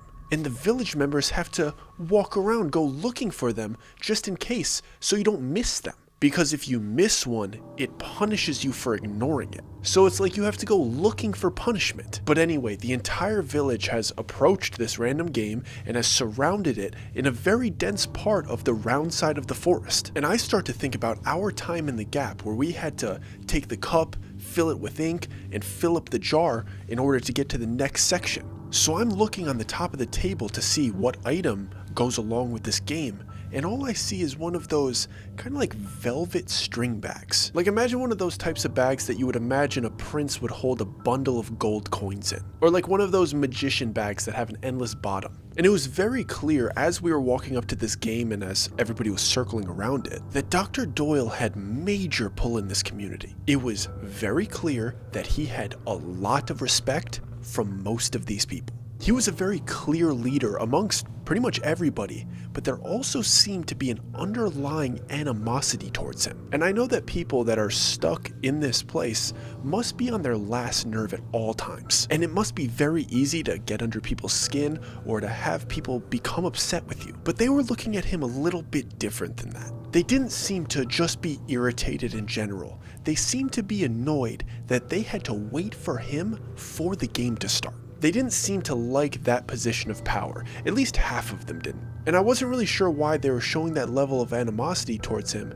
until I saw the way that he presented the game. Also the way that he read the sign before he even started speaking. And just like he said, the sign was written in Gaelic here, and nobody else could read it. All of us would just be buffoons attempting to translate it. So we had to stand there and we had to wait for him. But as I remember from the games that we played Beyond the Gap, it didn't just give you a very clear list of rules. The one that we encountered said it in like a weird poetic way that you had to decipher. And I noticed that he didn't read the sign out loud to everybody. And I could tell that that annoyed people because some people from the crowd, in a very antagonizing tone, shouted out, "Why don't you read it out loud, Doyle? We'd all love to help you solve the riddle." And wouldn't you know it, it was the same girls that were whispering in our ears when we first arrived back here. Blake was clearly the ringleader of whatever subdivision of this village had disdain for Dr. Doyle and Heidi. And she was shouting for him to read it out loud as if she was bringing up an old argument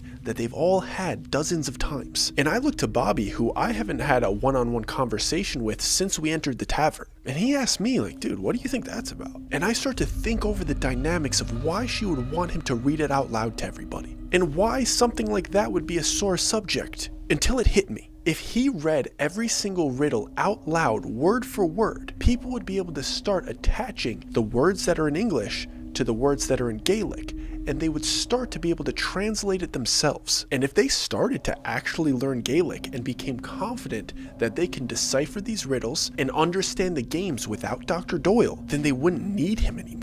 So Dr. Doyle must be purposely not reading them out loud, and he deciphers the riddle himself so he doesn't give anybody any power over him. He stays necessary. And then he must tell everybody in his own words what the game needs everybody to do. He was protecting his skill for some reason. He was protecting his worth in this village. And initially I thought maybe it's so he doesn't end up like Roman and get excommunicated. Or maybe it's so he could have more power inside of the community. But there was something else going on here. He was clearly being very protective of his skill. And the people that didn't have the skill wanted to cause drama around it. They wanted to rally the troops against him, to force him to teach other people. They were trying to make an enemy out of him, so he would give up the biggest advantage that he had of surviving out here. But it wasn't clear to me why they were trying to do this. I didn't really understand the motive. I guess the games, I guess maybe so he doesn't get excommunicated, but it wasn't obvious. I didn't understand the turmoil here. It definitely didn't have to do with the fact that it takes him long to decipher these riddles, because he was already done. He figured it out in about a minute, and I could tell that he knew exactly what we needed to do. I could tell that he knew what the game was. He was just trying to figure out how he was going to convey it to the group. And clearly, it was not anything good. Based on the other game that he told us about, I was absolutely positive that this game was going to have a consequence that hurt somebody. But I could tell he was really contemplating how he was going to deliver this message, and he was very, very stressed about it. And Bobby and I are both bracing for impact because we have no idea what to expect. Then Dr. Doyle looks up at us directly. And I could tell he has something very serious that he has to say to us, but he doesn't want to say it. And Bobby could tell too, so he shouts over to Dr. Doyle like, "Hey, it's okay. Just say it." We had built up a little bit of trust with him in the time that we spent with him. So even if this was going to be something that was messed up and maybe potentially traumatize us, we wanted to give him the green light that we're big boys, it's going to be all right. It's okay, just tell us. Because if this is where we are now, and this is the game that we need to play, we're going to have to get used to it someday, so why not today? And Dr. Doyle finally breaks his silence by saying, "Guys, I just want you to know, I'm okay with whichever decision you make, and I'm not going to judge you. I promise nobody here is going to judge you. But this place, man, it never makes it easy. But I'm begging you guys to make a decision. Even if it's a bad decision, you need to make a decision, because something worse will happen if you don't." So right then, we know this game is about us. We know that we're going to be the pawns of whatever this is. It's probably not going to be good, but nothing prepared me for the psychological torture that this game brought to me. Dr. Doyle was very quick with his explanation of the game. He didn't say what the riddle said. He said his interpretation of the riddle to protect his skill. He said, "We have two options here, everybody. Option one, the two newcomers can put both of their firearms in this bag and leave them behind, or the entire group can vote for one leader. And that one leader is going to choose the two people that these men are going to have to shoot to keep their firearms. Does that make sense to you? You could either hand them over, or we can choose one person and give them the power to choose two people that you can then kill to keep your guns. I felt frozen in time in that moment. I couldn't believe what that man just said to me. And not just because of how morbid it is, but because the idea of the group having to choose a leader, and then that leader has the power to choose two people that get sacrificed, but we're the ones that have to do the sacrificing. And this is all based on us wanting to keep our firearms, which, if we did want to keep them, it would make us look extraordinarily selfish, and also make us murderers. It made me start to question everything in that moment. I had just started getting comfortable in this new reality. I just started accepting what was happening to us. But now it felt like everything up until this point was a ploy to get us to give our guns away. And everything before this was a facade to disarm us. I felt like everybody around us was an actor, and all of them were just trying to get me to give away my firearm. And right when I did, they were going to swarm on us and take us prisoner and sacrifice us in some weird ritualistic cult. All of this trust that I had built up with Dr. Doyle and these villagers that I started to feel sorry for was completely gone in that moment. I felt like they were all in on it. I felt like they were conspiring against me. I felt like I was in the Truman Show and everybody was just trying to get me to give up my firearm, and the only thing I wanted to do was keep it. If Dr. Doyle is able to keep his skill that keeps him safe here, why am I not allowed to keep my firearm? But then when I thought deeper about it, it didn't really make sense. Because why would we have to kill two of their people to keep them? Why would this village of people that was potentially conspiring against me put up two people of their own? And the reward for that is I get to keep my firearm. Like, I could leave this situation with it. Like, there was an option here where I get to take out two of their people scot-free, nobody cares, and I get to keep my advantage. If they were all in on it and they were all conspiring, they would never give me those terms. And Dr. Doyle put even more pressure on us, telling us that we didn't have much time to make this decision, but he reassured us that he would be okay with either decision. He even expanded by telling us that people here have done far worse, and that no matter our decision, we have nothing to be ashamed of. He continued by saying that it's our first day here and nobody would look at us different. But I'm internally battling all of these weird thoughts because this could also be them dragging me into this weird cult. Like, they're trying to convince me to kill somebody. And then they'd be able to blackmail me so I can't report them when I finally find an exit out of this place. My head was spinning in that moment so much that I thought I might pass out. I thought my lunch was going to come up. And I had no idea what to do until somebody in the crowd of villagers raised their hand as a volunteer. And I look up, and it's that chick Blake. That conniving girl is volunteering to be the leader to choose the two people that we would have to kill if we want to keep our guns. And then I see another hand pop up, and it's Heidi. And she's obviously volunteering because she knows if Blake is the leader, she's probably going to choose Heidi for the person that we have to kill. They both start playing politics,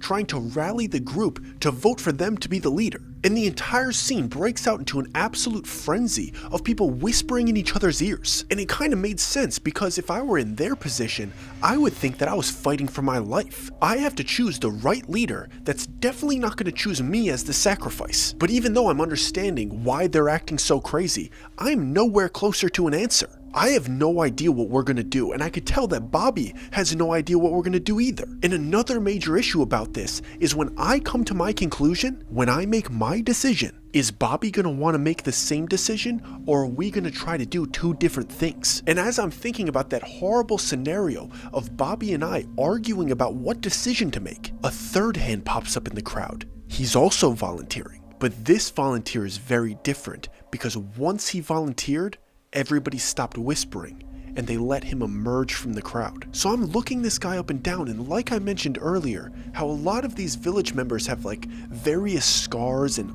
like maybe an eye patch or like a chunk ripped out of their ear or their arm or some type of physical injury. This man seemed to have everything under the sun. It looks like somebody dropped him in a blender and hit the pulse feature a couple times before plucking him out. This man was mangled, and he was clearly not volunteering to be the leader. This man was volunteering to be put out of his misery. I didn't think that that was going to be an option here, where two people were going to ask to be put down. But in a place like this, it unfortunately seemed normal. Nobody was gasping or begging him not to. People seemed more relieved than sorry for him, because these people are potentially fighting for their life, and him volunteering is taking one of their places and making their odds 50% better. So I whip my head towards Bobby. I'm absolutely freaking out, and I'm hoping that he's gonna be the first one of us to express his opinion, because I don't even know what my opinion is. The pressure of this entire situation is clouding my decision making, and I feel in that moment, if I hear his opinion, I'll be able to feel in my chest if I disagree with his opinion or not. So I'm looking at him, we don't know what to say, and then Dr. Doyle says, 10 seconds, and Bobby looks me right in the eyes and says, nobody's dying today. I waited for the visceral feeling in my chest to see if I disagreed with him, and it didn't come. I wasn't sure if I was going to feel the need to keep my firearm so strongly that I was going to have to convince him that he needed his. His answer and his opinion on the situation relieved me immensely because I felt the exact same way. Either these people around us were the absolute best actors, or this was the most sadistic game in history. So we run up to Dr. Doyle and we take our firearms out of our holsters and we jam them into the bag that's on the table and close the string. We didn't know if he meant 10 seconds to make a decision or 10 seconds to put them in the bag, but we had already made our decisions internally. So we put them in the bag as quickly as we possibly could. Dr. Doyle whispered to us that he was very proud of our decision and that he thought it was brave for us to give them up. That made me feel a little bit better about it, especially when I could feel the energy of the group calm down. And everybody seemed to be fairly happy with our decision because nobody had to die. But then I heard one voice from the crowd shout, "They're unarmed, get 'em."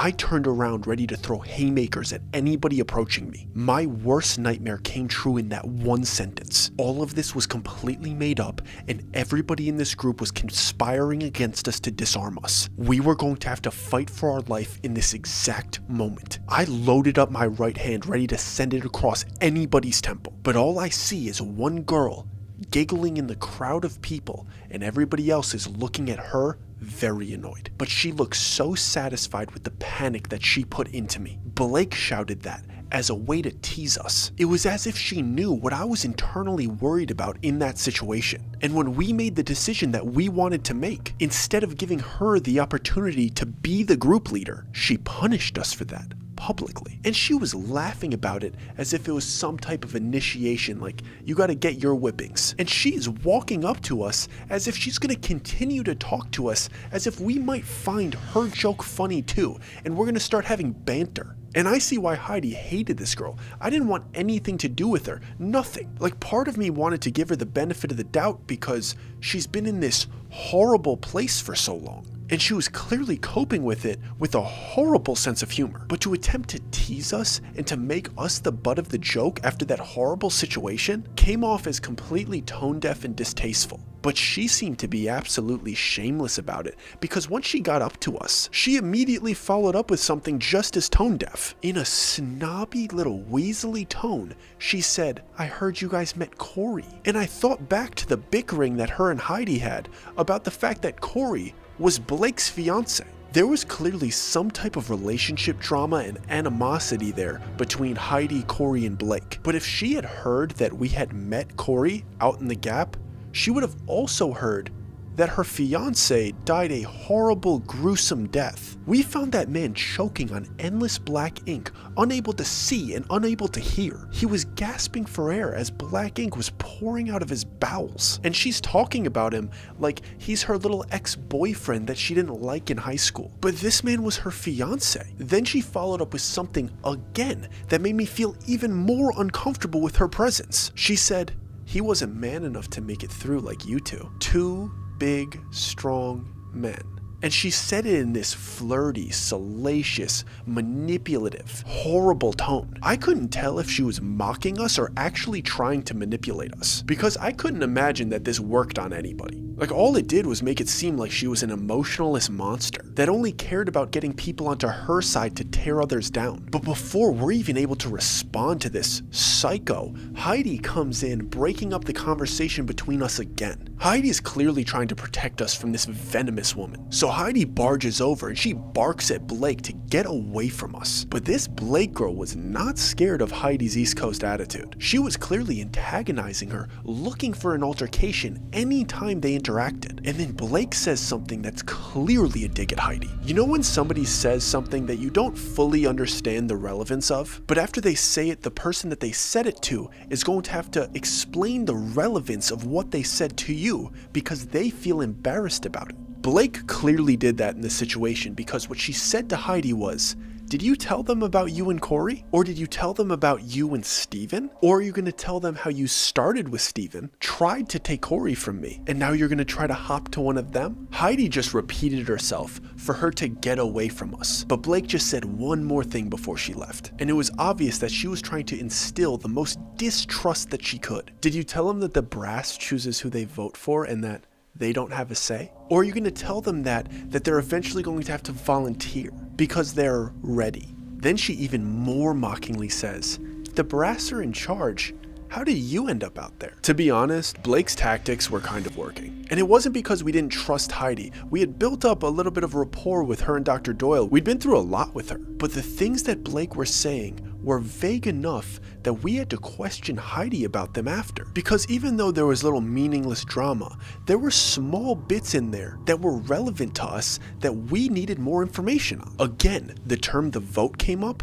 and the term "the brass" came up. And this was the second time she referred to some type of relationship between Heidi and Corey. But this was the first time we heard the name Steven. Dr. Doyle was busy. He was getting pulled in another direction with some of the villagers. So our time to talk with him was over for now. But this was the first time we were able to talk to Heidi since we tried to escape. And we could tell that she was extremely embarrassed with all of the things that Blake said in front of us. Because Blake was insinuating that she got around a bit. I don't know how else to say that. I don't know how else to sugarcoat it. But anybody that was in Heidi's position would feel like they would need to defend their character. And as juicy as the relationship drama inside of this village was, I was more interested in the votes and the brass. But Heidi was clearly more interested in clearing her name. So at this point, all of the villagers are dispersing from this sick gathering in this horrible game. And Heidi started walking in the direction of some of the other buildings that we hadn't been in. And she clearly wanted us to walk with her. So we followed suit without saying much because we were still trying to calm down from the pressure that we were just under. And as curious as we were, it was very hard to muster up the right questions about the right topics coming out of that game. So luckily, Heidi just started word vomiting. She just started desperately defending herself by saying, "Blake is an evil person. She's saying things so far out of context, trying to manipulate you. She doesn't care about anything other than building an alliance and manipulating as many people as possible. All she wants to do is get them to vote with her so she could be in charge here. She hates the fact that Dr. Doyle's in charge, and she hates the fact that she can't manipulate me into working against him." Listen, the stuff that she's been saying about me and Corey is true. I'm not gonna lie to you and say that it wasn't, but it's so much more complicated than that. Blake was nothing like this when she first got here. She's changed. This place changed her in every way, and her and Corey's relationship fell apart naturally. It was way before Corey and I started talking. Corey left her and he joined the brass, but she was still obsessed with him. But she was obsessed with him in a messed up way, and she took this place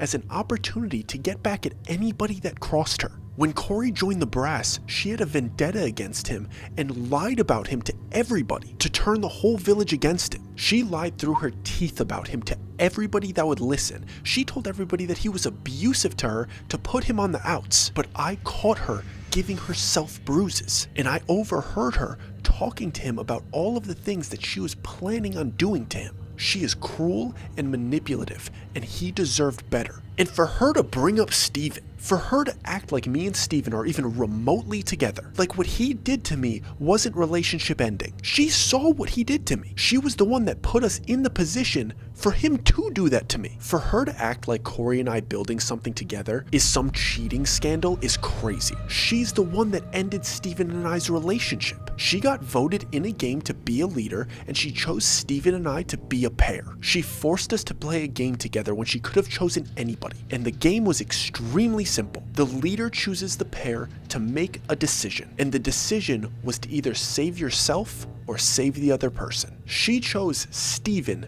to make that decision, for either me or him to live. And I wish that she would have chosen me, because I would have chosen for him to live, because I love that man with all of my heart. But she chose him, and she counted down from 5. When she reached 1, Steven said, "I don't want to die. I was completely betrayed in that moment. I couldn't believe that the man that I thought I was gonna marry saved himself instead of me. I didn't know how they were gonna kill me. I didn't know what happened next, but it was so much worse than dying. In a snarky voice, after she orchestrated the moment, Blake said, "Now you have to live with that decision." Nobody had to die in the game.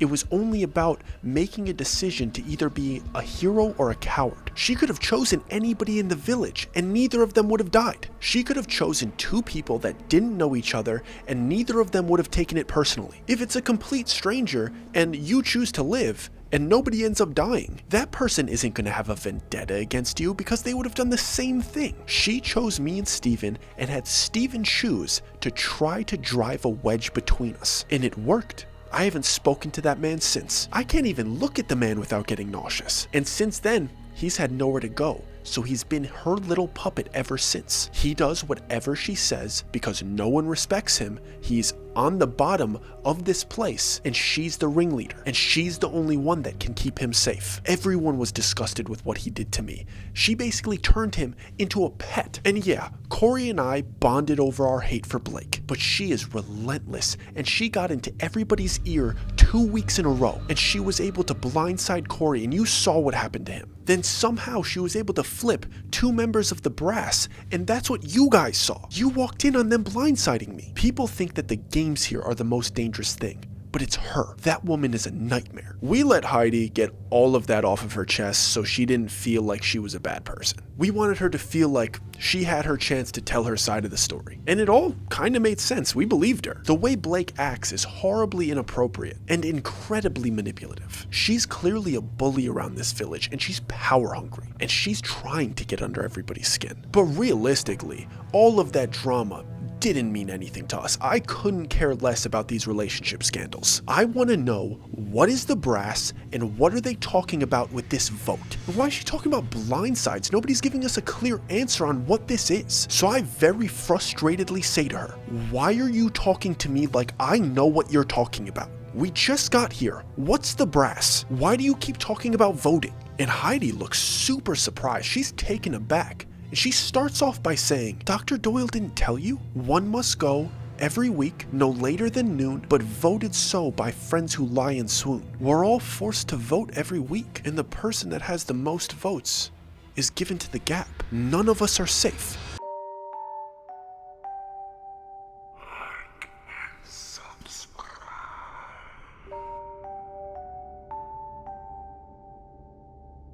I want to know, what is the brass and what are they talking about with this vote? And why is she talking about blindsides? Nobody's giving us a clear answer on what this is. So I very frustratedly say to her, why are you talking to me like I know what you're talking about? We just got here. What's the brass? Why do you keep talking about voting? And Heidi looks super surprised. She's taken aback. And she starts off by saying, Dr. Doyle didn't tell you? One must go every week, no later than noon, but voted so by friends who lie and swoon. We're all forced to vote every week, and the person that has the most votes is given to the gap. None of us are safe. I can't even begin to comprehend why that wasn't said to us sooner. And it actually made me super upset in that moment. I was so sick of this slow drip of information. And I couldn't tell if they were doing it so slowly because they thought it would be better for Bobby and I's mental health. But the reality was that they weren't doing us any favors, because to be continuously blindsided by things that you weren't expecting was what was really putting us through a loop. And I took a moment to gather myself because I didn't feel like Heidi deserved the brunt of my frustration. So I took a deep breath and I said this to her. Heidi, do you mind taking us somewhere where you can tell us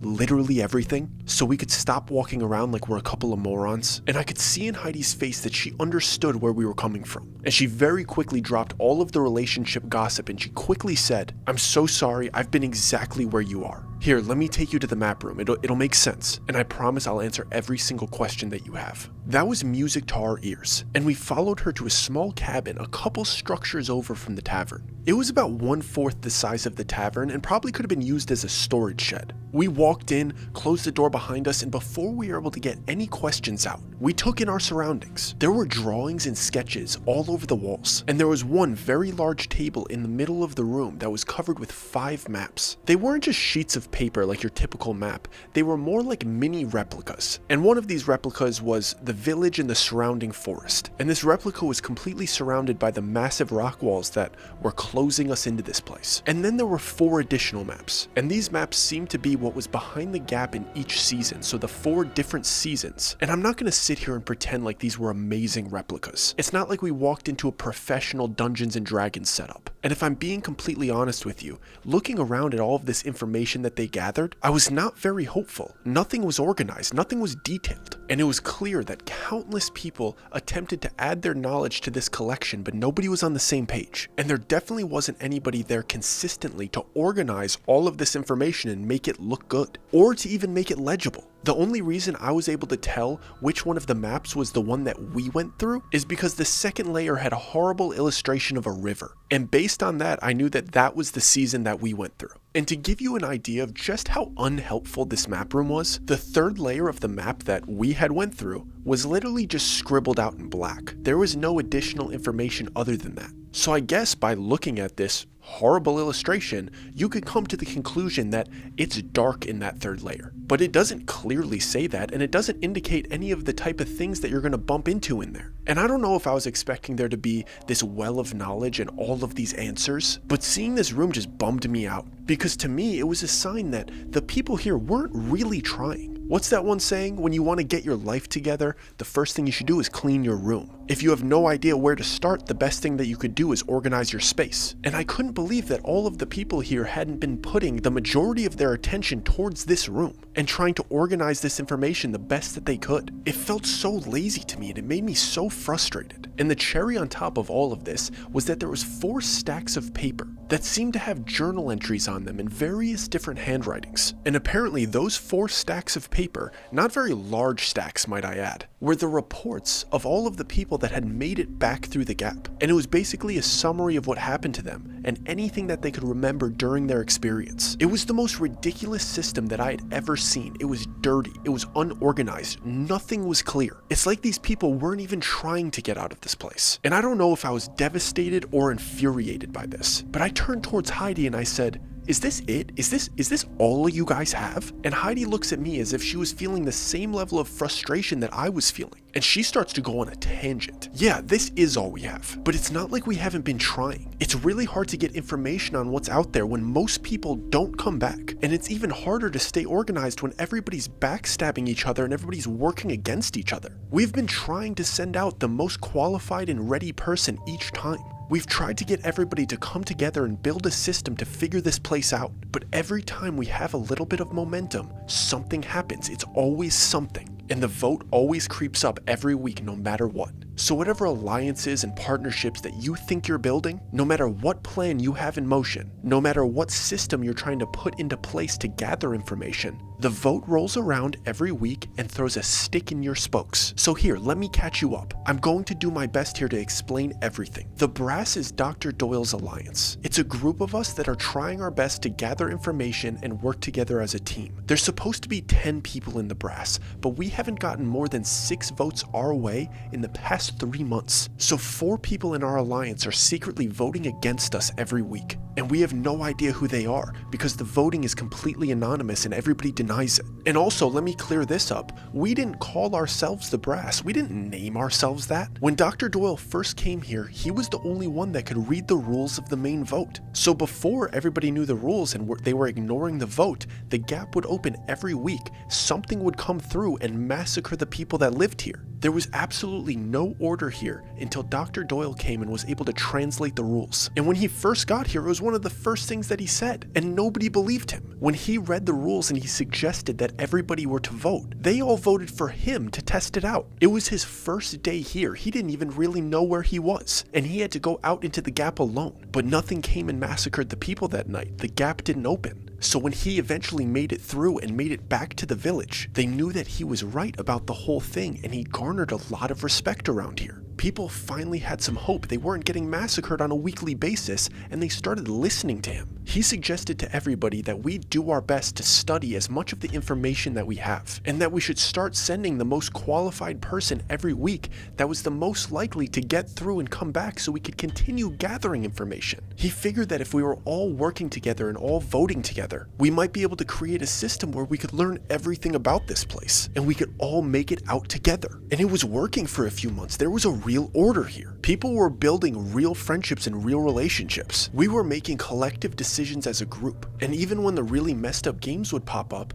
people would volunteer and they would step up to take punishments. And after those games, everybody would support each other and we would take turns spreading the suffering so nobody would get the brunt of it. So even with all of this sick, twisted stuff going on, we had a sense of community and we had a purpose, we had a goal. Nobody called us the brass. Everybody was the brass. We were all working together to get out of here. But then for some reason, one random day, there was this weird vibe around the village and I couldn't put my finger on it. And I started hearing whispers and rumors and concerns. And over the course of the next few days leading up to the vote, something felt off. And it was the first time in months where the person that was supposed to be going into the gap, the most qualified person, the most likely to get back, didn't get voted. It was the first blindside that we experienced, and the people that weren't in on it, the people that were on the wrong side of the vote, had no idea what happened. It took weeks for us to figure out who was stirring the pot. But then finally, after weeks and weeks of following the whispers and the rumors, we realized that Blake was the source of it all. And it was so bizarre because she was the sweetest, most scared girl when I first met her. She was so lovely and so considerate. But then something flipped in her, she changed, and she became this sabotaging monster that was completely power hungry. And she started announcing to the group, she started calling us the brass, and she made it seem as if there was some type of hierarchy inside of our group. She put this authoritarian label on the brass and started villainizing us every chance that she got. She progressively caused so much chaos around the village, so much so that she was able to sway people's allegiances away from us and into her. She pretty much made it seem like we were horrible people, willing to sacrifice people. And eventually it was going to be everybody's turn. But if they gave their allegiance to her, she would guarantee them that they would never have to go through the gap. It would never be their turn. She played on people's fears and she basically said, if you're loyal to me, I promise you're never gonna have to risk your life. You're going to be able to live a full life here. And when you're in a place like this, that message speaks to some people. So all of that information that Heidi had just told us was very valuable and it made things make a lot more sense, especially regarding the complex dynamics around this village. But what didn't make sense to us was the fact that people thought that they were going to be able to live a full life here. And Bobby must have been thinking the same thing because he asked Heidi, how do people expect to live here long term without working together? If everybody's at each other's throats, where's the food coming from? And I could tell by the way Heidi took a deep breath that she knew that the answer to that question was going to take another long answer. But that's what we were here for. We were here for the entire pie, not another slice. So Heidi goes, so whatever or whoever created this place clearly wants us to stay here. It doesn't make it hard on us to survive. Those same parchment papers that we write our votes on once a week, we also write a grocery list on one once a week. And all we have to do is leave that parchment paper in the pantry in the tavern, and the next morning, everything that was on that parchment is in the pantry. But it's only food and raw ingredients. We've tried to ask for tools and weapons and technology. Everything you could imagine, we've tried to ask for. But it will only give us food. And before you ask, yes, we've tried to stay in the pantry to see who fills it overnight, but nobody ever comes. Dr. Doyle even stayed in there overnight to see if anything would happen, but nothing did. It only works if you leave only the list in there overnight. We've sat on the outside of the door listening closely to see if we hear anything, if we hear any noises that are suspicious, anything going on inside of the pantry, but nothing. No matter what we tried, it didn't change the fact that the food seemed to appear out of nowhere. And eventually you start to focus on what really matters, and that's finding an exit. And I'm not telling you that you guys can't go and test it or see how it works. I know it's bizarre. Everybody here understands if you're curious and you want to go do the same tests that we did. But don't expect everybody to be as invested as you are. People go to the tavern for a hot meal and a little bit of hope. It's the only place here that feels remotely normal. A magic pantry was a lot to digest in that moment, but Heidi was right. There were more important things to talk about because the next vote was coming up, and we wanted to know what everybody was thinking. She mentioned that the brass suggests to send the person that's that's the most prepared. But apparently Blake and her gang of ragtag villains just choose people out of personal vendettas. So the obvious question to ask Heidi was,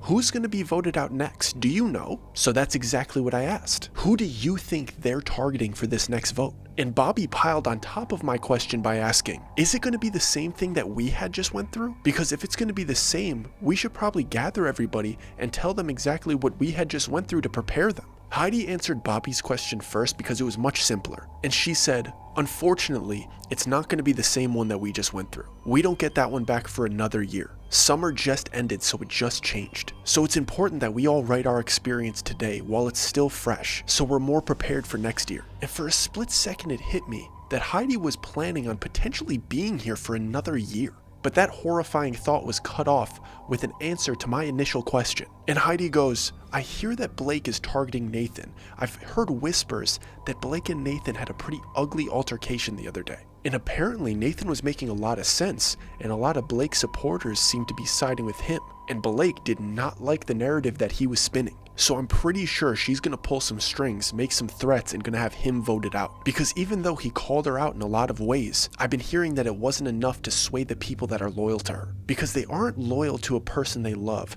Those people could be swayed. They're scared of Blake. And in the recent months, if you crossed her, you were next up. And most of the people here are not willing to risk that. They were happy that Nathan put a target on his back, so there wasn't a target on theirs. And the brass is actually happy about this because they feel like Nathan has a pretty high chance of getting through. So the brass is actually going to be voting with Blake this time. Voting with the crazy girl seemed a little bit counterproductive to me, but I'd be lying to you if I said it wasn't relieving knowing that your name wasn't on the table. It's a very good feeling knowing that you're safe. And part of me in that moment was able to understand why so many people here are loyal to Blake. Because very selfishly, I was relieved when she told me that the name was Nathan and everybody was on board. And I couldn't think of any other follow-up questions for Heidi in that moment. So she let us know what she felt like was the best next steps for our group. She said, I think we should spend most of our time here in the map room until the vote. I've learned here that the best bet is to lay low. You want to avoid conversations about strategy as much as you possibly can.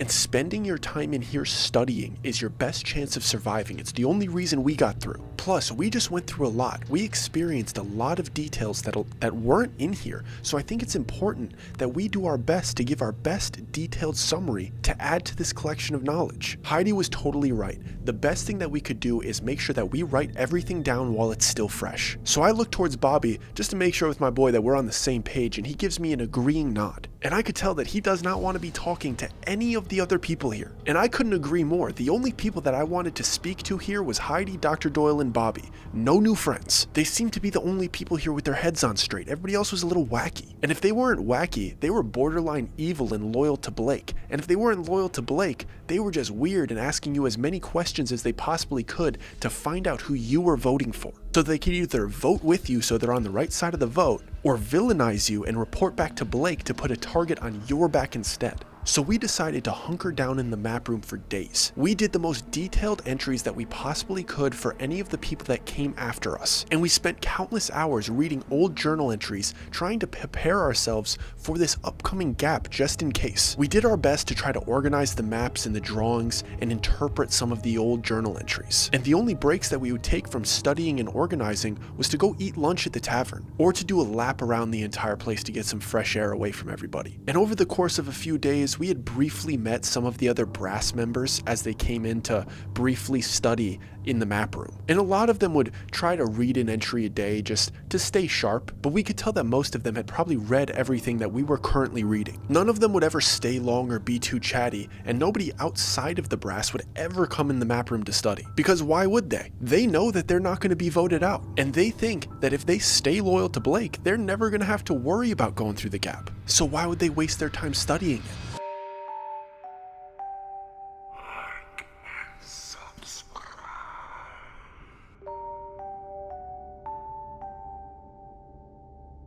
So days are passing and you could feel the tension slowly rising in this place. We were actively avoiding interaction, but as we were walking through the village and eating at the tavern, we could visibly observe that people were getting more and more anxious as the vote was approaching. People were whispering, slight arguments were breaking out. Everybody seemed on edge, and the underlying energy was that people were trying to point fingers at each other. It's not that people were mad and frustrated, they were just scared and anxious. But what was even weirder than the people that would get frustrated and start fights were the people that would become overly nice. They were trying so hard to come off as likable and useful that it came off as scary. Like their strategy to stick around was to do bizarre acts of kindness. But these acts of kindness came off as so insincere because everybody knew what they were doing. It seemed as if everybody had an ulterior motive because everybody here was in survival mode. And we would only observe this from a distance while we were at the tavern. We actively avoided these types of interactions, but there was one interaction that we absolutely could not ignore because it happened right next to us. It was the afternoon the day before the next vote, and an altercation broke out between a man and two women. We obviously did our best to keep to ourselves and ignore the fact that we were intently listening on what they were saying to each other. But this wasn't a voting altercation. This was clearly a lover's quarrel. All three of them, the man and the two women,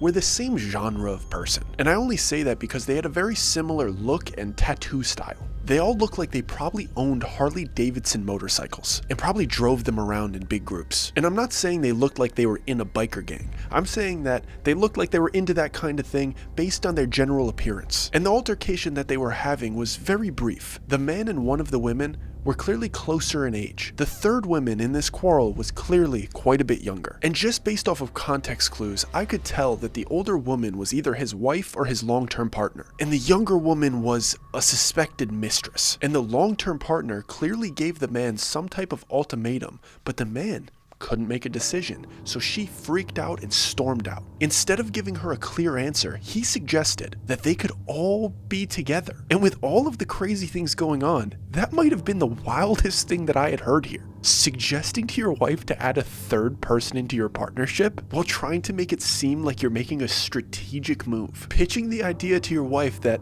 three of you would be stronger together. Like, yeah, right, dude, I know what you're up to, we all do. The weirdest part was that the younger one seemed to be into it, but the older one was devastated and stormed out of the tavern. And a couple minutes went by until that same horrible sound came ringing through our bodies right as we were finishing up our lunches. Someone found another game and the entire tavern cleared out in a couple of moments. And I don't know why I thought the games didn't happen that often. I thought we did one this week, so we had some time. I thought that there was no way that they could happen this frequently. But the realization that these games happen multiple times a week, and the week always ending with the main vote, made it make a lot more sense why everybody here is so stressed out. This place was constant chaos. It felt like you could never let your guard down. It didn't matter. Every single day something horrible could happen. And we had no choice but to follow everybody out of this tavern and go find the new game. And I felt my anxiety rising as we were closing in on where the group was congregating. Since the last game was specifically about us, it felt like this one could be too. And everything in me, selfishly, did not want to be a part of this game. I feel like since we were the victims of the last one, somebody else should step up and be the victims of this one. And it's crazy how quickly your mind starts making justifications for your own safety. Because when we were being told about how villagers acted around these games and around the votes, it seemed selfish and it honestly seemed crazy. But as we were walking up to this new game, I found myself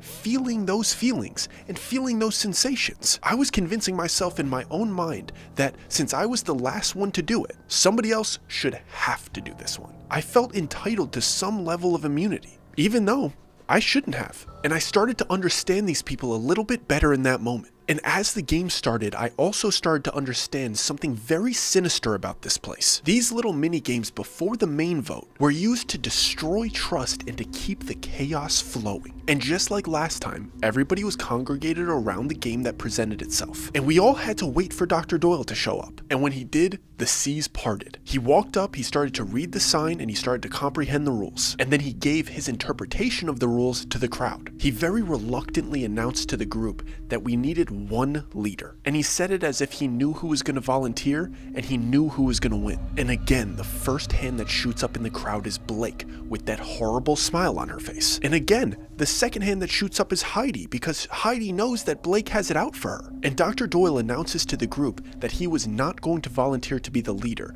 but if he did, and somebody was planning on voting for him, please turn your vote to Heidi instead of him, because he was opting out of volunteering. It all was happening so quickly, and it seemed so routine to everybody that was here. Since the last one was focused on us and we didn't know what to expect, it felt like a fever dream, and we were so filled with shock and anxiety ridden that we didn't notice how comfortable everybody else was in these moments. There was a clear routine here, and it didn't take long for everybody to choose who the leader was. It was an absolute blowout. Blake won. We couldn't believe it, because we had only seen this horrible, devious side of Blake. Why are these people putting their trust into her? But again, they thought that putting their trust into Blake meant that they were safe as an individual. So after Blake was in charge, Dr. Doyle had to continue with the rest of the rules, but he had to go step by step. First, he instructed Blake to choose 3 people to participate, and then one of those 3 people were going to be the decision maker. And I was very surprised who she chose. She chose 3 people that voted for her to be the leader.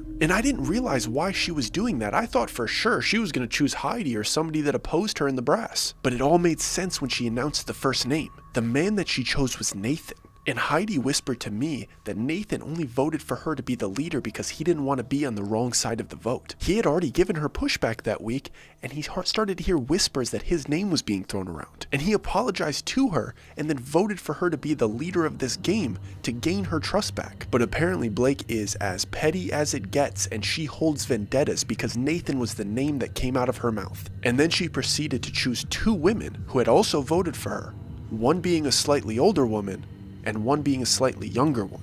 And it also turned out that Nathan happened to be the man in the lover's quarrel that we overheard at the tavern. Blake had chosen this love triangle to be the participants of the game. But the weird part was that Blake wasn't in the tavern when the altercation happened. So how would she know that this love triangle was going on? But it made me realize just how much power Blake had, because clearly people in this village were reporting back to her anything that they noticed. She clearly had spies everywhere, and she knew what was going on because she had the biggest smile on her face when she chose those 3, as if she knew all of the context. And once she had the 3 people chosen, Dr. Doyle let the entire group know the rest of the rules of the game. Nathan was going to have to choose to remove 1 tattoo from one of their bodies. And when I heard that part, it made me think maybe Blake didn't know about the love triangle part, and she only knew the rules that Dr. Doyle had whispered to her beforehand. Because like I said, all 3 of these people looked like biker people, and they were covered in traditional tattoos. All of them had the daggers, the hearts, the roses, the little sparrows with ribbons all over their legs and arms and neck. So I thought for a second, maybe she chose these 3 because they all had very visible tattoos. So maybe they were just the most eligible for this game. But the look on Blake's face told me otherwise. She looked like she was enjoying watching this man suffer. It looked like she enjoyed putting him in a situation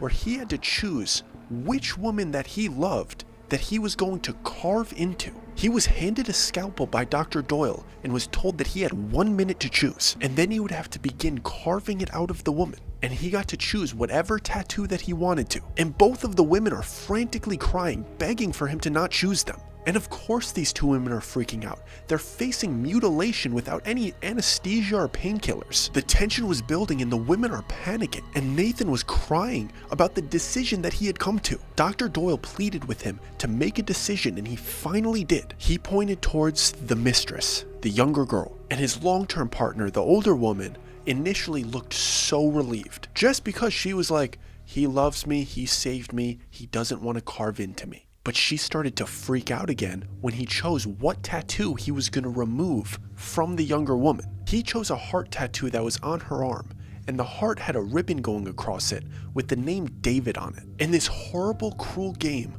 broke out into a random, sporadic mutilation while he was justifying his decision making on what tattoo he chose to remove. It's like this place was capitalizing on their drama to maximize the suffering that was happening, emotional and physical. The older woman was freaking out because he chose to remove a tattoo that represented an old relationship that this potential mistress was in. He was choosing to remove a tattoo off of her that had another man's name on it. And she had plenty of tattoos to choose from, but he chose that one. So the older woman took that as if he was being possessive over her. And she's yelling at him things like, "I knew you hated to look at that tattoo because it's proof another man had her." While this younger girl is just screaming in agony as he's slicing into her and peeling this tattoo off of her as she's wide awake. And the older woman screaming at him that he should have chose her and cut out the tattoo that she got for him. She had a very similar tattoo with a bird and a ribbon going across it with the name Nathan on the ribbon. But Nathan was justifying it, telling his long-term partner that he didn't want to hurt her. But this younger girl had told Nathan about how her ex-partner David had been abusive to her. So taking that tattoo off of her was doing her a favor without having to hurt his long-term partner. But as a spectator, I was honestly siding with the older woman. To me, it was pretty clear that he was being possessive over this younger woman, while he was still trying to keep his name tattooed on his long-term partner because he was still trying to swing this three-way relationship. And this entire crowd is standing there watching this love triangle scream at each other as he's slowly peeling off a medium-sized chunk of this poor girl's skin. And once he finally gets this last piece off, he walks it up to Dr. Doyle and hands it to him. This flappy piece of flesh. And they leave the scalpel and the piece of flesh on the table that was presented to us. And everybody starts to disperse as if this was just an everyday thing. Even though we just watched a live mutilation. It was like watching a live amateur surgery mixed with a soap opera. There was so much pain inside of that love triangle, physical and emotional. It made me nauseous, the entire scene in general, but everybody else seemed to be used to it. Even Heidi just turned around and started to walk away back towards the map room.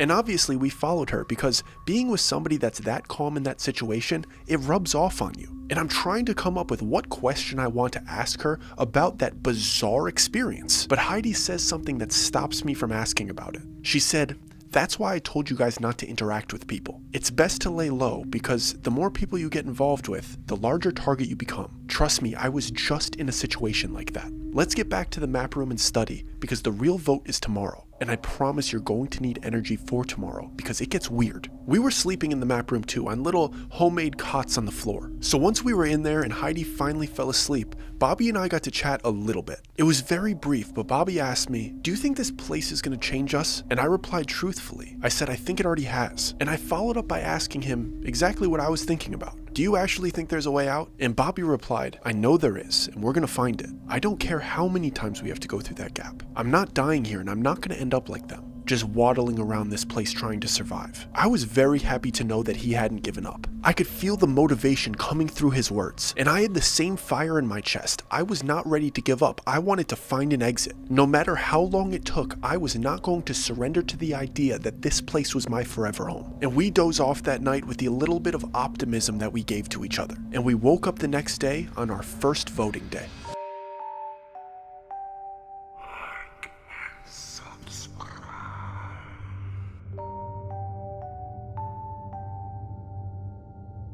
And it was more bizarre than Heidi could have ever explained to us. It's like this entire place was in a manic frenzy. From the moment that we woke up, everybody was scrambling and talking to each other, whispering and making a case for themselves. People brought us breakfast and drinks and were asking us if we needed anything else from them, only to whisper in our ears at the end, "Who are you voting for?" There was no staying away from people this day. There was no minding your own business. The level of frantic energy around the area was unavoidable, and there was nothing you could do but fend off the village members that were trying to come up and talk to you. It was so oddly polite and so fake. Every single word that was coming out of their mouth had an ulterior motive, and everybody was just trying to get information about what way the vote was going, because the only thing that mattered to them was being on the right side of the vote. And nobody has any idea if their name is up in the air to be voted out, and they're trying to get any inkling that they might be the target so they could immediately point a finger in a different direction. There were clear leaders and clear decision makers around the village, and it seemed as if people were flocking to Blake, flocking to Dr. Doyle, but then also, interestingly, flocking to Heidi, Bobby, and I. And I think it was because we were probably with Heidi, or it might have been because we made it back through the gap, and we had sacrificed our firearms to save people's lives. Maybe that gave us some level of respect and authority here, or at least a perceived authority. Because we personally felt absolutely lost. We would turn to Heidi and Dr. Doyle for anything. But maybe we were mistaking a perceived authority for the village members just not having any idea which way our votes were going. They had no gauge on who we were or who we were loyal to. But there was no telling what was sincere and what was manipulative. It felt as if everybody drank 3 espressos that morning and just couldn't keep their mouths shut. And Heidi told us to simply reply one line to everybody that she used all day. I'm voting with the brass, which basically meant I'm voting with the majority, but I'm not the person making the decision on who the person is going to be. Answering their question like that forced them to go speak to Dr. Doyle or one of the other core brass members to get more information. It also allowed us to not have to say a name, because if we said the name that we were supposed to be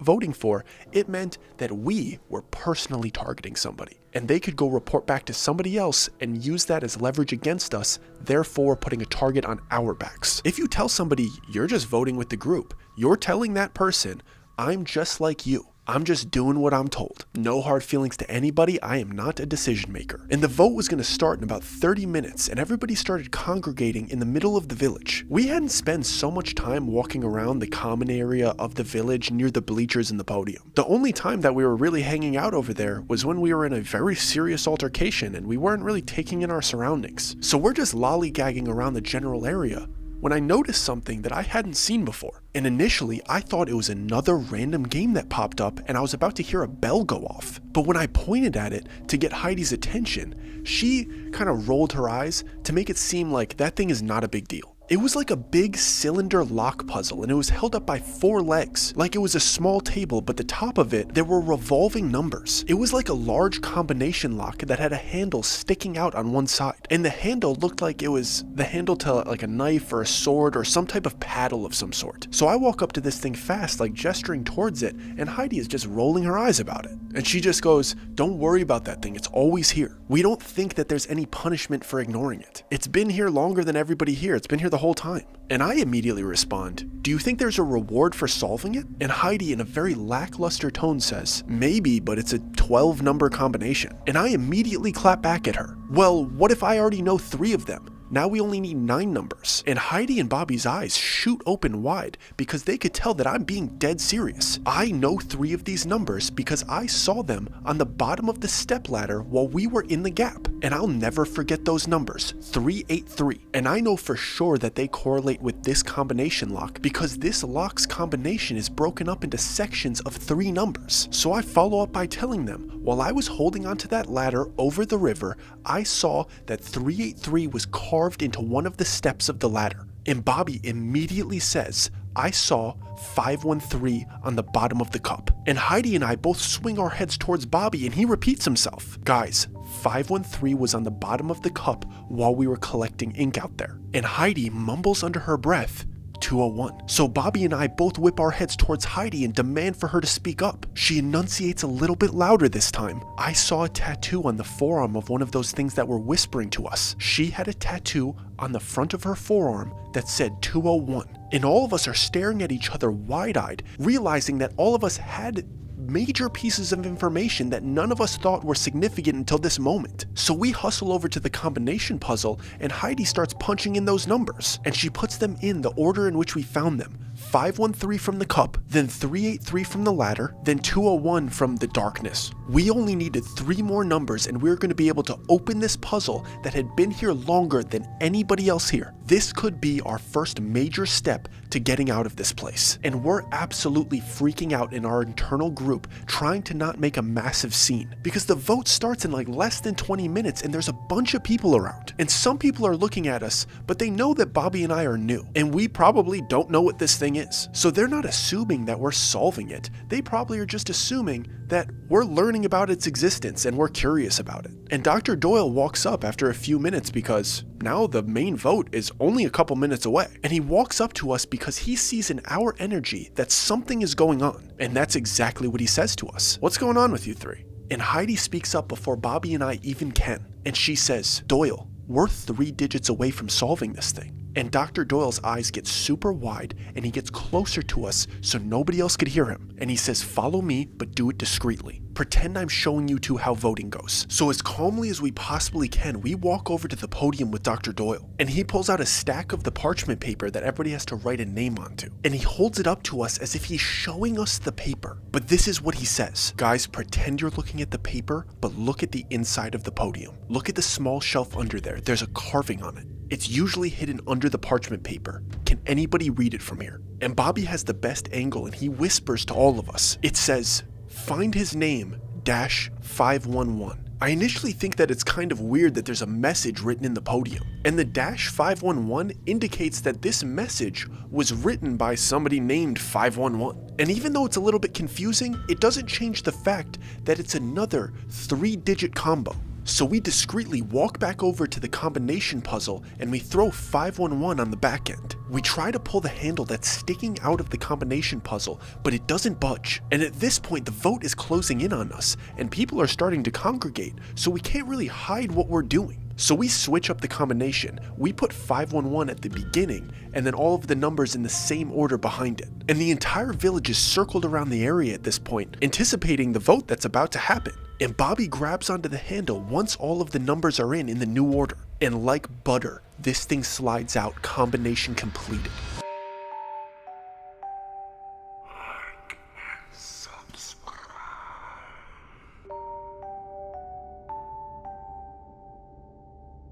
Literally every single person in the village saw him do it, and everybody has this amazed expression on their face. But that amazement on their faces was also slightly tainted with fear, because nobody knows what's gonna come with this puzzle being solved. At this point, everybody has their vote in mind. They kind of know how the day is gonna go. And even though it was horribly manic all day, people start to get a sense of security going into the vote because they think they know which way it's going. But now this happened and they don't know what this action changes, so now there's fear boiling around the entire community. And none of us know if a bell is gonna ring, or the gap's gonna randomly open, or if celebratory fireworks are gonna go off. We don't know if an exit is gonna open. We have no idea how finishing this puzzle is going to affect things. The only thing that was clear was that there was a message on the paddle that Bobby was holding that we pulled out of this combination puzzle. And just like every other message in this village, it's written in Gaelic. But he doesn't even need to hand it over to Dr. Doyle to read it,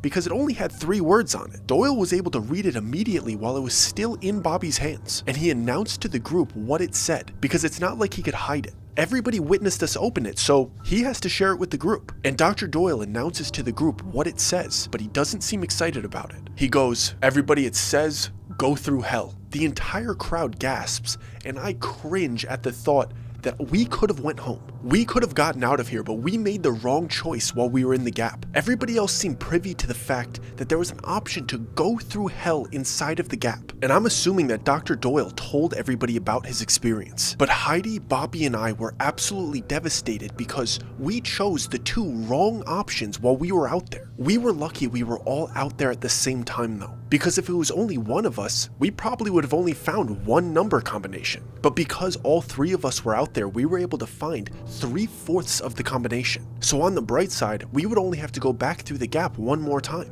and we would know which one to choose. We would know to go through hell the next time. The entire crowd is whispering and freaking out internally because nobody knows what this new information is going to change. Like, does it mean that whoever gets voted today now knows what to do and they might go home? Having a clue that specific must be tantalizing for somebody that wants to escape, that hasn't accepted the reality here, and they want to go home.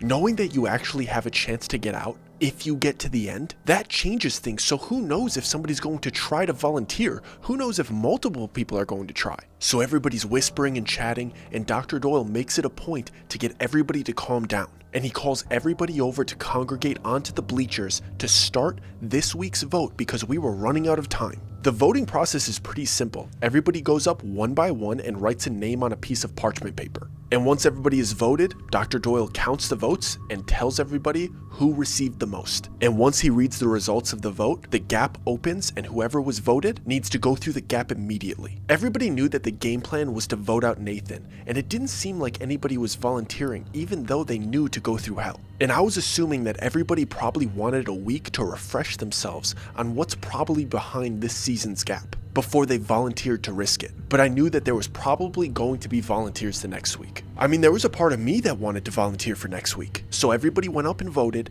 and Dr. Doyle counted the votes. And before he read out the results, he said one thing. Everybody, let's not have a fiasco like last week. Only one person is supposed to go through the gap at a time. Our new friends here only went through with Heidi last week because they didn't know what they stumbled into. No matter the results, we do not lose more than one person a week. Is that understood? Everybody nodded their heads in agreement. Then Dr. Doyle looked up from the parchment paper at the group of villagers and announced who was voted out. And he looked right at me when he said it. The majority of the votes went to Bobby.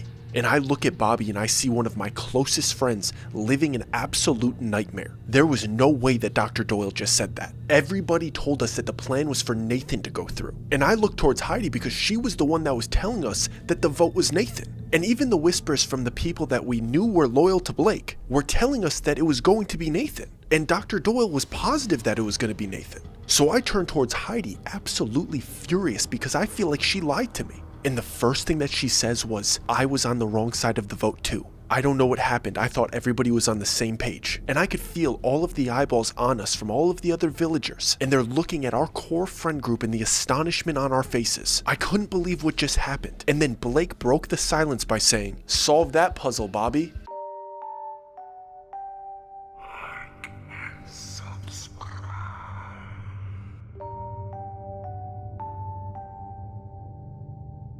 And then it hit me. Bobby was the one that pulled the handle out of the combination puzzle. So they thought that he solved it. And nobody was whispering about volunteering. Nobody was considering the new information that was presented to us. They were whispering about the fact that Bobby was a target now, simply because he solved a puzzle that nobody else could, which made him a power threat. And in the moments that was happening, the whispers must have made their way to Blake, and Blake changed the target of the day towards Bobby. She didn't like the fact that people were coming up to Bobby, Heidi, and I all day and treating us like we were a power trio. And she used this opportunity of Bobby solving this puzzle, or seemingly solving this puzzle, to get everybody to vote for him to break up our trio. I don't know what to say to Bobby at that moment other than I'll come with you. But Dr. Doyle responded to me in front of everybody. No, you won't, Doug. We can't risk that again. He made it through once, he can make it through again, and maybe this time he could actually make it home. My initial thought is I am not listening to him. I don't care. I'm gonna go with Bobby. He's the only person here I actually like. But then I realized that we had voluntarily given up our firearms, and Dr. Doyle and the other men of the village were not scared of us anymore. There was much more of them than there were of us, and the men that were loyal to Dr. Doyle made it very clear that they were not going to let us go in together. I could see how scared Bobby was, but he tried to make me feel better about the situation. He said, don't worry, I can make it back. I did it once, I could do it again. And now I shouted back towards him because they had dragged him all the way over to the gap and they were separating us. And he was about to be shoved through moments after they announced his name. We didn't even have a chance to have a conversation. The only thing I got to say to him was, if you can get out, do it. I'll be fine. And just like that, Bobby is through the gap and he's gone. And everybody starts to disperse as if nothing happened. This is just every day. But my life is spiraling. Everything is falling apart around me. It's loosening at the seams and I have no idea what to do other than mourn my friend, who's now put into a life and death situation without me. I look at Heidi and I basically bark at her. We need to do something. So I take off running back towards the map room to find any bits of information that I can. So many things are running through my head at that moment.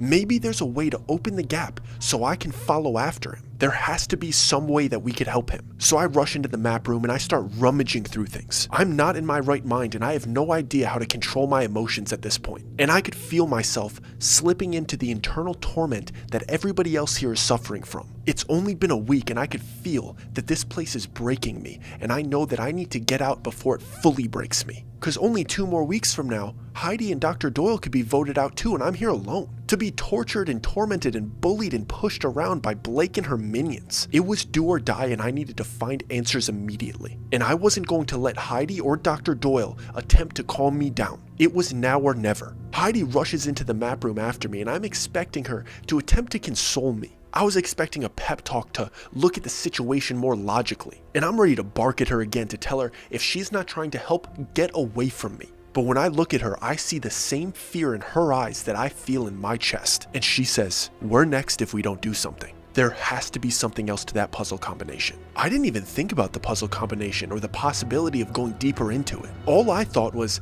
there's probably something in one of these journal entries that might give me a lead. But Heidi was right. We had something that nobody else had figured out up until this point. And the reason she hadn't been in the map room with me immediately, the reason she came in a couple moments later, is because she went and grabbed a piece of parchment paper to write down the code. And she was holding up that code in front of me. And under the code, she had the quote that was carved into the podium under the last 3 digits. And in quotations it said, "Find his name."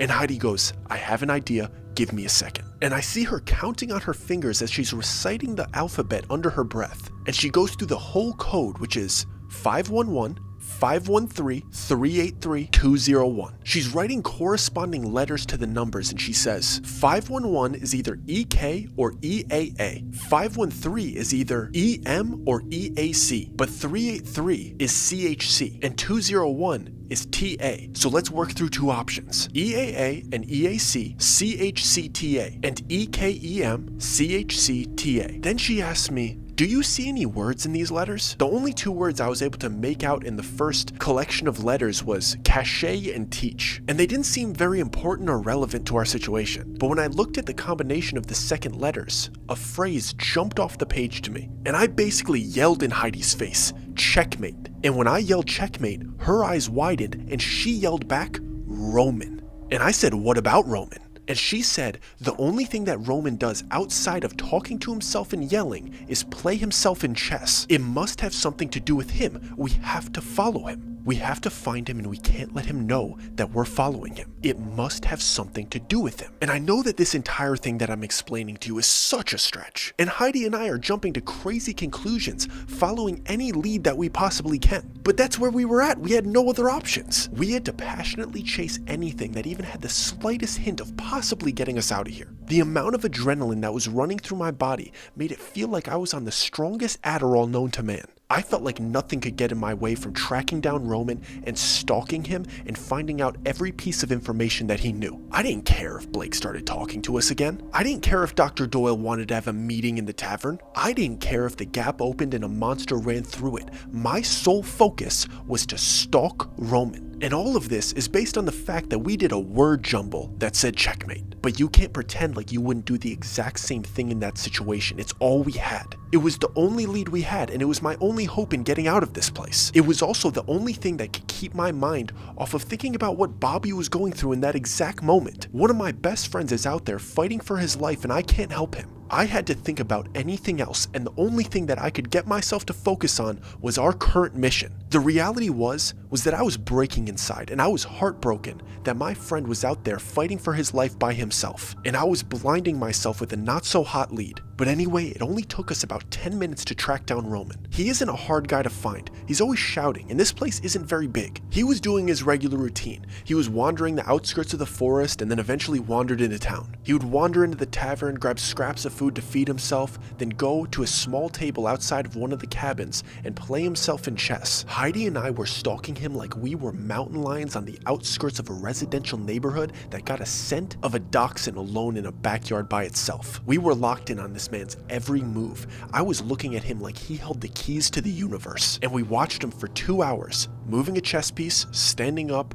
switching seats, moving a chess piece, talking to himself, switching seats, playing chess against himself. One eye looking down at the chessboard, the other eye floating around taking in his surroundings. Since the vote had just happened, everybody had a week of safety, so everybody's guard was down and nobody was filled with anxiety. They were doing their regular chores, wandering around the village. It was rather lively around, and everybody was acting much more normal than they were acting before. And obviously, everybody's completely ignoring Roman as they always do. But he saw us. He saw us watching him. Somehow he was able to decipher that we kept peeking at him. So I take another quick look at him, and his head is facing our direction. Neither of his eyes were facing us, but his nose was pointed towards us. It was like looking at a chameleon in the face. You couldn't tell if it was looking at you or it was looking at his right and left. So we looked away for a moment, then we peeked back at him. He was still looking at us. He knew that we were giving him attention. He knew that we were watching him, but he didn't sprint at us this time, and he didn't start yelling. All he did was gently move his chess pieces off the board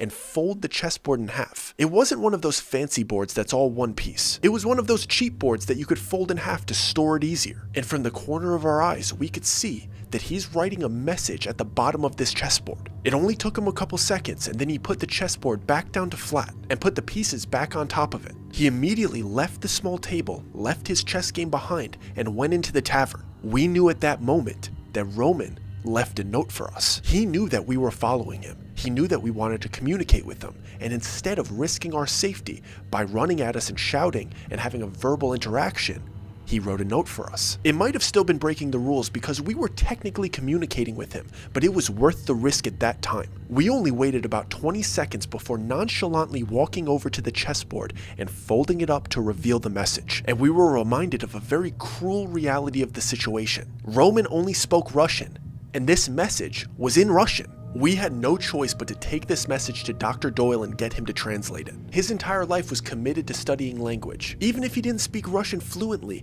maybe he would be able to get an idea of what it says based on context clues. I don't know that much about language, but I can only assume that if you know a ton of languages, you might be able to piece together a sentence based on some keywords that you know from correlating languages. I don't think that's too much of a stretch of an imagination. So we do our best to slide the chess pieces to the side and conceal this board under my shirt. And we start searching for Dr. Doyle, and we find him in one of the cabins having a small meeting with a couple members of the brass. We didn't want him to translate this message in front of everybody, so we asked him to come with us to the map room because we had something very important to talk to him about. Everybody knew that I had just lost my best friend to the Gap, so nobody was suspicious that I wanted to talk to Dr. Doyle privately. I had a lot going on. They knew that I was probably going through it, so we were able to isolate Dr. Doyle and get him back to the map room, where we were then able to ask him about this message. I didn't know how I was going to explain where it came from. I didn't really care, but Heidi took the lead. All she said was, "I think we're onto something. Do you know what this says?" And I handed the chessboard from under my shirt, and she opened it up for Dr. Doyle for him to read the message. He squinted his eyes for a second and he mumbled to himself,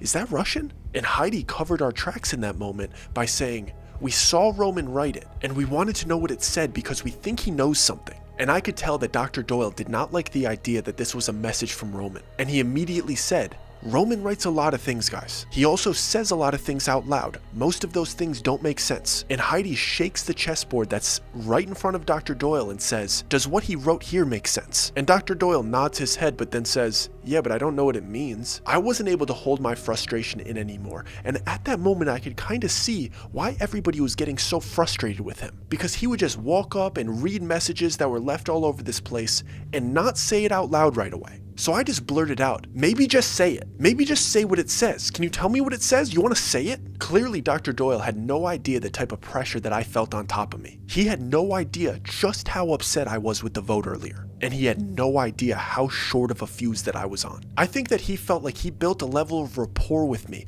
and built a level of respect that it would carry over into any conversation that we had. He had no idea what I was willing to do in this moment. He had no idea how desperate I felt, and he clearly had no idea how dangerous a desperate person could be. There are bad people in this world. There are evil people in this world. There's very greedy people in this world. There's people that lack empathy. There's people that lack sympathy. There's psychopaths. There's sociopaths. But I firmly believe that there is nobody more dangerous than a desperate man, because a desperate man doesn't have a choice. At least he feels like he has no options. So whatever opportunity is right in front of him for him to get ahead, he will do anything in his power to get out of his desperate situation. Dr. Doyle was clearly very used to gatekeeping his knowledge of language, so nobody figured out how to speak Gaelic. But there was no reason for him to not tell us exactly what this said immediately. It's in Russian, it doesn't matter. And he could tell that I was fuming, almost foaming at the mouth like a pit bull. So to avoid any further escalation of the situation, he said, "I know its name. It says I know its name." So I whip my head towards Heidi now that I know what the message says, and I say, "Roman is trying to tell us something. Remember what it said in the podium? It was carved in it. It said find its name. And whatever that means, find his name, I know his name, Roman knows something. We have to talk to him."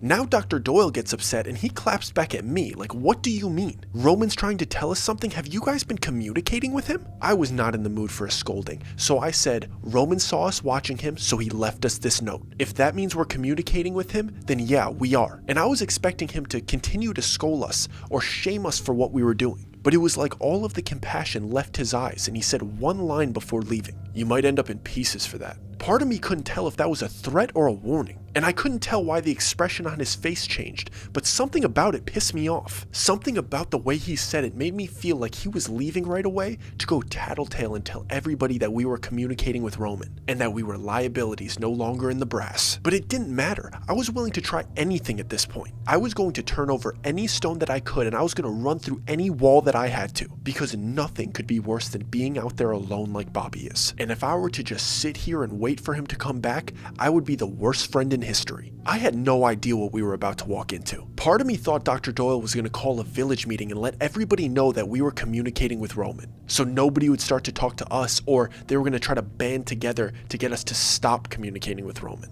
So I start venting all of these thoughts to Heidi about my interpretation of what Dr. Doyle said to us, and my assumptions of what he's probably going to do about it. And I'm pacing back and forth trying to think about our next move when she cut off my train of thought. She said, "I've seen that look on his face before. It wasn't the look of disapproval or anger. He's gonna let us do whatever we want. But that was the look of him emotionally disconnecting from us. He's not going to try to stop us or put any energy towards us, but he's mentally preparing to wake up tomorrow to our bodies scattered all over this village in pieces. When you have to make all of the decisions that he has to make here, you have to become cold to people when you see them going off the deep end. He could tell that you're not going to listen to him, so he has to focus on the people who will. Don't be frustrated with him. He's not going to get in your way." My emotions were through the roof still, so I didn't care about his feelings about the situation. The only thing that I cared about was our next move. So I asked Heidi, "You think we should go talk to Roman right now?" And she was much less emotional than me in that moment. Her decision was far more logical. She said, "No, I don't think we should talk to him in front of everybody. But I do know where he sleeps. He has a little hut out in the forest. And maybe there's something in there that could get us closer to answers. And if we're gonna talk to him, we should probably do it out there to keep everybody else safe." I was okay with that answer because the plan was still to talk to him eventually, so I was down to go snoop around his house. It felt like a step forward to me, and it was a logical, emotionalist step forward. To barge into the tavern and start barking questions at Roman in front of everybody was not the right move. Heidi was totally right here. But I wasn't trying to slow down our investigation. I was still off the Adderall, so I asked her right away, "Can you take me to his hut right now?" I keep saying it, but every second to me that I wasn't doing something was another second that I was betraying Bobby's friendship. I remember what it was like out there. Heidi and I were both out there with him. Before we left the map room to go to Roman's hut, Heidi asked me to at least pretend to be calm. Everybody knows what happened, and they could probably assume that I'm pretty upset, but the worst thing that could happen in this situation is for them to start snooping around our business and following us around. And that's what people do here if they see that something's up with you. Everybody's looking for a reason to backstab you and vote you out next. I felt like we were actually onto something here, so we should protect it. And I was very happy to know that Heidi also felt that we were potentially onto something. I wasn't sure at first if she was just being empathetic towards me because I had just lost my friend. She was genuinely excited about this information as well, and she was willing to talk to Roman under the right circumstances with me. So I try my best to put a calm expression on and walk out of the map room and into the village, and we slowly, nonchalantly walk into the forest. And once we were in the forest, we picked up the pace because there was nobody out there. I didn't have to put on a show for anybody. It only took us about 10 minutes to get deep into the forest away from everybody else. And eventually, Heidi pointed directly in front of us, and I was able to see a small structure built alongside the trunk of a tree. It was a little hut, clearly made of scrap wood, taken off the cabins in the village. It was only big enough for one man to crawl into and maybe sleep in the fetal position. There was nothing spacious about this abode. It was no bigger than a doghouse, but it was worth investigating, and I was willing to wait around for Roman to get here so we could talk to him. But I was not willing to respect his personal privacy. I didn't hesitate for a second. I crawled into his little hut and I started rummaging through his things. There was damn near nothing in there. A couple pieces of clothing, a blanket, a homemade pillow. I wasn't seeing anything remotely important until I looked up at one of the walls. There was barely any light in there, so I couldn't see what it said until I put my nose up to it. There was carvings all over the small walls of this hut, and it was the same word written over and over and over again. I didn't know what it said, but it was the same word. I crawled out and I asked Heidi to crawl in because I knew she had a writing utensil with her. I told her to grab a piece of parchment from in there and write the word that she sees on the wall. She came crawling back out of that hut and she held the parchment paper up to me. The spelling looked right. I checked one more time just to make sure, and it was correct. but we had no idea what it said. We didn't know what this word meant. And to be honest, we didn't even know how to pronounce it. We didn't bother waiting for Roman at the hut. We felt like we found what we were looking for, so we hustled back to the village. And once we entered the village, we pretended to be calm again. We started walking slower, but we were looking for Dr. Doyle. He wasn't in the cabins or in the map room, so he must have been in the tavern. So we walk in there. It's very busy in the tavern, but Dr. Doyle's in the same spot that he was the first day that we spoke to him. And we walked right up to him and we sat next to him like our conversation is still going, and he seemed like he was not happy with us and he wasn't excited to continue our conversation. And the first thing that he said when we sat down was a very dismissive, "I'm eating." I felt so close to answers, and I didn't want to be disrespectful in that moment. Even though I wanted to slap him across the head, grab him by the hair, and press his nose into the note and demand that he reads this word to me, I took a different route. I said, "One more word and I won't bother you for another week." I felt like it was a simple bargain, very straightforward, and I made it very clear all he had to do was translate this one word and he wouldn't have to worry about us anymore. And he could enjoy his meal and we would leave. I very discreetly got the piece of parchment from Heidi and I showed it to him very quickly before putting it away. And I even managed to say, very politely, "It's okay if you don't know it. I'll leave you alone either way." He glanced up at it and I could tell that he liked the idea of me not bothering him, and he was planning on telling me what it said and then completely ignoring my existence for a week. But when his eyes looked at the word, I could tell that he didn't like what it said. And he looked at Heidi and I with fire in his eyes and he said, "Where did you find that word?" And I said, "Brother, can you please stop gatekeeping words and I'll tell you everything you want to know. I would love it if you'd help us." And I think in that moment, he had a realization how irritating it is to withhold what a word means from somebody. And I hope he realized how often he does it to people. And I think since I was being so straightforward with him instead of being passive aggressive like the other villagers, he had a realization why half the village turned on him, and it was because of moments like this. To pressure him further into just telling me what it said, I said we found it carved into Roman's hut. He wrote it about 600 times, so it must be important. Please tell me what it means. And Dr. Doyle put down his eating utensils and turned towards us, and in a very serious tone he said, "The way you pronounce that word is Fiaknon. It means the hunter who keeps." And when I heard him say Fiaknon, I knew it was sinister. I could just feel it. I had never heard a word before that made my breath become shorter and my body fill with tension. And I was waiting for a further explanation about what Dr. Doyle must know about this word, because he said it as if he heard it before. I'm staring in Dr. Doyle's eyes and I could see a million realizations happening behind them. I could tell he's connecting dots in his head, but he can't find the words to express himself. He manages to say, "Yeah, I've read about it. They say it's a solitary fae. They say it's the one that plays with its food." His sentence and his train of thought is cut off with the sound of rain hitting the roof of the tavern. It was as if it was perfectly timed. And I look around the tavern at all of the village members enjoying their meals, and all of the relief that they had from my friend being voted out that day was stripped away from them by the sound of rain. And I didn't know why. And I'm looking around confused as everybody else is staring at the ceiling in silence. And I look at Heidi, and she looks back towards me and she says 4 words. "It's never rained here."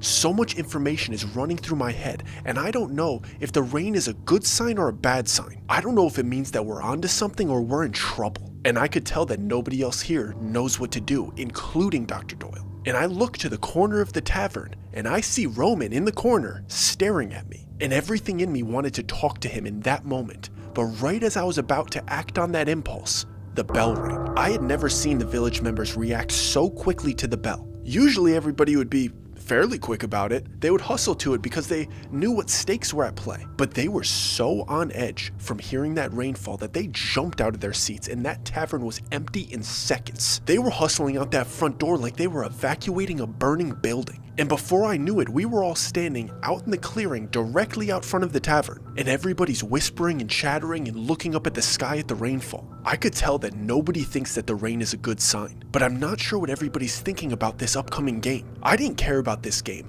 I wasn't about to play by the rules anymore. I felt like we were figuring things out and this was just a diversion, and I was planning on ignoring this game. We were onto something and this place was trying to get us off track. But then I started hearing what everybody was whispering about. It was coming from every direction. I heard everybody saying, "There's no game.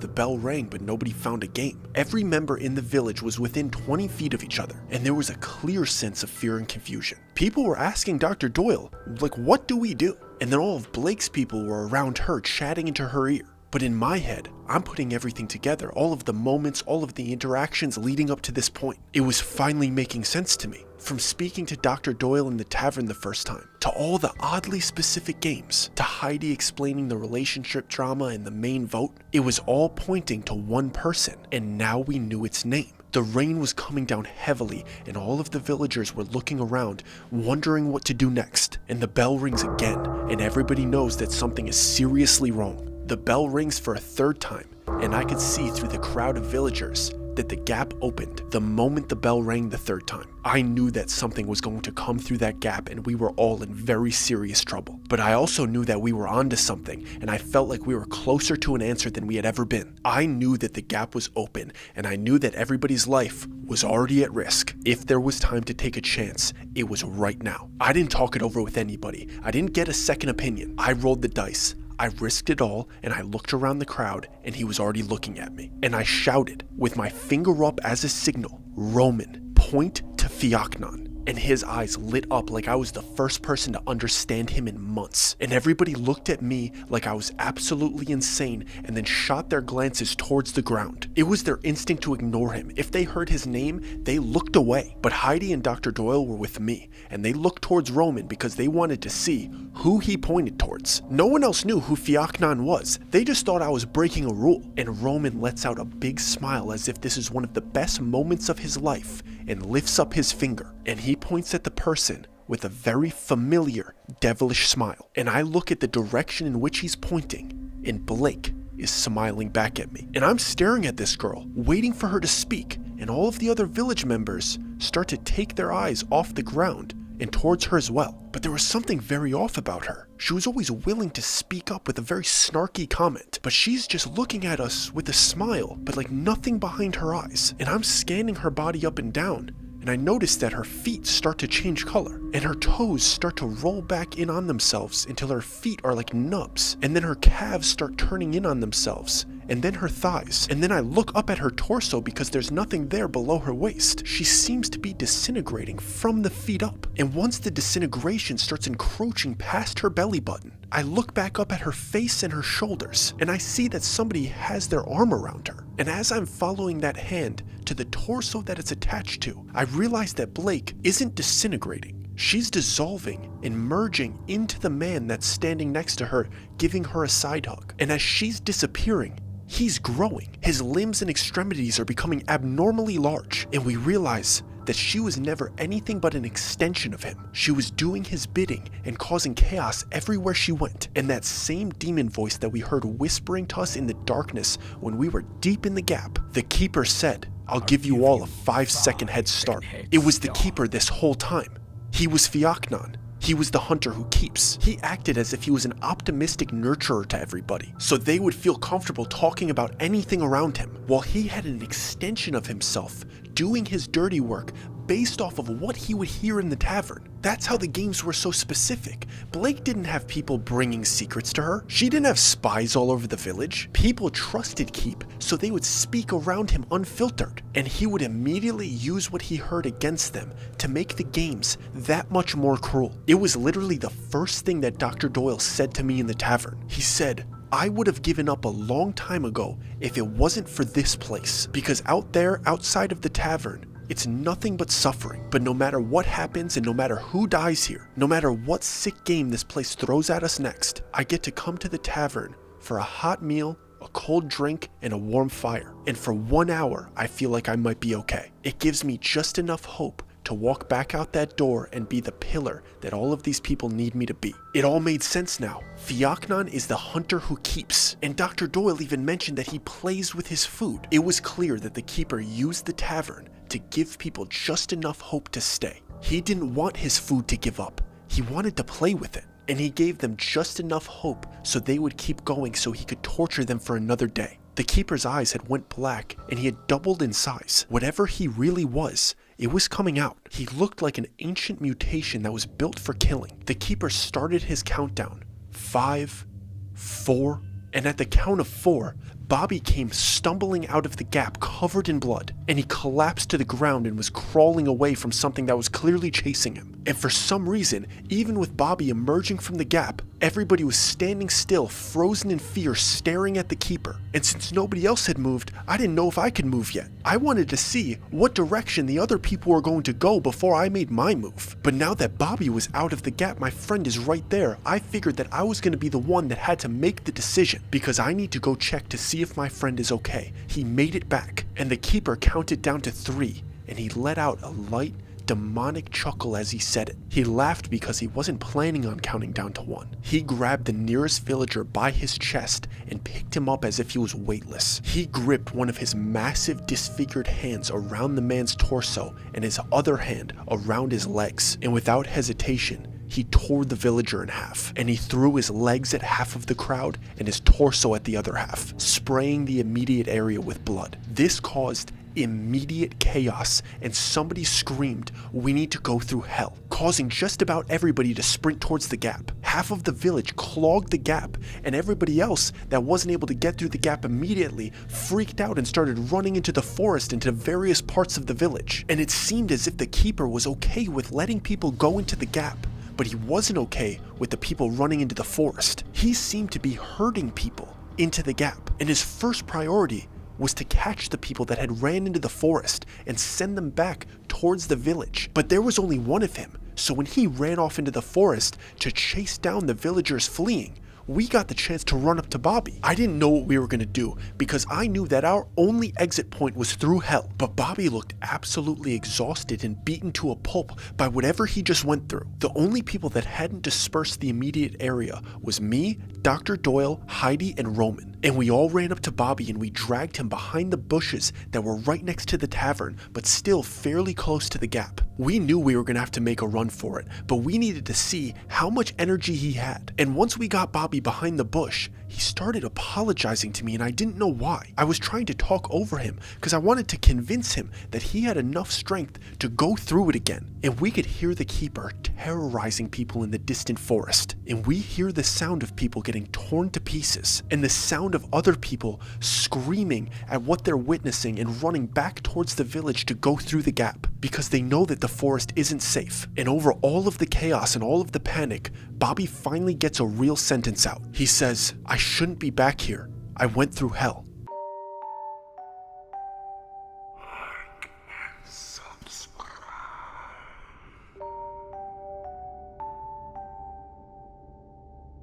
I felt the shock hit our group. The confidence that we had that there was an exit completely faded. Even going through hell brought him back to the village. There was no exit. All of us were quiet, except for Roman, and he sounded hysterical, and we didn't even speak his language. So we were kind of ignoring him in that situation. But you can't ignore somebody when he slaps you in the back of the head to get your attention. And I was very happy that he did, because when I looked at him, it all clicked. Roman was holding up 2 pieces of parchment paper. One of them had a grocery list on it, and the other one, in big letters, said Fiachnon. And at that moment, everything made sense, and I think it made sense to everybody. The gap and the challenges beyond the gap were nothing but an endless loop of torture. Living in the village was an endless loop of chaos and drama. The games and the vote pitted everybody against each other, so nobody would be able to come to the conclusion of who the real enemy was. And when people were finally fed up with the horrible reality that they were living, their only source of hope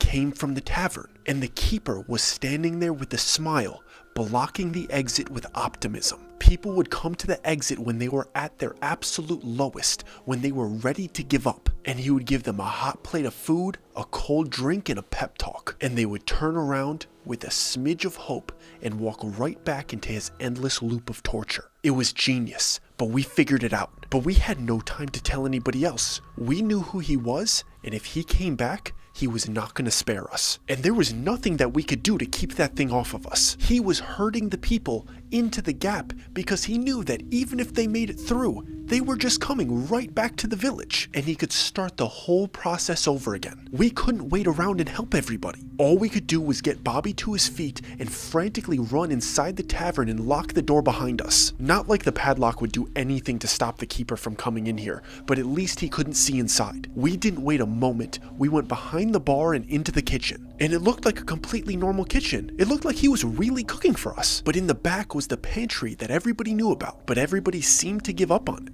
And I wanted to ask the group in that moment, when was the last time somebody checked this pantry? But internally, I knew that it had been months because I saw how everybody treated the tavern, how everybody treated the keeper. They fully trusted him to run this himself. Nobody was checking on how he was doing his job. Nobody was going into the back to help cook and help clean. Nobody had been back here. It was only him. Heidi gets to the pantry door first and she rips it open so we could get Bobby through. And when the light illuminated the pantry, all of our hearts broke. Blake was gagged and chained to the wall, and she was dirty and emaciated. This was the real Blake. She didn't change and become evil. She was kidnapped, chained up, and mimicked by the keeper. Roman grabbed a meat tenderizer off a nearby table and started taking whacks at the chains that were holding her to the wall. And he did it until they came out. We were able to get the gag out of her mouth, and she immediately jumped into Heidi's arms to embrace her. The first words that she asked Heidi were, "Where's Corey? Is he okay?" She had no idea what was going on. She had no clue about the chaos that was going on outside. She thought that we were just there to save her, and we had no time to explain it to her. And we also had no idea how we were going to escape. The only thing that we knew was that we were all going to shove ourselves in this pantry,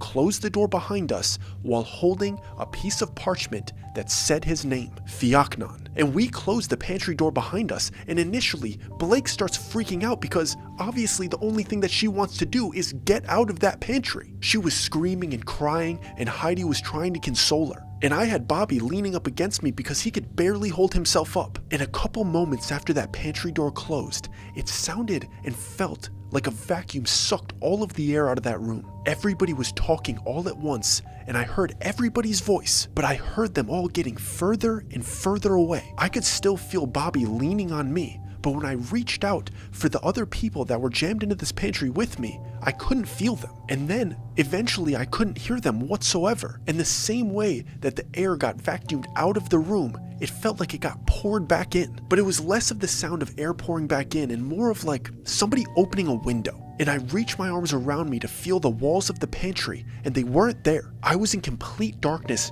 just like when we were in the gap, and the demon voice was whispering to us. And part of me felt like we were just teleported to that same section of the gap. But I saw some faint light in the distance, and I had to go. I had no other option. Even if I ended up back in the village, I wasn't just going to stand here in this darkness. Bobby was doing his best to help me, and we were able to keep a steady pace. And I knew that we were outside, and I knew that we were in a forest based on the sounds of my feet hitting the ground. And as we started to get closer to the light, I was able to see my surroundings a little bit more. I was able to see bushes and the bark of trees, but as we got closer to the light, the foliage got more and more dense, to the point where we were damn near fighting through it, having to smack branches and leaves out of our face. And we were just ducking our heads and forcing our way through to this gleaming light. And all of a sudden, all of the resistance of the foliage let up, and we fell forward onto our hands and our knees. And I look around, and we're at Mirror Lake, in the exact same spot that we found the hole in the trees. And I turn around,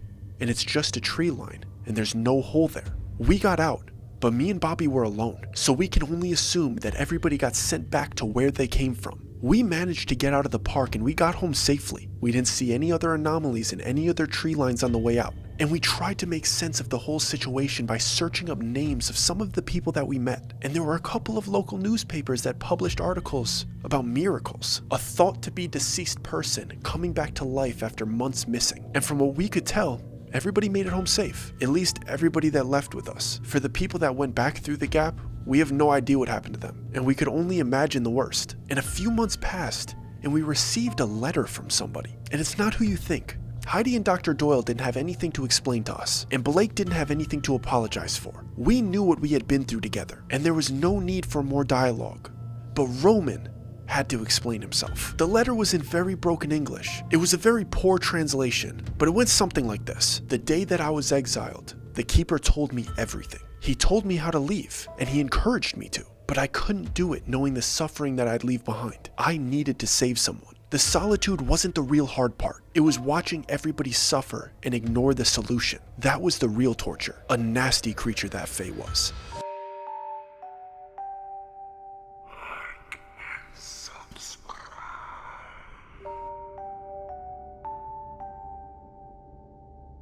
When we finished reading that letter from Roman, Bobby and I just sat there in silence for a few minutes. We had spent a lot of time together after we had escaped that place, but we didn't spend a lot of time talking about what had happened. Honestly, it felt like a trauma-bonded codependency that we had built together. It was very comforting being around somebody that had been through something similar to what you had been through. But neither of us were ready to talk about the entire experience right away, and we couldn't talk about it to anybody else but each other, but we needed to let some weeks pass to digest it. The last thing that we wanted to do was relive it right away. But after Roman had reached out and he had given us a couple answers and a bit of closure, I finally asked Bobby in that moment, "Are you okay?" And he replied to me with a little smirk on his face, "I'm as okay as you are, brother." And nothing about me was okay, so I knew what he was trying to say. And it was the first time that we had laughed about it with each other. And that was a good sign. Our wounds about the entire situation had calloused over enough that we could chuckle about it together. But for the weeks leading up to this conversation, I was curious about something.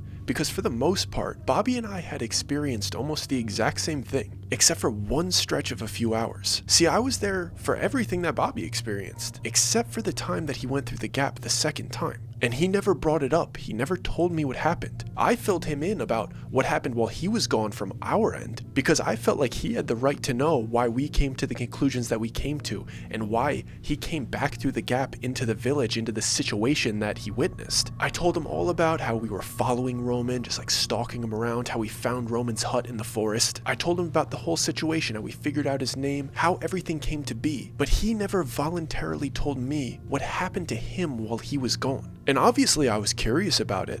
I don't know if it was because he was out there alone and it was harder on him, but the state in which he came back, like when he came falling through the gap back into the village, he was in so much worse shape than we were when we first made it through. And he had looked like whatever he went through out there by himself was life-changing. I had never seen somebody so physically and emotionally exhausted in my life. He was also cut all over his body and had contusions and bruises everywhere. It looked like somebody had thrown him through a wood chipper, but I didn't want to pry because he had never brought the subject up himself. But that was until this very moment where we were already on the topic reminiscing, and Roman had just opened up about everything that had happened to him. So I opened up the conversation by saying, "You never told me what happened out there. Well, like what happened while you were gone? And you totally don't have to talk about it if you don't want to, but I just want you to know that I'm here to listen if you want to talk about it." And Bobby looked at me as if he was expecting the question to come up eventually. But anyway, his eyes were shooting around the room,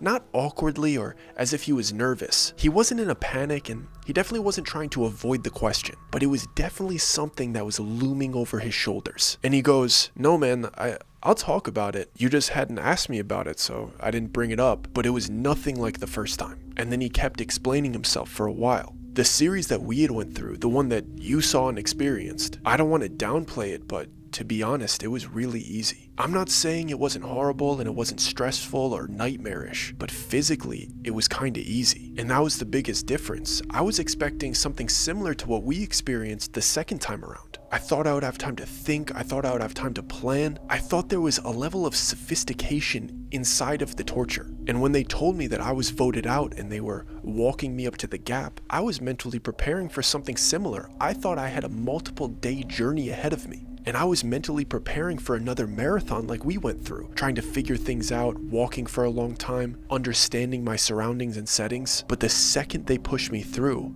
I realized that I was in a sprint. It was completely different. There was no time to think. From the second you saw me get pushed through it to the second you saw me fall out of it, I was exerting myself at 100%. I had never been through something so physically demanding before. And it wasn't just physically demanding, it felt like each level was designed to take something out of you. Like you remember, I was only gone for a few hours, and I wasn't sure if time worked differently in there, but based on what you told me what happened while I was gone, I really was only out there for a few hours. But imagine you are fighting for your life tooth and nail for 4 hours straight. And I didn't realize as it was happening to me, But in hindsight, after I digested what happened, I was kind of able to categorize what was going on. I had to get through 4 gaps to get back to the village instead of 3. I don't know why it was 4 instead of 3, it just was. And looking back at it, I think it was element themed, because the first one felt like it was using the air against me. The second one felt like it was using water against me. The third one felt like earth, and the last one felt like fire. I couldn't help but to cut Bobby off in that moment, because there was a joke there that basically wrote itself. And to lighten the mood for a second, I said, "Okay, Aang, did you have to fight the Fire Lord to get back to the village too?" We both laughed because he didn't realize how similar this setup was to the plot of Avatar: The Last Airbender until this exact moment. But after we chuckled for a little bit, he got serious again, because I could tell he was really reliving what he experienced in the first gap. And he continued by saying, "I wish I was the Avatar, dude. The second I stepped through the first gap, it felt like somebody was airbending the wind out of my lungs and squeezing them from the inside. It felt like I was stuck inside of a vacuum. The wind around me was so powerful and swirling and intense that I couldn't inhale. And I knew immediately that I was very high up. I don't know how else to explain it other than my surroundings felt like I was at a high altitude. And I felt like my 6 senses could feel the steep drops on my left and right. I couldn't see them, but I knew they were there. It felt like the inside of a tornado, where you could only see the ground a couple feet in front of you and around you. But your field of vision, all the way around you, is only dirt flying around in 100-mile-an-hour winds. But directly in front of me, at certain portions of when the wind was blowing, I was able to see a faint outline of the next gap. It was directly in front of me and slightly uphill. And to me, based on where it was perched, it confirmed to me that I was high up. I was on some type of mountaintop, because the ground by my feet that I was able to see was rocky and steep and rugged, and based on where the gap was when I was able to see it through the wind, I could tell it was on some type of peak about 200 yards ahead of me. But as I was realizing this, the air felt like it was literally being sucked out of my lungs, and rocks and branches were flying by my face, cutting me open, and I was being pushed left to right. It felt like the wind was shoving me forward, backward, onto my knees, onto my back. I was barely able to keep balanced. It felt like the gusts of wind were punching me in the face, punching me in the ribs, sweeping out my legs. And I was bleeding almost immediately from these small rocks and sticks flying by my face, cutting my cheekbones, my orbital bones, hitting me right in the mouth, cutting my lip, on my teeth. But none of the physical pain and the beating that I was getting from my surroundings was even remotely comparable to the panic from not being able to get air into my lungs. And I thought I was going to pass out until I tried something that you would never think would work in that situation. I put my hand under my shirt and over my mouth, and I basically started smothering myself. And I only took inhales through very small cracks in my fingers. And those breaths were also filtered through my shirt, which made it even harder to breathe.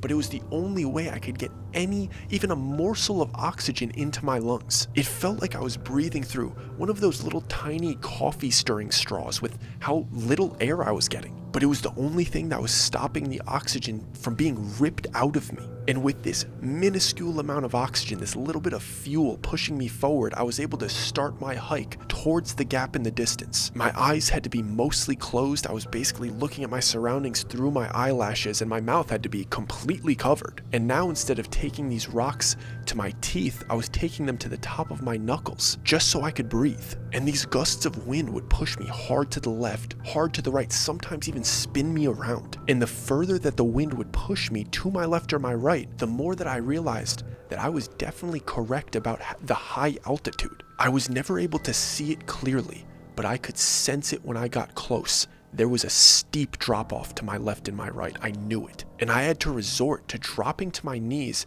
and crawling on my knees in one hand, just so I wasn't such a big target for the wind, so I wouldn't get pushed around so easily. I had to make myself a smaller target. Standing up, I was basically a sail to a ship ready to get pushed over the edge. And that's when my hands started getting cut up and my knees started getting cut up. And now I was getting hit on the top of the head by these rocks and branches. I was basically just changing the target that it was able to hit because the front of my body and my face had taken enough damage. And it took me damn near an hour to to bear crawl and army crawl up this steep hill to this first gap. And the closer that I got to this thing, the stronger the winds became, and the less my smothering technique was working.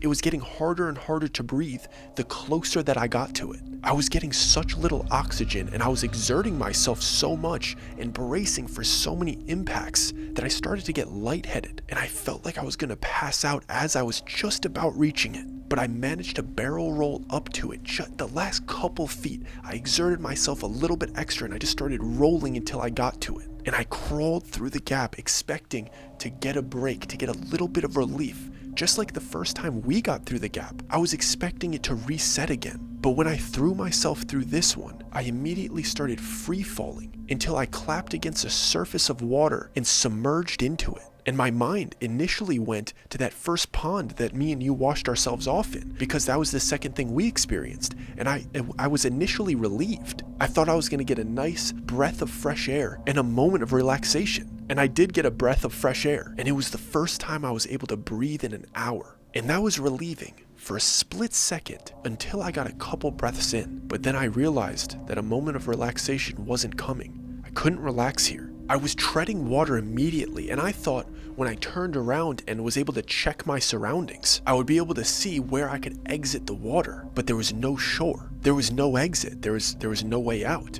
But it's not like I was in the middle of the ocean, with waves crashing, vicious winds, with fish and sharks swimming around me. It wasn't like that. It was like I was stuck in a weird limbo. The water was completely still. The surface looked like glass, and it stretched on for as far as my eyes could see. And the sky was completely clear. There wasn't a cloud in it. And even when I was paddling in the water and making small wakes and waves, just a few feet away from me, they would completely settle and go flat again. And I'm looking at this horizon. Blue still water, light blue sky. There was no imperfections. There was no movement whatsoever 360 degrees around me.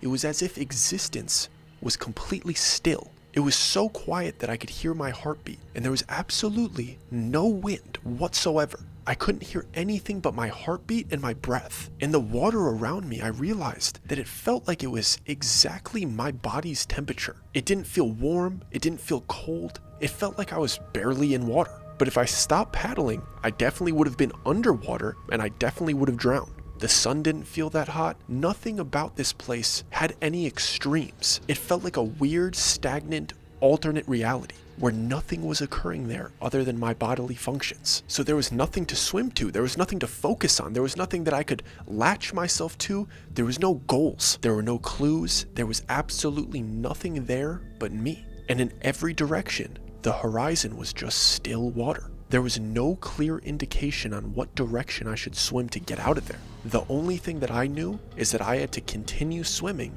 otherwise I would drown. So I went from not being able to breathe, taking stones to the head and face, and bear crawling for an hour, to being thrown into water and having to start to paddle and hold myself afloat consistently. There was literally no time whatsoever for me to catch my breath or to slow my heartbeat. I went from major extreme, crazy winds, not being able to breathe, to trying to stay afloat. And you know what the whole thing kind of felt like? It almost felt like one of those sensory deprivation chambers. It felt like there was so little going on around me that I was hyper fixated on what was going on inside of me, which was fatigue and fear, and it made me start to panic. I was stuck in eternal nothingness, and my only option was to sink and drown or swim forever. And my mind started panicking, doing internal flips, and I started to think at any moment now, something's gonna grab my feet from below me. I started to think, how deep is this water? What's in it?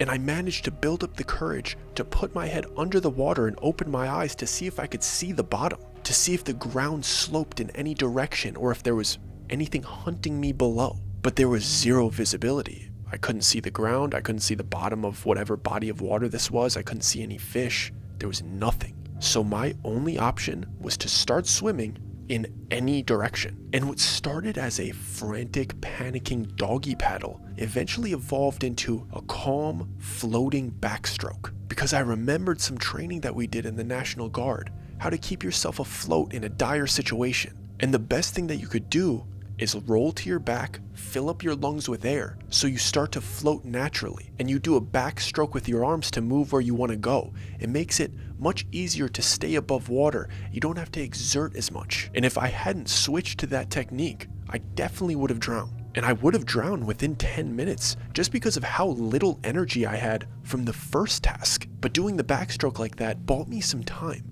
I was able to slowly move in a random direction that I chose for roughly an hour. But even with this new technique, it didn't change the fact that I wasn't in swimming shape. You can't do that forever. I started getting exhausted from paddling, and the more tired that I would get, the heavier that I would have to breathe. So I'd be exhaling air out of my lungs, making me sink. So it was like a double-edged sword. If I didn't move and I was just floating, I'd be able to keep air in my belly, but I wasn't getting anywhere. But if I started paddling and trying to move, I'd start breathing heavy and I'd start sinking. So I had to balance between these two things just so I could stay alive longer. And while I was looking up at this endless sky filled with nothingness in every direction, I peeked up and I'm looking in every direction, and there's no visible representation that's showing me that I'm going to get any type of break anytime soon.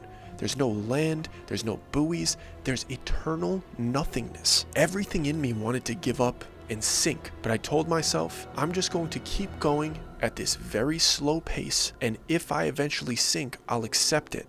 But I'm not going to stop moving. I'm not going to fully surrender. My legs were burning, my abs were burning, I was getting cramps, my lats, my shoulders from doing backstrokes. Everything on my entire body was burning with that very specific swimming burn. And I wasn't even looking where I was going. I wasn't checking. There were no landmarks. There was no point. I was just moving. And I think that was the sickest part about that challenge, because it never showed you that you were close to finishing. If I had decided to give up at any point, I could have been 3 inches away from the finish, because it wasn't an endless, still ocean. It was like one of those infinity pools. You can't really see the edge of it, and it's not like you could hear a waterfall coming. It's meant to be tranquil, and it's an infinity pool. It's supposed to feel like infinity. And if I hadn't made the decision to just keep going, I would have drowned. Because if I left my fate to a specific goal, like I had to see a landmark in the distance and go towards it, and if it was too far away and I knew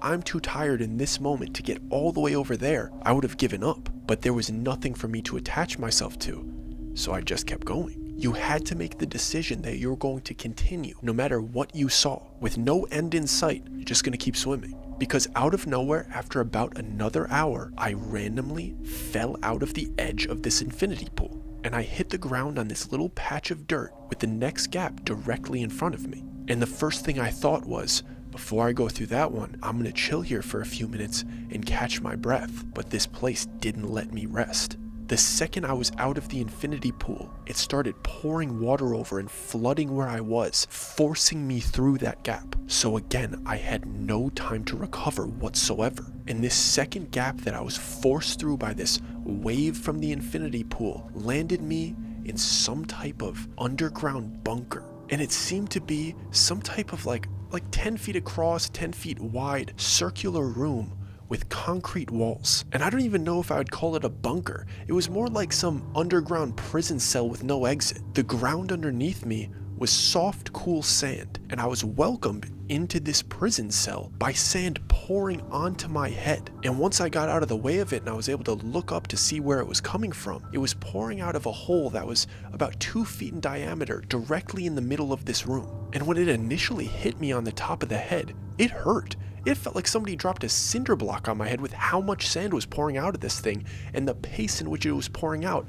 It was like somebody was shooting sand out of a fire hose. And I'm sitting there in this sand watching it pile up in front of me, exhausted, barely able to breathe, after swimming for an hour, and even after crawling for an hour before that. And as this sand is spreading out from it pouring in through the ceiling, the ground under me is starting to rise. It's filling up the room. And I looked around at all of the concrete walls with almost no energy left in me, and I saw one word carved into the wall. And all it said was, dig. And right next to the word dig was an old shovel and what seemed to be like an old school garbage chute. And right away, I go to check to see if I could fit into this garbage chute to get out of this sand pit, but my head would barely fit in. I couldn't get through this thing. So I picked up the shovel and I started hitting it into the wall to see if I could break out of here somehow, to see if I could chip into this concrete, but it wasn't working whatsoever. And I realized in that moment, the only thing that I could do with this shovel is to scoop up sand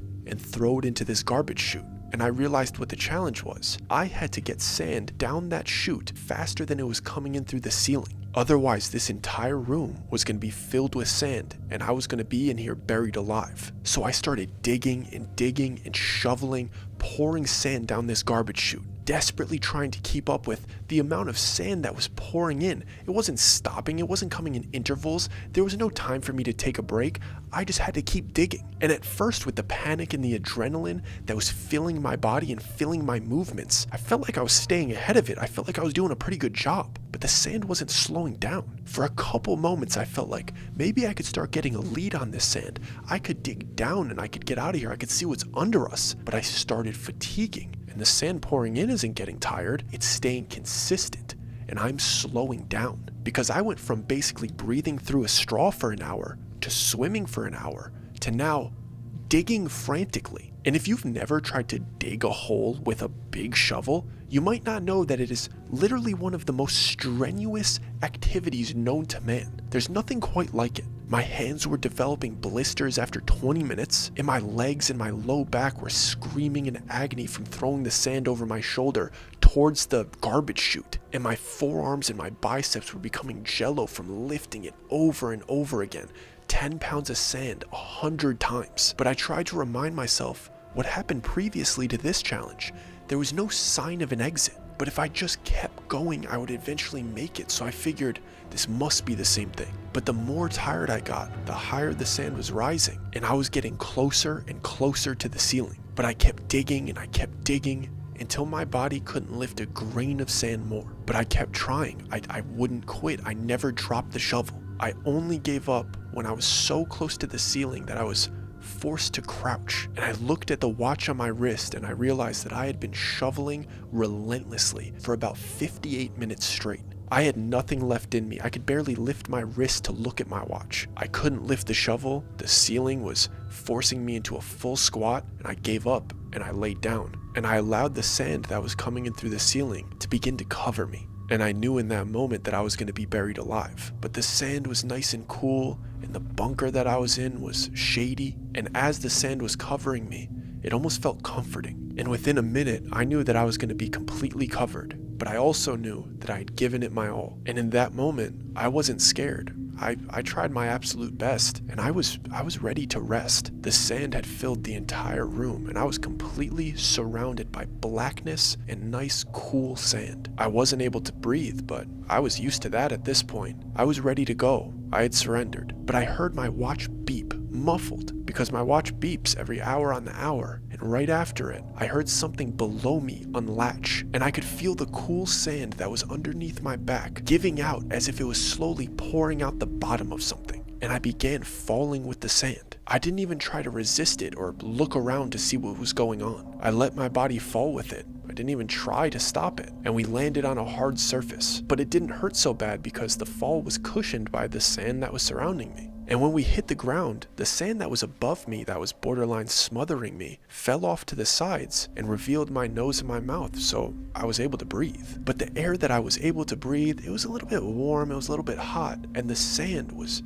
nice and cool. I didn't want to move. I stayed there for a moment, finally resting. I didn't care what happened. I just wanted to stay where I was in my nice, cold sand nest. And that's exactly what I did for about 30 seconds, breathing, resting, and recovering. It felt absolutely beautiful. But that was until I felt the sand warming up around me. And at first, I thought it was my own body heat warming up the area. But after a couple more moments, I knew that my body wasn't letting off this heat. This heat was coming in from around me. And even with that realization, I didn't even bother opening my eyes. I didn't sit up. I was too tired. I was going to stay exactly where I was for as long as I could. But in almost an instant, the sand that was around me that was cooling and comforting almost became too hot. I started to get that feeling like when you go to a beach on a very sunny day and you step on the sand without your flip-flops and you start to panic because your feet are burning. It's a very specific burn, but it was happening all around my body,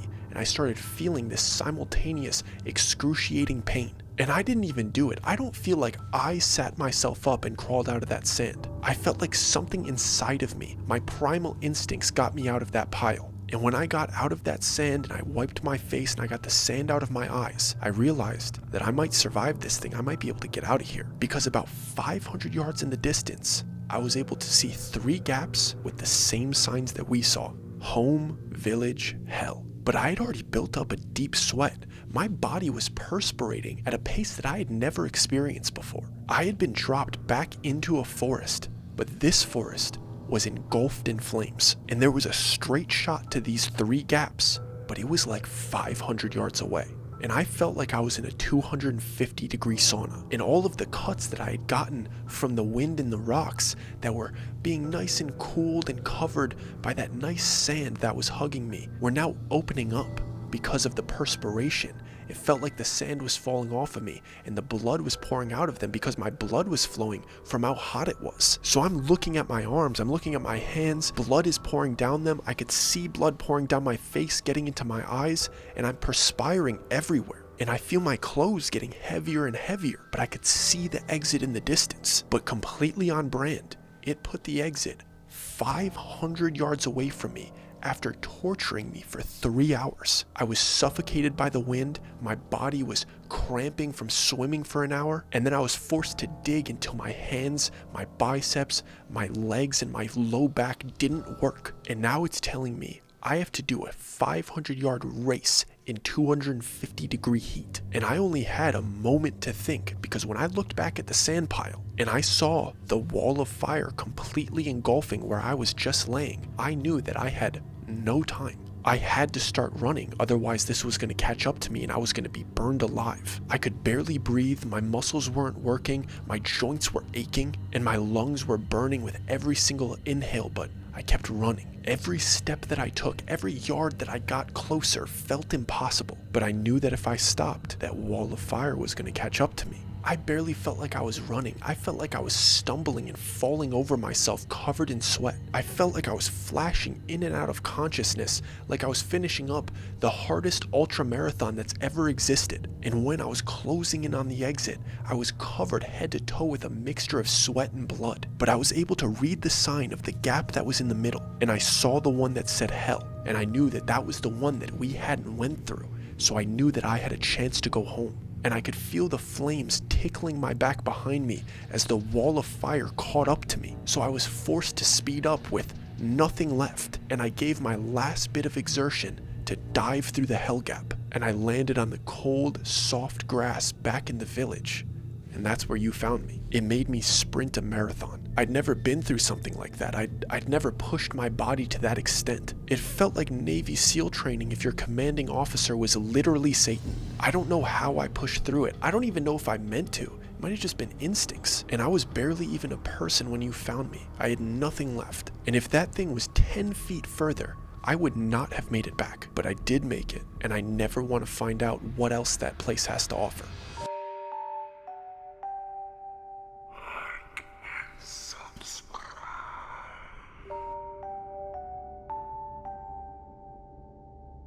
Hey guys, I hope you really enjoyed that story. This was by far the longest story that we have ever done, about 5 hours long. I think it's the best thing that we've ever made, and I hope that you guys choose to like the video and subscribe. It took us so long to create. I hope you could see how much effort we put into it. We really appreciate you, and we hope that you tune in for another story next week. Love you guys. We're out. And if you like this video, I would like to personally recommend this one.